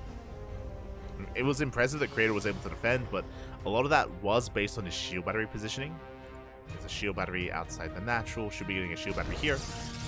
On the way. Oracle gets eyes on the main army. Third base being taken. Gumiho is still just waiting for his upgrades. Waiting for Stim, Combat Shields, and +1. All 3 upgrades are lined up. It's going to be a very crisp push, a very crisp timing with these upgrades alongside the Ravens. And it's going to be on Creator to have enough to survive, to defend. To make it out alive. It's a Marine. Nice pickoff. Building up towards 2 Colossi. Additional Phoenixes are on the way. Here comes the push. And again, +1. All these upgrades to finish up in 10 seconds. We're getting across the map. At the same time, Phoenixes, they come in. They will pick up a couple of SCVs. But Gumiho doesn't care. Gumiho, he's committed. Again, we have plenty of disables available. Maybe an anti-armor missile as well. You have an overcharge. There are the disables. Colossi, they can do nothing but good force fields. Clutch force fields here out of Creator. Very nice hold position micro as well. He's buying time, and the disable's running out. Very clutch force fields. And without those force fields, then Gumiho may have ended the game. He may have been able to just kill Creator then and there. His Phoenixes were across the map. His Colossi weren't doing anything. So clutch force fields. We spoke about how defensive this map can be because of all these choke points. But Gumiho, he does rotate. Oh! Does rotate around. Finds a better angle of attack. The Ravens are exposed. Oof. Raven goes down. At the same time, we force a cancel here on the 4th base. Creator, he's out of position. Creator is chasing down this army, which means he has nothing to defend. The boys are being pulled recall back home. Uh-oh. Which means we can dive on top of the Colossus. Creator, he does hold. Does hold, does force this back. Gumiho coming back in. Creator has to be very careful not to overextend. But there we go. He's racing back home with one of those Colossi. There is no disable. And Creator, he even cleans this. Oh my god, he chases down the Medivacs and he cleans up every single Marauder. Forces out a stim. Very nicely done here by Creator. And again, this time he's keeping up. Catches an extra Marauder. Gumiho pushing once again. Creator, he sends everything over, which means he's once again out of position, and recall is on cooldown. Uh-oh. Recall is on cooldown. There we go. Creator is racing back home. His base is so exposed. He's going for the Nexus. He's going straight for the Nexus, and can he get it? Oh, big mine shots connecting with the probes. Dropping to the main. Creator, he is able to keep up with the Warpin, but he's using a lot of Stalkers. Expensive losses here for Creator. Oh my god, every single Stalker goes down. And that was worth it. That was worth it here for Gumiho. Trading with the Stalkers. Double drop coming back in once again. Just again, it was an economic opener into a hyper-aggressive style. Just mass drop play out of Gumiho. And you can see that Creator, he wants to push. He wants to just send it, but he just can't. Once again, going to be distracted. It's going to be a mine drop coming in from the right-hand side. Main army has spotted base trade. Okay, we pull back. It's like, are we committing again? Mine drop doesn't get into the mineral line, gets cleaned up. We have one Widow Mine slipping into the main.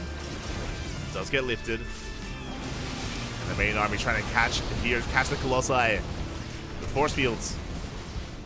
Force fields do zone Gumiho away. Again, a very chaotic game here. Gumiho just sending everything he can across the map. Going for a run by. Going for the 4th base. At the same time, Scan reveals the army, and I'm feeling a base trade. Gumiho catches some of these Zealots. Creator pushing into the 3rd, and he shuts down the 3rd base.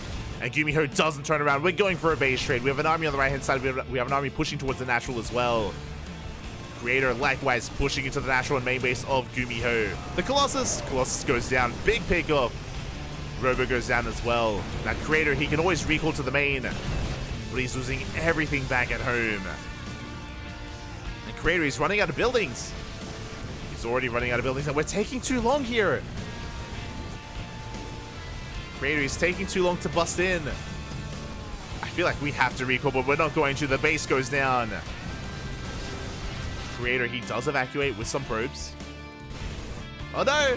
He tries to, but he gets caught out. The probes are being shut down. Do we have any workers? Creator, he's running out of probes. He's running out of workers, which means no buildings. What you see is what you get. And Creator, he's going to be running out of everything here. Creator, we have to turn back around. We can't win this base trade. Buildings are floating. We have the Prism coming back home, but we get caught out. The Prism was supposed to save some of these workers, but we cannot. And in this base trade, Gumiho, he's going to come out on top. I mean, we're turning back around, but it's too late. It's too little too late here. There's one pylon out on the map. And Creator, he has to save it. He has to save the pylon. No. The drop is coming. There we go. The medevac does get shut down. Full medevac goes down. Big pick up. Creator, he has to save this pylon. It's the only building he has out on the map. Pieces trading with the Marines. I love this. We have one medevac full of Marauders. We have a hit squad to go for that pylon. Creator getting in position. He has his Phoenixes. He does. Yeah, he is in position. He shuts down the drop. But again, Creator, he's stuck here protecting the one building. Like, as we see here in the Structures tab. One pylon left for Creator. Meanwhile, we have mining. Like, Gumiho is mining. The longer this goes on, the better it is for Gumiho. Now, Creator, he has the stronger army. In a head-to-head fight, Creator wins. But Gumiho doesn't have to fight. Honestly, if Gumiho wanted to, he could dive. He could just dive on this pylon. Even if he costs him some units. He could go for the dive at the same time. Creator, he does catch the army. Creator moving out with everything he has. He's crazy. Marauders, they're going for the pylon. They're going for it, Papi. There's nothing here. The Marauders, they're going in. And again, Creator, he can win this fight. He can clean this up. But he has nothing to defend. Not like this. And Gumiho is going to take it here. He doesn't need to win the fight. He goes to the pylon. He's going to shut it down. And with that, GG gets called. Gumiho fights back, putting another point on the board. GG. GG, well played. Gumiho just pulling Creator apart left and right, more than willing to embrace the base trade. And Creator was not able to escape with a probe. Creator, he had money. He had like over 1,000 minerals in the bank. Creator, he had money to throw down buildings, but he did not have a probe out on the map. They got caught. They got caught out. They got shut down. So Gumiho was coming out ahead in the base trade. As we saw in, like, if both armies clashed, Creator would win. Creator, he would win the fight if both armies clashed. But Gumiho, all he needed was 4 Marauders and a dream. 4 Marauders, that's all he needed. Comes in from behind, snipes the pylon. GG. GG, well played. Whew. And with that, the series continues. The series does continue. Creator still needs 1 win. 1 game, and Creator will be the champion. He will take this best of 7 and walk away with the majority of the prize pool. Meanwhile, Gumiho has to fight back here and now to force the ace match. Let's go. Let us go.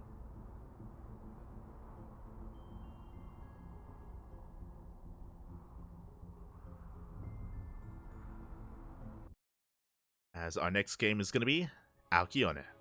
Oh, quite a large game. Quite a large map. Meanwhile, big shout out to Kamikaze in the chat. Thank you so much for the raid. Hope you had a great stream. Hope you had a great ladder session, I'm assuming. And welcome, everyone. Welcome to the Club NV X Duckling Showdown number 2. And we are here towards the end of our show match of our best of 7 and spawning in the top right-hand corner of Alkione. We have the South Korean Terran player, the Red Terran, representing Cloud9, fighting back so hard in that game. Can he force the ace match? It is Gumiho.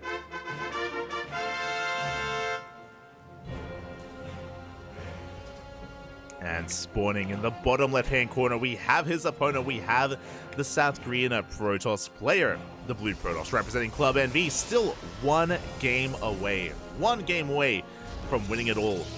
From taking this Duckling Showdown. It is Creator.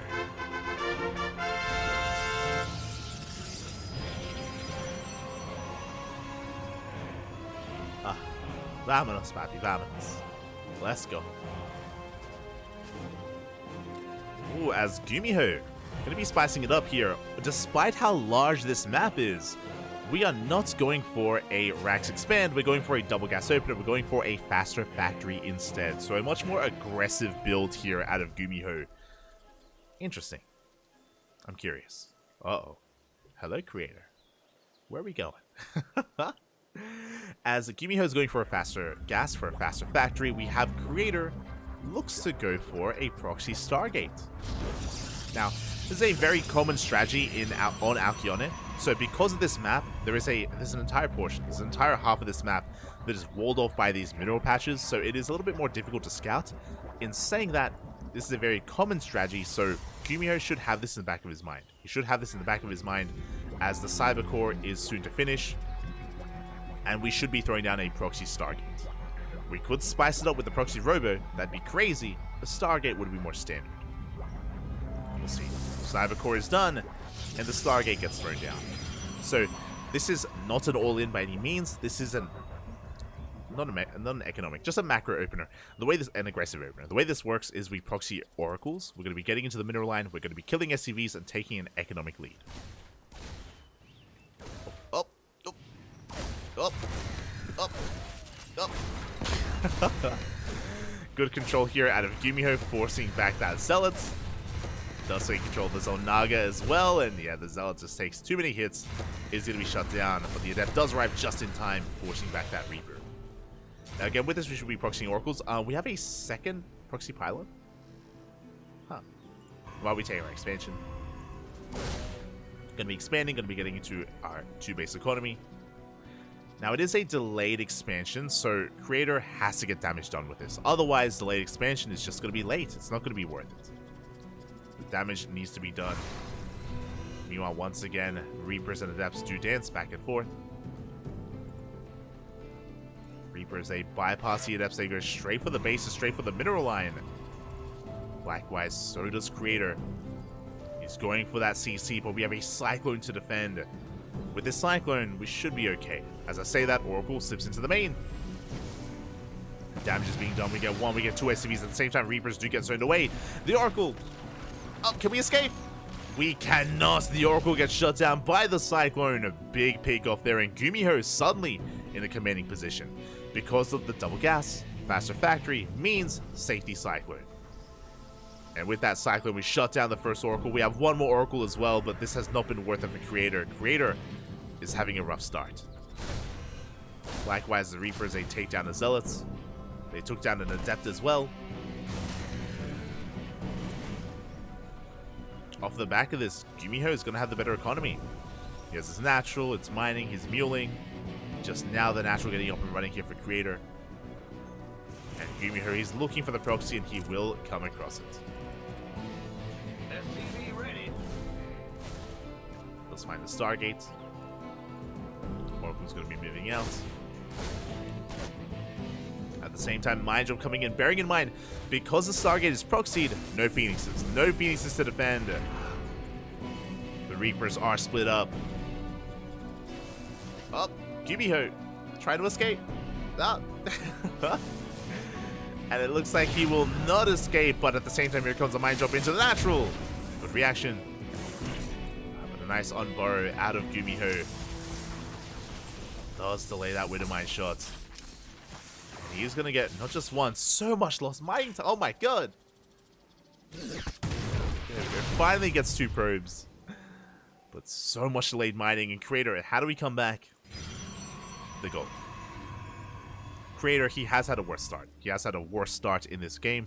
It's been very rocky. Like, the Oracle opener wasn't worth it. The delayed Nexus, of course, not worth it either.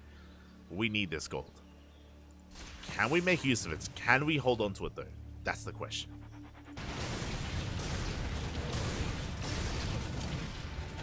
Raven forced to throw down its auto turrets. And it's going to fall. We can hunt the... Oh!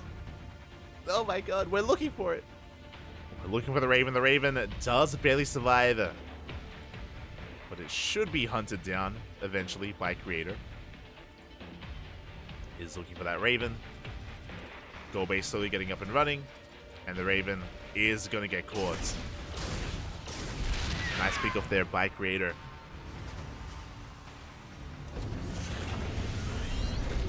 Behind this, we're getting into our 5-rack setup. 5-1-1 here from Gumiho. Building up towards Stim, towards +1. Now, as opposed to what we've been seeing so far, this is 5 Raxes before a 3rd CC. These past couple of games, basically the 2 games that Gumiho has won, on Solaris and on Hecate, Gumiho went for very fast 3rd bases. This time, no faster. We blink into the main. We pick up the tank. The tank is going to be going down as well. Stim is not done, by the way. Stim, it's not done. SMV is going to be going down. We do bleed out a couple of Stalkers. Creator, he does back off. Remember, he doesn't want to push in. He wants to try to contain Gumiho while he takes this gold. And so far, Gumiho doesn't know. He has not scouted, doesn't know that the gold is being taken, doesn't know how much we're getting away with. The tank is going to go down. Oh, the repairs. Not good enough. But we had a massive mine shot and a lot of Stalkers did trade. Did trade for that tank. Oh, we're trying to bait out. Oh, Gumiho, keen eyes. He does spot that Stasis Trap, does pull away. Smooth moves out of Gumiho. Creator taking another gold. Creator, he's crazy. Trying to rush into the second goal base, but he is shut down by the drop. Scan reveals the gold of Creator. Gumiho, he knows. He's aware.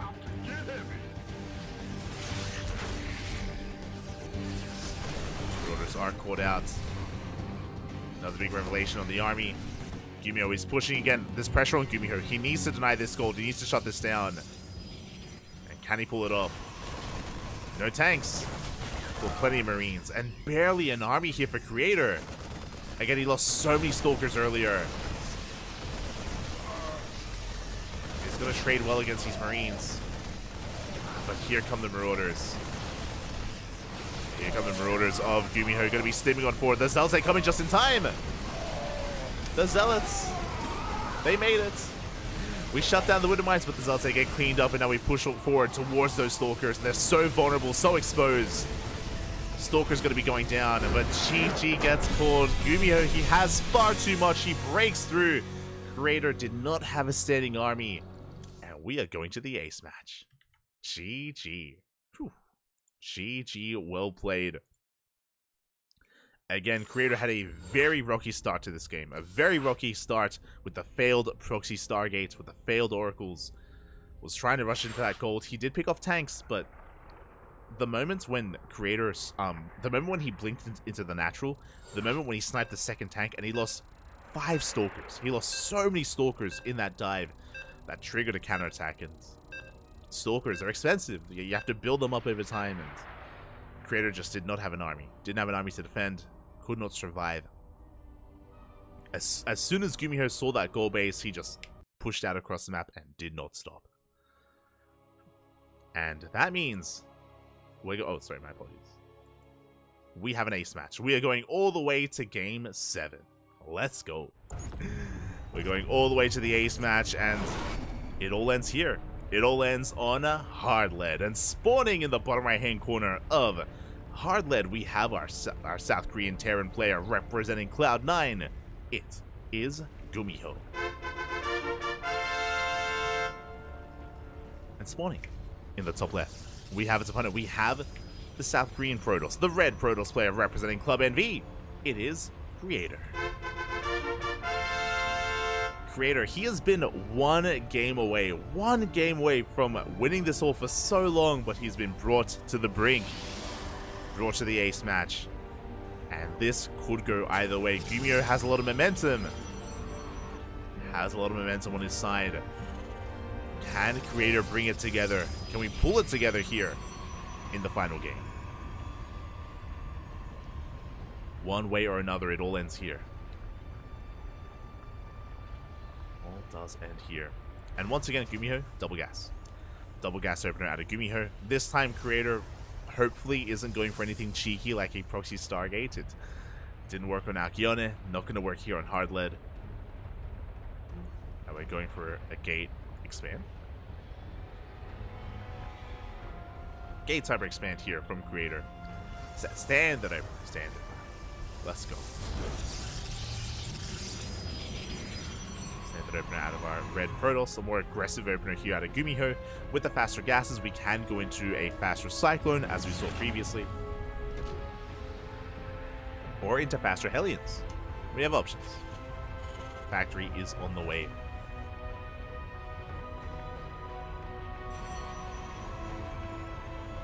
It's on the way. Creator going to be scouting, checking these Elnagas, and maneuvering out across the map.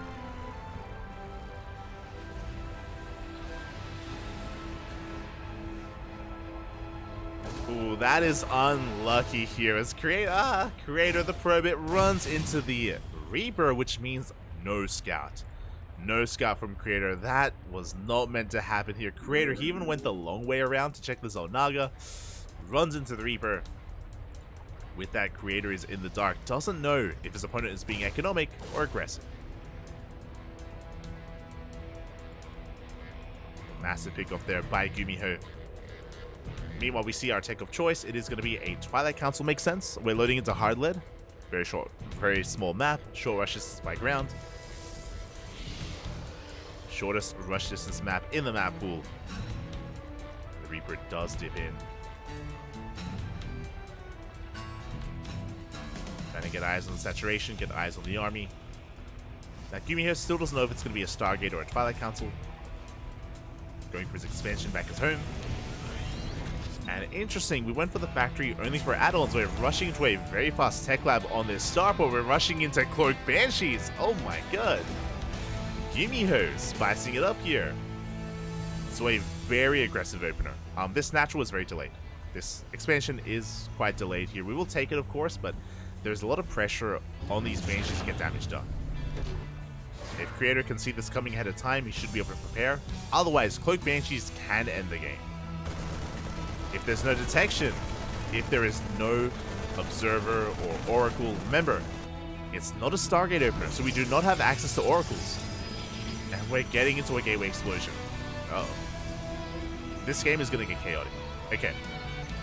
So it's going to be 4-Gate Blink. 4-Gate Blink Stalker out of Creator, which means we should get a Robo. A Robo is going to be thrown down, but the first unit should be a Prism, not an Observer.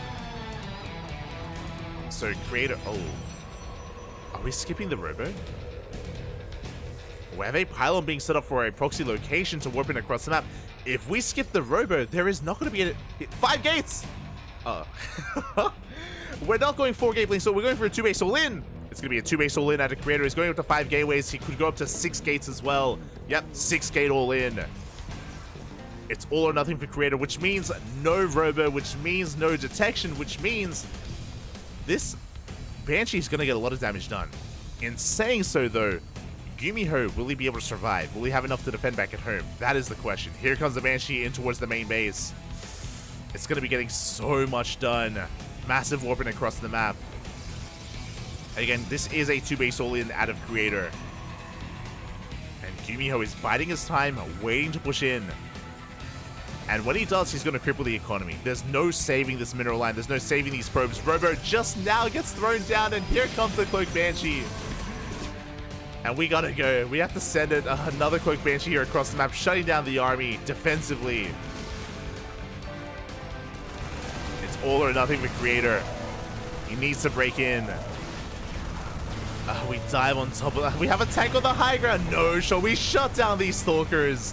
They do nothing here at the natural, and across the map, 5 probes go down.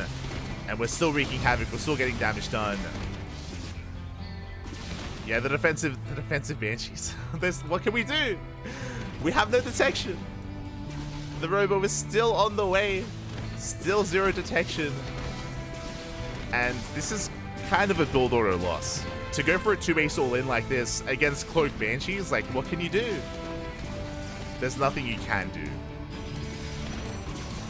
Observer finally on the way here.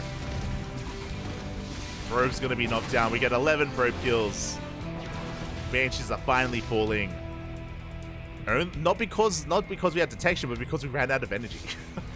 Just ran out of energy. Deals with the Banshees.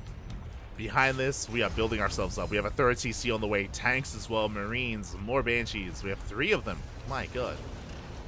Now, we're going for a Hail Mary play. Looking at the vision, Gumiho did not see. It's a Dark Shrine. We have a Dark Shrine on the way. Now, this is risky. Obviously, Terran have scans. But typically at this level, we're muling. We're muling pretty hard. there's a possibility that there isn't a scan available, but we're making a safety turret. Gumiho, he hasn't even seen it. He hasn't even seen the Dark Shrine, but he knows he's ahead. So he knows he just has to be safe. We have a turret, we have detection. DTs will do nothing. At least not in the natural. We could warp it into the main. The main base is exposed. There we go. Dark Templar being morphed in. Do we have a scan? Not in the natural. We just scanned across the map. Uh-oh.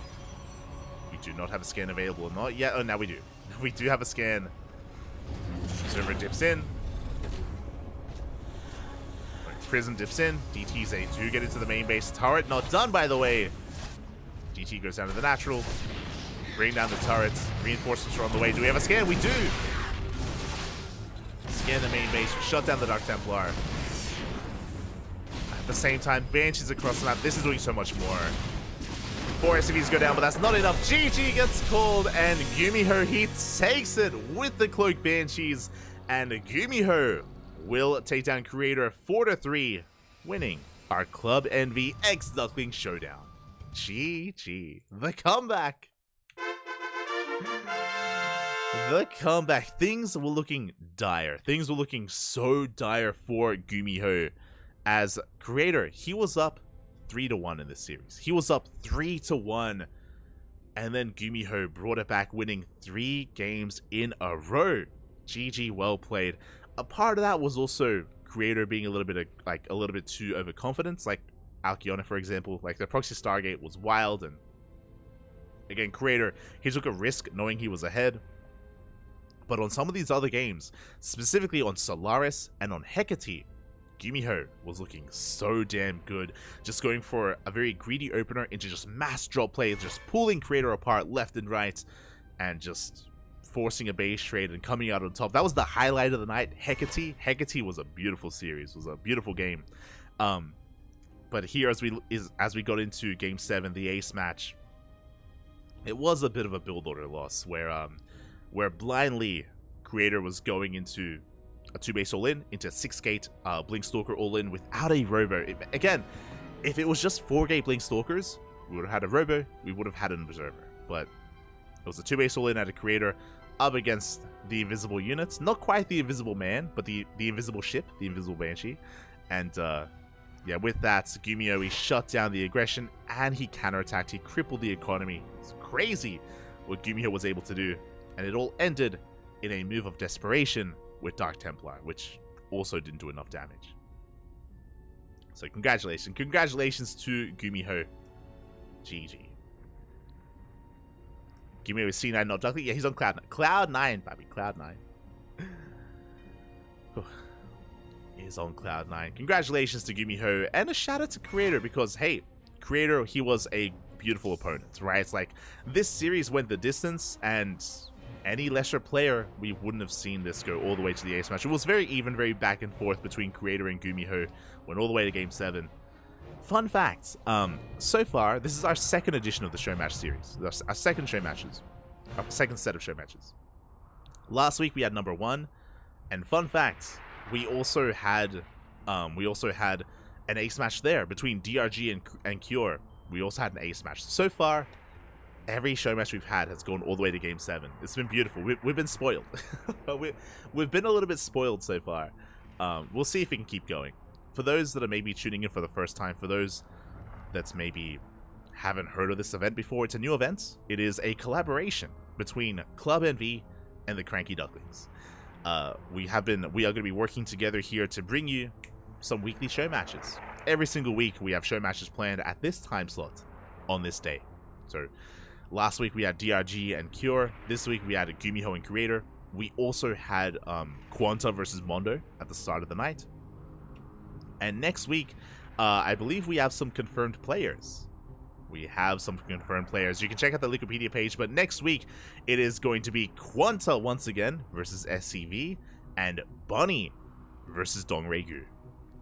Let's go. So DRG, he went to the ace match against Cure, lost. Cure was able to win that series in the end, but we'll see if DRG can have some better success against Bunny. Boy, against Bunny in another Zerg versus Terran matchup. So look forward to it next week. DRG versus Bunny, best of 7. Also, Quanta versus SEV. So be sure to check us out. With that, thank you so much for watching. Thank you so much for the support. We do appreciate it. And if you want to follow us, you can follow us on all the social medias: Twitter, Facebook, Instagram, YouTube, Discord, exclamation mark, socials in the chat. We are also co-streaming on YouTube as well. We are also going to be co-streaming. Oh, great channel. Oh, thank you.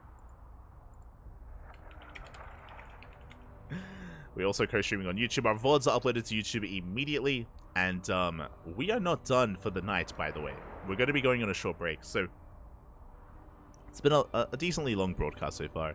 For those that were here from the beginning, we were originally casting Masters Coliseum. We were casting round 2 of Masters Coliseum, and we wrapped up most of it. We casted Maru versus Serral.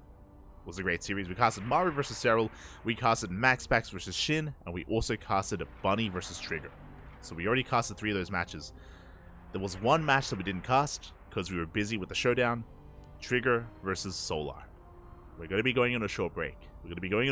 I need some time to set up the overlays, to set up everything here on my side, and give us a couple of minutes, like 5 to 10 minutes. When we return, we're going to be back with a PvZ between Trigger and Solar, the final series of tonight's Masters Coliseum. So stick around. You may have already watched it. I believe Wardy casted it. I think Wardy, maybe another community caster, maybe Rotterdam, or I know Crank was casting it. So you may have already seen it. No spoilers in the chat. We have not. So we're going to be going on a break, and then we're going to be jumping into Trigger versus Solar. See you soon. Otherwise, thank you for watching. Thank you for the support. We appreciate it. We'll see you guys in a couple of minutes with one final best of 3. Asale, take this moment. Hydrate your Hydra, stretch your riches, massage your Marines, and drain your Disruptors.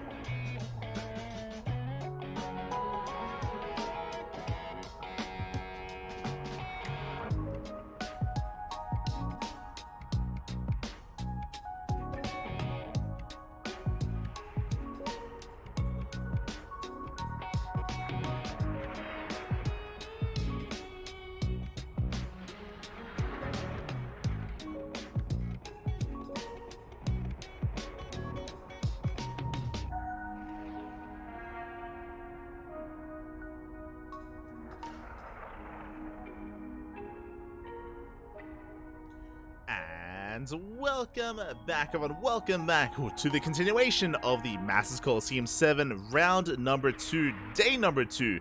Earlier today, we wrapped up with Maru versus Serral, Max versus Shin, and Bunny versus Firefly. We had some banger of matches, especially Maru versus Serral. It was an insane series, an insane back and forth.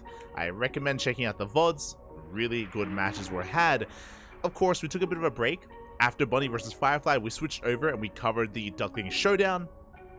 And we had some pretty impressive matches there as well. I was very, very happy with how the Duckling Showdown went down, and it was just some great matches, great StarCraft was to be had. And now we have returned to finish up the Masters Coliseum. Today's broadcast, we have one best of 3 remaining, Trigger versus Solar in a PvZ. Here we go. Basilisk versus Onside, Protoss versus Zerg. That is going to be coming up next. Now, these matches were held at the same time that we were casting the Duckling Showdown. It was happening at the same time, which is why we couldn't finish this, because the 2 broadcasts overlapped. And of course, we're going to be focusing on our broadcast. We're going to be focusing on the CranKy Ducklings, or on the Duckling Showdown. So we focus on our show matches. Now we're back. This does mean that these matches were already held. So if you already watched this on like Wardy's channel, I think Wardy was casting it, and some of the other language casters as well. No spoilers. No spoilers in the chat, as we are coming in fresh. We are coming in right after our previous broadcast, right after the showdown. So we are here. We are ready for it. Oh boy. And this is going to be an interesting one. Again, Solar, of course, is our most recent GSL champion. Solar, a bit on fire recently, but he did struggle. He did struggle a little bit in WTL. In the World Team League, he, especially during the playoffs, he wasn't really too much of a factor. He really did struggle to thrive. WTL playoffs were just WTL TVT. It was a lot of Terran versus Terran, and that's really what it came down to. But I'm hoping that Solar can fight back and really showcase what he's really made of in the individual league, in the Masters Coliseum. Now, this is a losers match. This is going to be a losers match between the 2 players. Solar, he got knocked down by Classic a couple of days ago, and Trigger got knocked down by Cure. So both Trigger and Solar have yet to win a series in Masters Coliseum. That's why they're facing off here in the losers match. One player will get a win, the other player will remain without a score, without a point on the board. In this Swiss format group stage, you don't want to be taking another loss here. It's going to be that much more difficult to make it out of the group. And here we go. We have our vetoes, we have our map picks. It's going to be Oceanborn, Sight, Delta, and Alcyone. Let's go.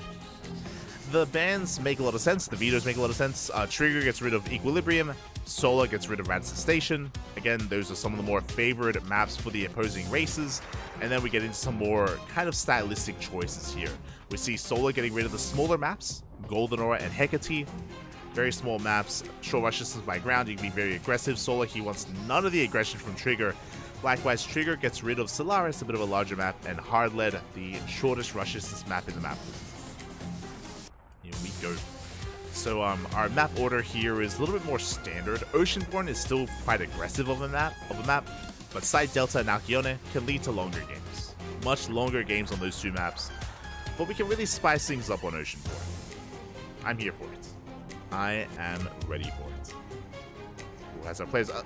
Don't forget to stretch. Oh, God. Shout out to Solar for reminding us. Posture check in the chat. Don't forget to stretch. And here we go. We're getting into game number 1. And spawning in the top left-hand corner, we have the Canadian Protoss Trigger for Basilisk. And in the bottom right, we have his opponent. We have Solar for Onside. Here we go. And as we get into this, a big shout out to the sponsors of WTL, of Masters Coliseum. Big shout out to Doyu, Honkai Star, Taidu, Autofool, and Pew Pew.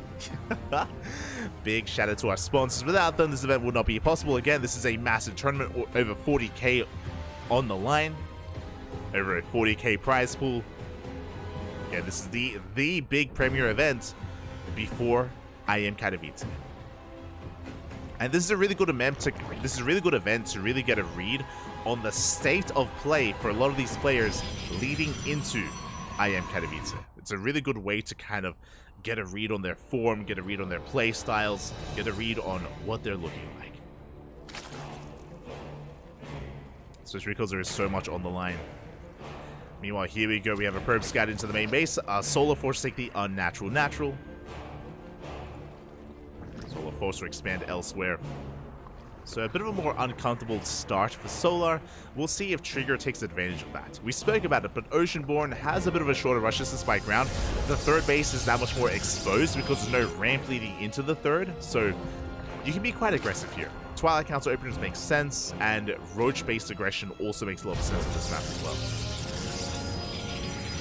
So we'll see what we embrace, we'll see what we go for. For now, we're just getting into our openers. Going to be an expand or cyber expand here from Trigger. Sorry, gate expand into the cyber core, likewise hatch gas pull. Solo should be working towards his third base, and Trigger will soon be throwing down his tech of choice. Now again, Trigger is more known for Stargate openers and, you know, going for oracles into a third base, into a pretty standard mid game. But we'll see if he spices it up and if he deviates in game 1. Again, Solar's going to be coming in as the favorite player. Trigger, he has been an up-and-comer for quite some time. He's been rising through the ranks in the North American scene. I would say that Trigger is top 2 Protoss in NA, second only to Estrella. And fun fact, Trigger and Estrella, they go back and forth. In PvPs, they do go back and forth in series. And there we go, we have our tech. It is going to be a Stargate. Again, as to be expected when it comes to Trigger's play style, Stargate play is very much so kind of his comfort zone. And we should be seeing an Oracle. He can always go for a Void Ray. Like, Void Ray based openers can be very effective. But we'll see. We'll see what Trigger does embrace. See, he does slip on by. Heading for that main. Likewise, Ling is going to be slipping in. Ooh, and I have to eat my words a little bit. I was assuming it was going to be an Oracle, but no, it's going to be a Void Ray first. Let's go. With a Void Ray opener, we're going to be hiding the follow-up tech. Trigger, he could play standard from here, or he could be hyper-aggressive, and Solo will have a very hard time getting a read on what's going on. The Ling goes down, and we're going straight towards Twilight Council. Oh my god. Very aggressive here from Trigger. Twilight Council before the third base, and Solo will have no idea. Solo's going to be in the dark. He has Lings that are being active, but we have a full wall-off back at home. And the Void Ray's job, its goal is to shut down the Overlords. Now, with this Twilight Council, this should be Glaives. This should be a Glaive Adept follow-up. We have seen some players play around with 2-base charge all-in. We have also seen players play around with going for a Dark Shrine as well.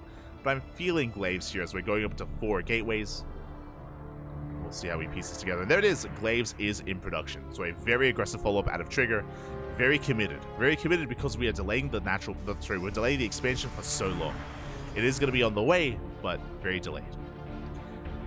Meanwhile, across the map, Solar, he's just droning. We have some safety Spore Crawlers on the way to defend against the Void Ray. Solar needs to throw down a Roach Warren. There it is. It's a 4-minute 30 Roach Warren. It's late. It is a late Roach Warren out of Solar, which means he has to rely on Lings to defend against the first wave. The first wave of Adepts, there will not be Roaches in time. This is concerning. For those that are curious, typically, I say typically, against a Twilight Council opener, you want to throw down your Roach Warren at around the 4-minute mark. To be fair, because it's a Stargate opener, Roach Warren has been delayed. It's a 4-minute 30 instead. There we go, the Lings, they do get us around. We do clean up 2 Adepts already. Nice pickup. The rest of the Adepts, they are kept alive. They're kept safe behind this wall. They are kept hidden. Solar still doesn't know. Roach Warren does finish up, but we're still droning. Uh-oh. Solar, he's droning up to past 55. And there we go. The Adepts have been revealed. 7 Roaches immediately start up, but just because they started doesn't mean they're going to be a part of this. Lings are caught out of the map, and the Adepts are going straight for the mineral line, straight for the drones. Get a late reaction from Solar, but he does rotate over with his queens. Adept's going to be threatening a shade. They do bust in. They bust into the natural. We're going for the drone kills. We're going for the workers. 3, 4 drones go down, and we shade into the main as well. Will we commit? We commit to the shade. We're going for more worker kills, and we do get them. 7 workers, 8 workers go down. 8 workers in total. Was this worth it? That becomes the question, because that was a lot of Adepts, bearing in mind that this is not all in. We do have a third base on the way. We have a third on the way. We have a Blink +1, Robo as well.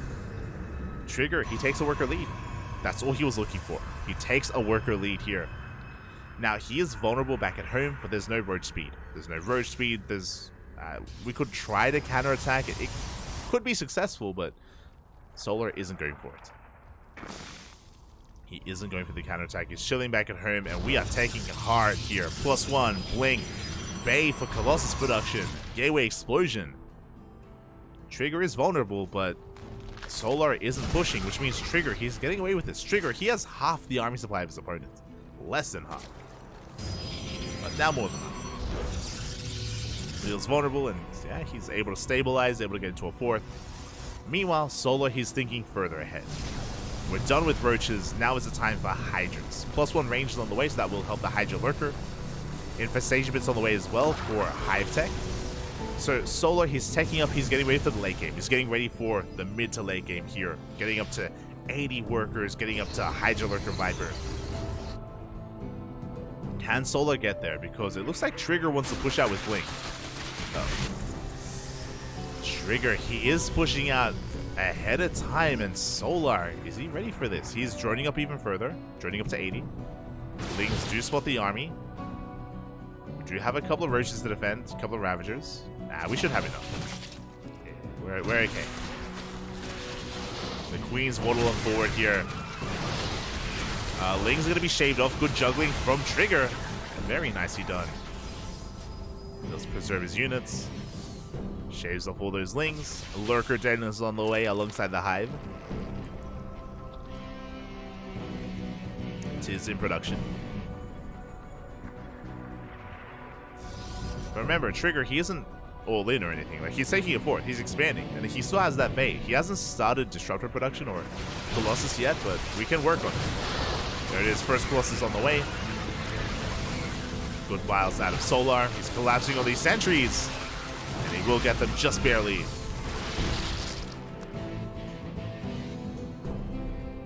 The sentries go down as they do trade on the edge of creep.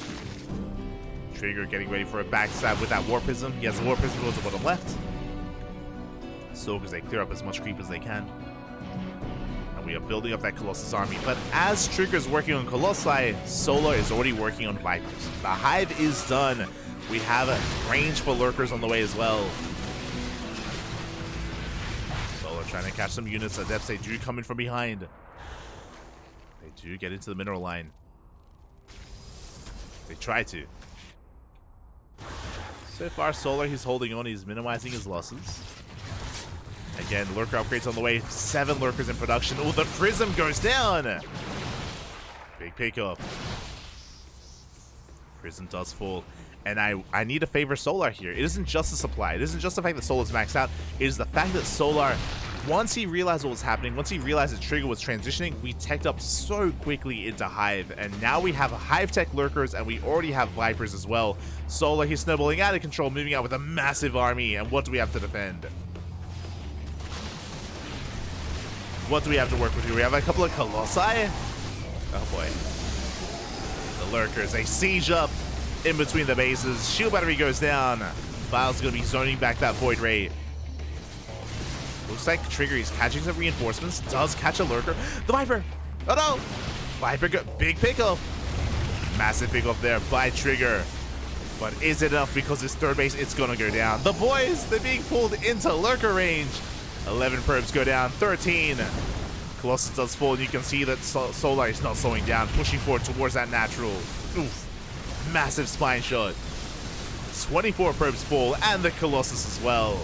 Remember, range is done for these Colossus, for these Lurkers. And they go to town.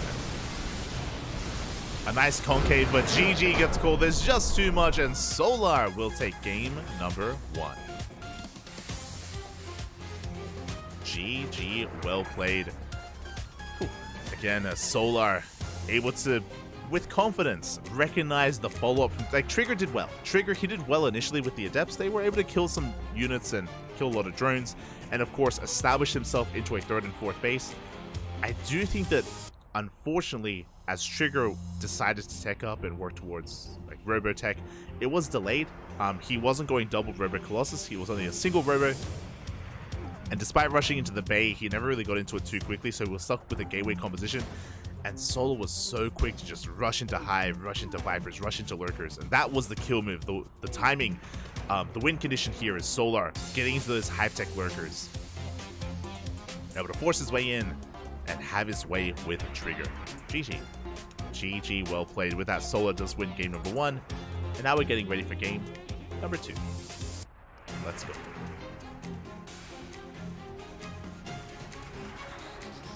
Still happy to see Maru looking back in form. Maru looked damn good against Serral.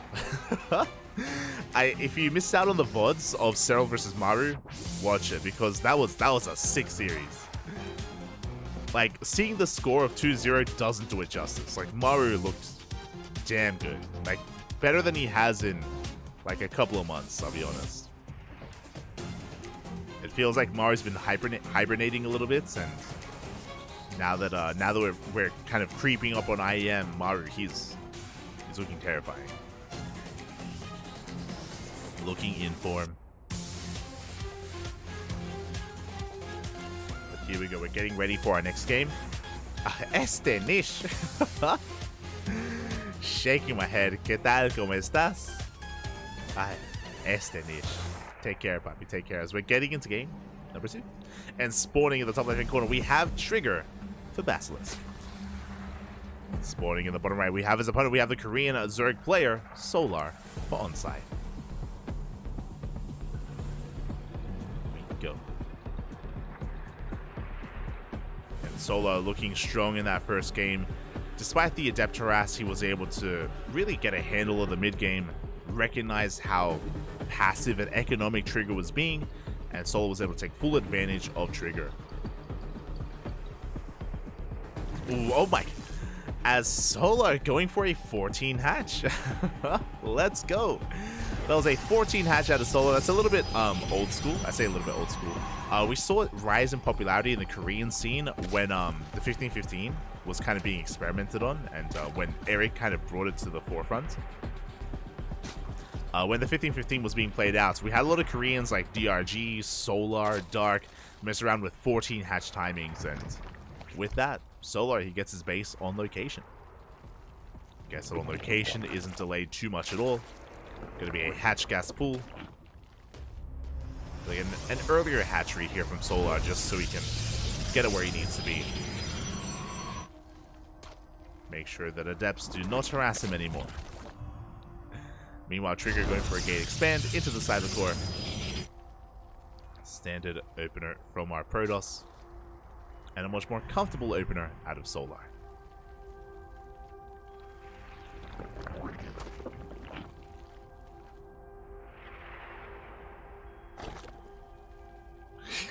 That was...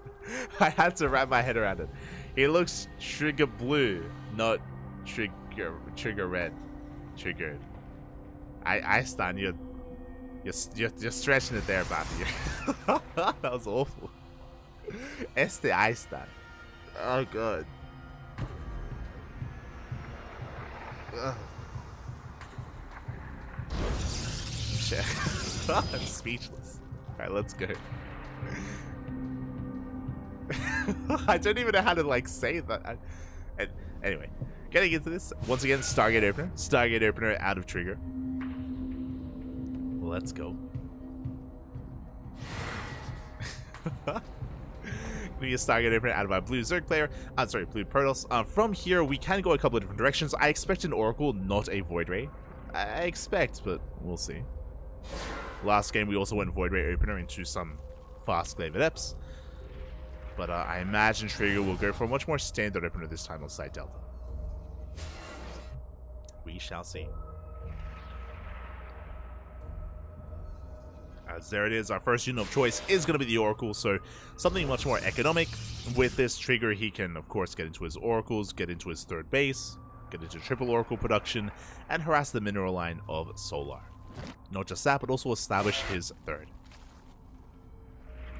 So, much more standard game here from Trigger as opposed to game 1. Game 1, Trigger was spicing it up. He was being a little bit more fancy, but calming things down in game 2. Oracles are moving out. It's going to be on Solar to be in position. How many queens? That's the question. We have plenty of queens, but are they where they need to be? As we're going straight for the natural, we should have at least 2 queens already. Potentially 3. As Oracle heads into the mineral line.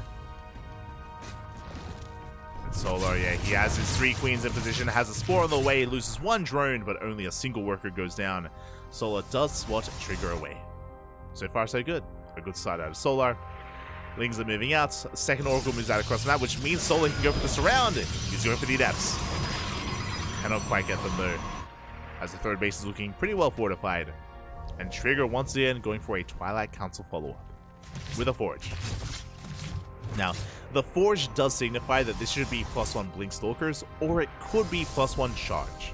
I'm imagining Blink Stalkers, but Trigger has options. Does have options available. Oracle's going to be zoned away. And there it is. It is not Blink. It is going to be Charge instead. Let's go.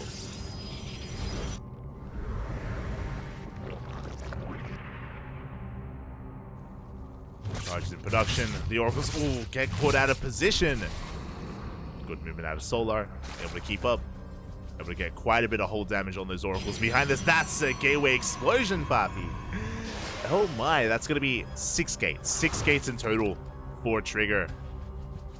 He's going to be hitting a very strong time with Charge and +1. We have the Temple Archives on the way as well for Archons. And Trigger's going to be pretty committed with this. His goal is to catch Solar droning. If Solar drones up too much, then he will be caught off guard. He will be caught with his pants down by this push.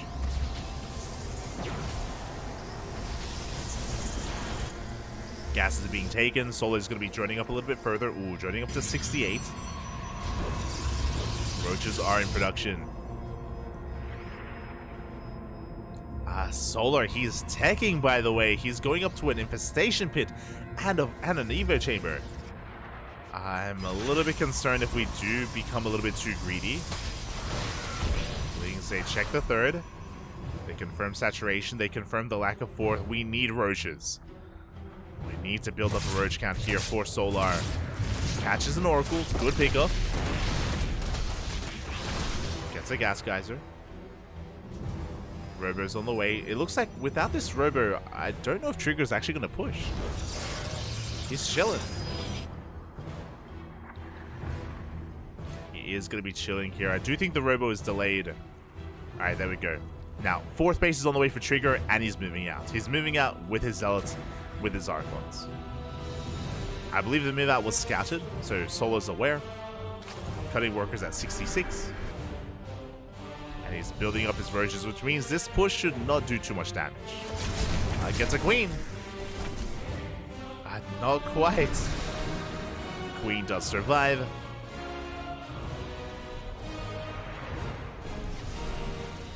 Roaches, they force back the army. And Solar's committed, actually. I'm not too sure about this. Oh my god, let's go. I mean, he realizes it is going to be charged also, which means Swarm Hosts are on the way. Dark, is that you? Solar, fuck. We have 7 Swarm Hosts in production.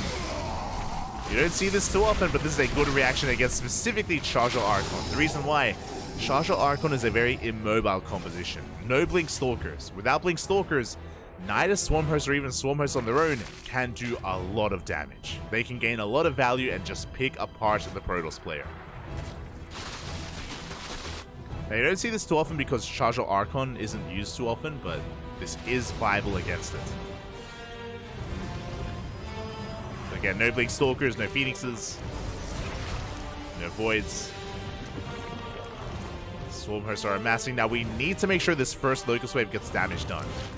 Ideally, the Roaches drag the army out of position, and then we Locust Wave down the Nexus. Swarm Hosts are on the way. Roaches come in. And Trigger, he's dragged out of position. We're going for the base. We should be going for the Nexus. Roaches, they distract the army. We're going for the static defense instead. We're going to get cannons, shield batteries. We trade. These are okay losses for Trigger. As as the Locusts are cleaned up. At the same time, Solar pushing in. But he didn't really achieve too much damage here. Solar is maxed out, that is true, but he has inflated army supply. Remember, Roaches are supply dense. On top of that, Swarm Hosts, whenever they don't have a Locust, they don't do anything. So there's a really risky playstyle here out of Solar. Going for another Locust wave. A couple of Locusts are going to be wasted here, but they do push in. And where's Sanctum Defense Cannon? Shield batteries, they get knocked out. No cannons, no shield batteries. The Roaches, they do have to respect these Immortals. Solar going to be committing here. Good piles. Oh, the Archons are going down. The Immortals are exposed. We're pulling back, but we have another Locust wave. And this time without Archons, Locusts, they can get through. Those Immortals, they're looking so exposed. Oh, we have a stasis. We do have a stasis trap. It's going to be triggered. Oh, it is. It is going to be triggered, and here we go. The Locust wave is coming in, and this time we're breaking in. This time we're getting on the army. Archon's going down. Locust wave gets cleaned up. The Immortals are still standing strong, by the way. We need to get on top of them. God, good juggling out of Trigger. He's trading so well against these Roaches, but he is losing his base. 12, 13 probes go down. 15 probes. Oh my god. And the Immortals are falling. Ling's coming to reinforce. That's a lot of Immortals. Show us the Locust wave. We need it. Desperately. Where is it? Ah. Oh my god, it's taking so long. And there it is. Locust wave coming in. A good juggling here out of Trigger. He trades well against the Roaches. But here comes the final push. The final wave of Locusts. As we get on top of the Immortals. Good juggling, but there's just so much DPS available, and we break the base. The third goes down. Solar from here can back off and rebuild. Trigger, he is knocked down to 50 probes. Under 3 base saturation at this point. And Solar, he can just back off, rotate around, regroup, and do it again. And his creep is insane. He's spreading creep all the way towards the triangular third, which means Trigger cannot expand. He cannot retake that base, not easily. The wall's not a wall. The wall is not a wall. The Lings, they flood into the natural. Lurkers come into support as we have been teching with Hydras, with Lurkers. And we just zone away the ground army. Locust wave, they do what they can. Oh, is there detection?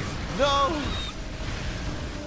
There is no detection. The Immortals, they cannot touch the Lurkers. The Immortal goes down, and we're pushing into the natural, getting on some of the production. We are pushing in.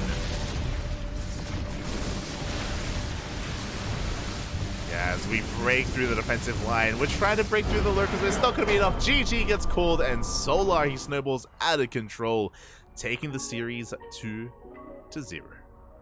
GG. GG, well played. A solid series there out of Solar. Oh, the webcams are gone. A solid series out of Solar as he does take down his opponent. Again, Trigger, I do appreciate that he was trying different things in both Game 1 and Game 2. But Solar was so good at scouting and so good at responding. We spoke about it. Swarm Hosts are typically not viable against certain builds and certain compositions.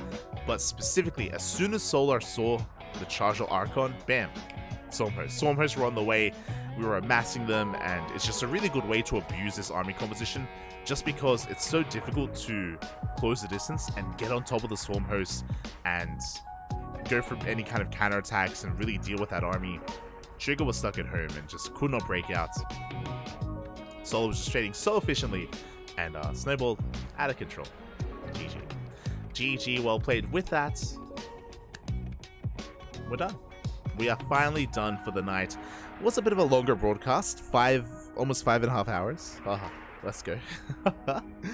Bit of a longer broadcast here tonight, but we had a lot of casting to do. We had a lot of matches to cover, and I hope everyone had a great time. Hope everyone enjoyed themselves. Again, if you missed out on the Club NV X Duckling Showdown, check out the VODs. It was a beautiful series. If you missed out on Maru versus Cheryl, if you missed out on Bunny versus Firefly, and even Max versus Shin, really good matches. Really good matches. Check out those VODs. Check out the replays. It was beautiful. With that, Thank you so much for watching. Thanks so much for the support. If you want to tune into more of the CranKy Ducklings, we're going to be live tomorrow. Every day. Obviously, every day we're live. We're going to be live tomorrow with some more Masters Coliseum in just under 24 hours. You can see the Swiss stage, the Swiss bracket here before you. And do we have our next matches? I believe we do. Okay, so tomorrow's matches. Maru versus Dark in a TVZ. We have Cyril versus Solar, Classic versus Cure, Trigger versus Björn. Trigger versus Björn to end the night. Really good matches. Really good matches tomorrow. Maru versus Dark. It's going to be beautiful. It's going to be a KSL Summer rematch. It's going to be a rematch from the finals of KSL Summer. I'm ready for it. I am ready for it. More TVZ action. Give. Basically, Maru and Dark, they haven't lost at all yet. They have not dropped maps, but now they have to as they face off. You can see the matches here. Okay, oh, sorry, those are the matches. Okay, so Maru versus Dark at the end of the night. It's going to be Cyril versus Solar, Classic versus Cure, Trigger versus Björn, and Maru versus Dark. So those are going to be the matches tomorrow. Follow the channel. Follow us on YouTube, Twitter, Facebook, Instagram, Discord, and Twitch as we are live throughout the week. Throughout it all. And with that, I guess we're done for today. I'm gonna go get some food, gonna go get some rest. No rest for the weekend. I'm gonna be editing all the VODs. That's what I'm gonna be doing. A lot of VODs to edit, a lot to schedule, a lot to get ready for YouTube. So yeah, take care, everyone. Take care, enjoy yourselves. We are gonna be giving another StarCraft streamer a raid, so give them some love and give them some support. Plenty of StarCraft going on right now, so check them out. Check them out. Otherwise, we'll see you guys tomorrow for some more Masters Coliseum. Till then, hasta luego. Bye. Hasta luego.